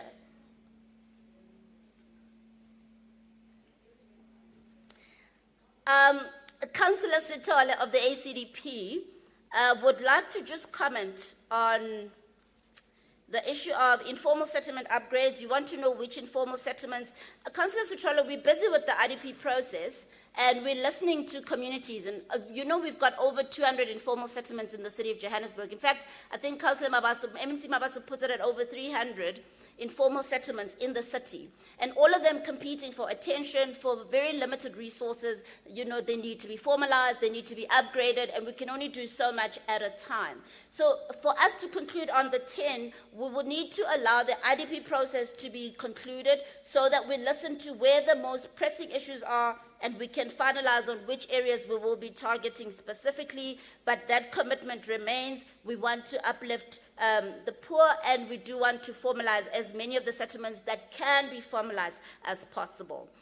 In terms of churches, what I'd like to warn us against is, we love the church. I particularly love the church, but we want the church to partner with the city in existing legally and responsibly within the city of Johannesburg and operating legally within the city of Johannesburg. I think I mentioned places of worship when I spoke about development planning. There are unfortunately churches that are illegal, and we would like to partner with the faith-based sector. We will be hosting an IDP for the first time for the faith-based sector, where we will be engaging with the church bodies on their challenges and how they would like the city to assist them. And we'll also be pleading with them to operate legally and to see how we can assist them to regularize the illegality where there may be illegality. We respect people's right to worship, and we would like to support that, but we need it to happen legally. Unfortunately, where it is illegal and where there is no cooperation with regularizing that illegality, we may have to demolish, which is something we don't want to do. But yes, we're going to be fair, and we're going to treat all constituents of the city the same. The other IDP sessions, if I might add, that we're going to be hosting for the first time is for women, one for youth, one for persons with disabilities. I mentioned the faith-based sector. We'll be having one with the development sector. We've already had one for business as well. These are targeted stakeholders that we decided need to be engaged on their own, not just through the normal IDP process, so that we can really zoom into their specific issues. That's over and above the normal IDPs meetings that we've been having in the regions, as you may be aware. Councillor Ahmad of Al-Jama. Councillor Ahmad, I just want to say to you that it's a girl, and the sooner you accept it, the better. She wears makeup. The sooner you accept it, the better.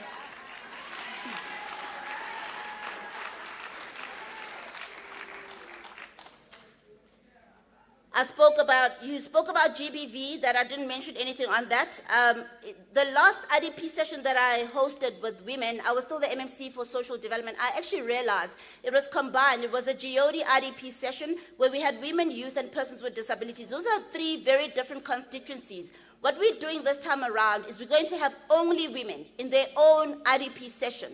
And that is where we will really deliberate on issues of GBV. But as you are aware, and now I speak as a sexual assault care practitioner and somebody who's seen many cases of GBV in my line of work as a medical doctor, is that GBV is strongly linked to the socioeconomic empowerment of women. Where we really need to focus is to ensure that women are afforded opportunities at the same rate as men are, and that we close the gender gap, and that we are accessing them with information, and that we build bridges for them to access those opportunities. And all of that is already happening under the current multi-party government. In terms of your statue, Councillor Ahmad, I would really like to say that all illegal structures in the city of Johannesburg will be demolished. And I would like to really congratulate the relevant department for their swift response. Before I could even go and see this statue, they had already dealt with it without even waiting for an instruction from political leadership. So that was very good there, and I'd really like to commend them. Otherwise, Councillor Arnold of the AIC, I think one issue that I was concerned about in particular is that you spoke about fire engines. Actually, if you remember, there was 200 million rands in the budget for fire engines that disappeared. And concurrently, there was a bloated staff structure and that needed that amount of money. So do the maths and answer the questions.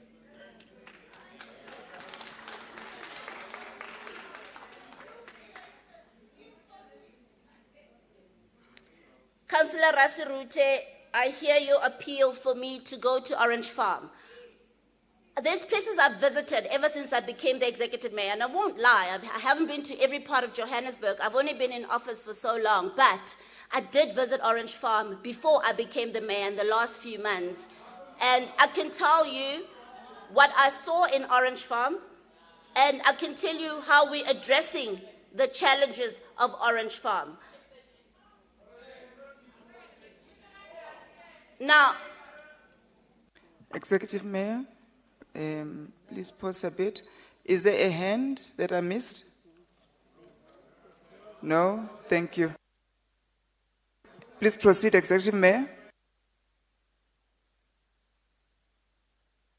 Thank you, Madam Speaker.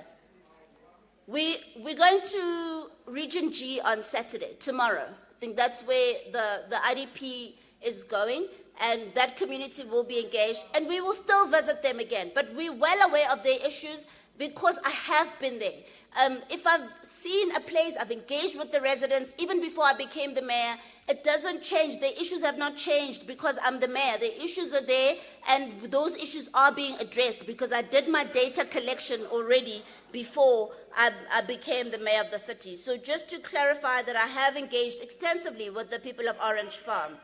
Now, in terms of, and I will go, I just have not had a chance to. I've only been in office for a few months. In terms of the informal trade policy being sponsored by the EFF, in fact, the truth is that that policy was already in draft form when the EFF motion came to council. And MMC Leah Knott, who was the MMC for Economic Development at the time, had worked on that draft. But we understand how the EFF operates in council. We understand that you wait for it just before it comes to council, you table a motion, and that's okay. If you need the credit, it's fine. Executive Mayor, please pause. Are those hands for point of order? Is there a point of order, Councillor Dladla? Please proceed. Thank you. Executive Mayor, please pause. Councillor Dladla seems to have a point of order.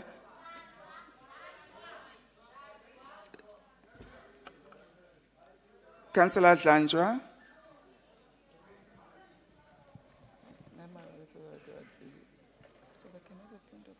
Thank you, Acting Speaker. I'm rising on rule number 72. Well, it's on record, Mayor. I think claim no easy victories, ne? Because that motion is on record. It was raised by the EFF and I'm the signatory in that motion. So therefore, please don't mislead the residents. That motion of the formal trading bylaw is the EFF motion. So don't say to us we're already implementing it because we are the one that put it there. So don't lie, please. Correct that. Thank you, Councillor.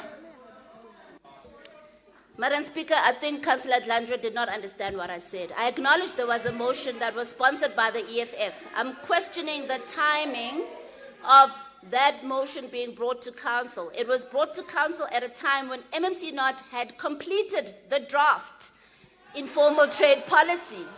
The same thing happened with the extension of service hours in clinics. We had already opened quite a few, and the EFF motion came, but we understand. That's why I'm saying it's okay. The EFF can continue bringing those motions. We will continue rolling out the services.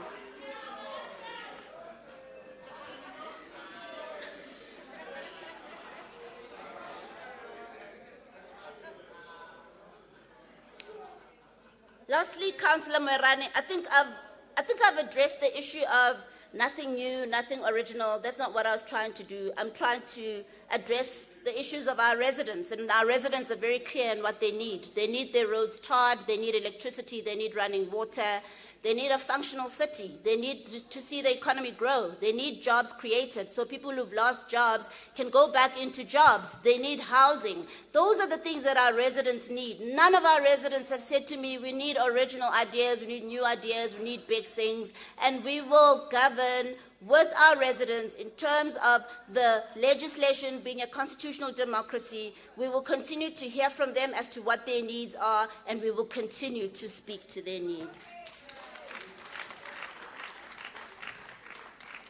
The issue of shrinking grants, I think Councillor Moerane may have misunderstood it. I was not trying to blame other spheres of government. I understand the challenges in the city that we inherited. The challenge of underspending, it's a big one, yes, and we've started addressing it. And we'll make sure that in the next financial year, where we would have been fully in charge and fully in control, that does not happen. Unfortunately, we've inherited those challenges, and we came in right at the end of the first half of the financial year. And because of the underspending, yes, some of the money had to go. But there's more than just underspending that leads to shrinking grants. It's also a lack of understanding of how the grant system works. And I've asked National Treasury to come and do a workshop on all the various grants. One, there are many grants that the city is not accessing. We're not accessing a lot of free money that National Treasury is willing to give to the city. Two, we're not spending even the money that we are accessing. Three, we are misunderstanding the use of some of the grants, like USDG, for instance. It's been associated with only housing when in fact it can be used to address the infrastructure backlogs. JRA can benefit from it, City Power can benefit from it, Joburg Water can benefit from it. And because of that lack of understanding, you may find that we return money which could have just been appropriated elsewhere where there are gaps. That workshop will be happening. It was set for the 29th of April. I believe there's been a request for a postponement into sometime in May, but it's still in time for it to be factored into the budgets. And then we will really be able to attract money from National Treasury, all the various grants that are available, including project preparation and all the others. We will be able to attract them, and we'll make sure that we're spending that money and that our residents are benefiting from all those projects.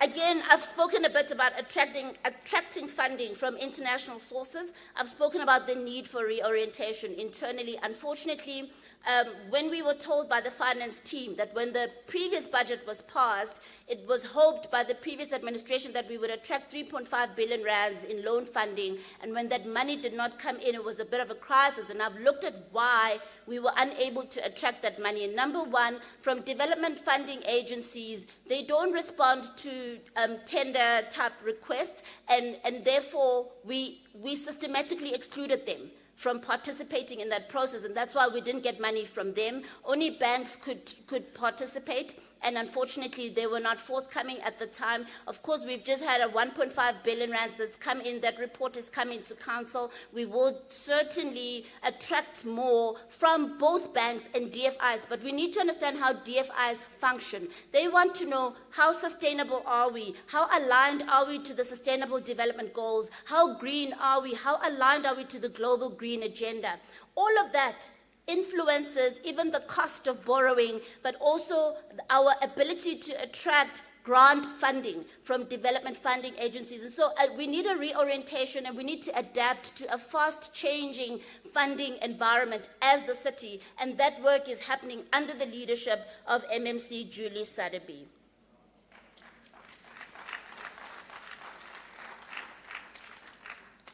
Last two things I think that I'd like to comment on that were raised by Councillor Moerane. The first one is oversight on supply chain. There is a lot of looting that happened in the last 2 years in the city. And such will not continue under the Joburg multi-party government. And we will exercise oversight over procurement processes. And oversight is not interference, but we will exercise oversight over procurement processes.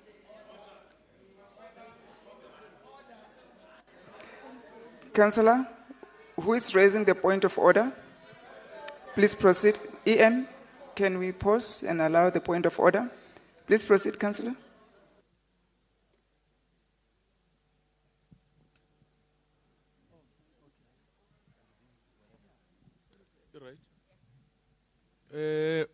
My point of order is on the basis of what the executive mayor is saying.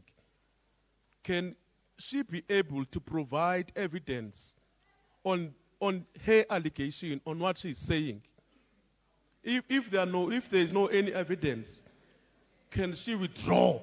Councillor, the executive mayor said there was looting. She did not point to any person in particular. No, wait, in the past 2 years. In the past 2 years. He's speaking about the past 2 years. Yes, it could have been anybody. So there is no evidence on anyone. Councillor, please sit down. Speaker. Councillor, please take your seat. Speaker. Councillor, I ask you to take your seat. Thank you. Executive Mayor, please proceed. Madam Speaker, I'm happy to bring a report to the next council meeting, which will be a summary of some of the looting that we've discovered has been happening in the city in the last 2 years.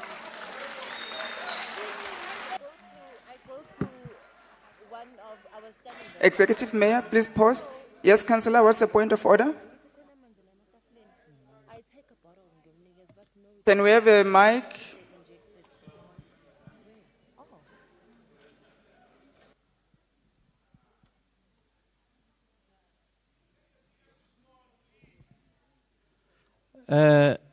Acting Speaker, can the executive mayor, Rule 72... Councillors, please allow me to understand what the councillor is rising on. He's talking to me, he's not talking to you now. Councillor, we work together outside there. You are my friend, Darocha. Don't do me like that. Councillor, if you are going to address the councillors, I will pause you. Oh, my please. apology. What is your rule? What is your point of order? My apologies. Point of order is that the executive mayor just told us that for the past 2 years there was a looting. Can she provide this house with evidence? Because you Councillor, please sit down. That is not a point of order. You don't have the evidence on. That is why. Councillor, please sit down. We've already addressed that. That is not a point of order. Executive Mayor, please proceed. Thank you, Madam Speaker. Madam Speaker, I believe I've already spoken to that issue, so I will not be going back to it. Lastly, Bidzo, leader of the opposition, Councillor Pomeran, the meeting of the mayor with the MMCs is not legislated. You went to a lot of trouble explaining a lot of things which were really irrelevant. My meeting with the MMCs is not legislated. There's no legislation that dictates how we should meet, what we should call ourselves, and all of that. So having heard what you said. Executive Mayor, there's another hand. Please pause. Councillor, is there a point of order? Okay. I can't see the name, Councillor. Councillor Zungu.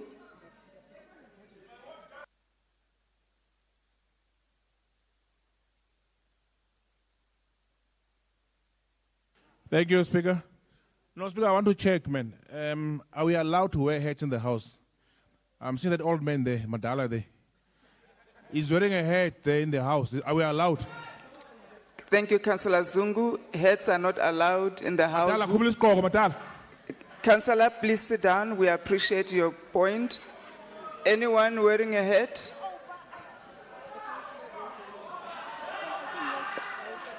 Councillors, please. We are addressing the issue of the hat. There's no need for screaming. Executive Mayor, please proceed.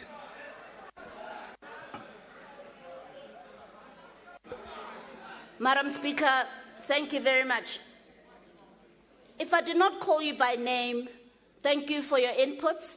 It's either because you were agreeing or you were commenting. I really appreciate every single input that's come through. And I'd like to finish by saying the IDP process is underway. If we've not been to your area, we are coming into your area. I'd like to commend the legislature, the Speaker, the Chair of Chairs, the Whip, for the great work that's happening in the planning and the running of those meetings. I'd like to also commend all the MMCs for coming out in their numbers at every single one and being present to hear what the residents have to say and for the work that you're doing to address their issues. I'd like to assure every single councillor in this place, you will be engaged as well.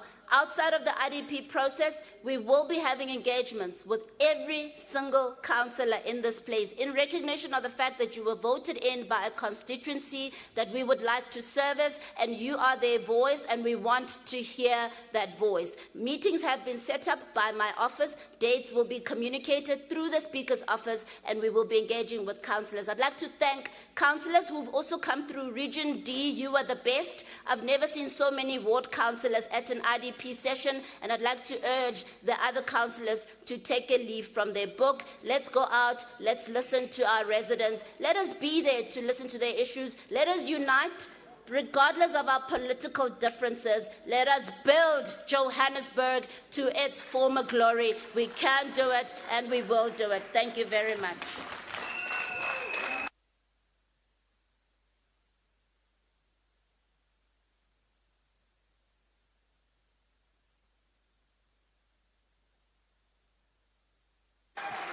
Thank you. Executive Mayor, thank you very much for the responses. We appreciate it. Acting Secretary.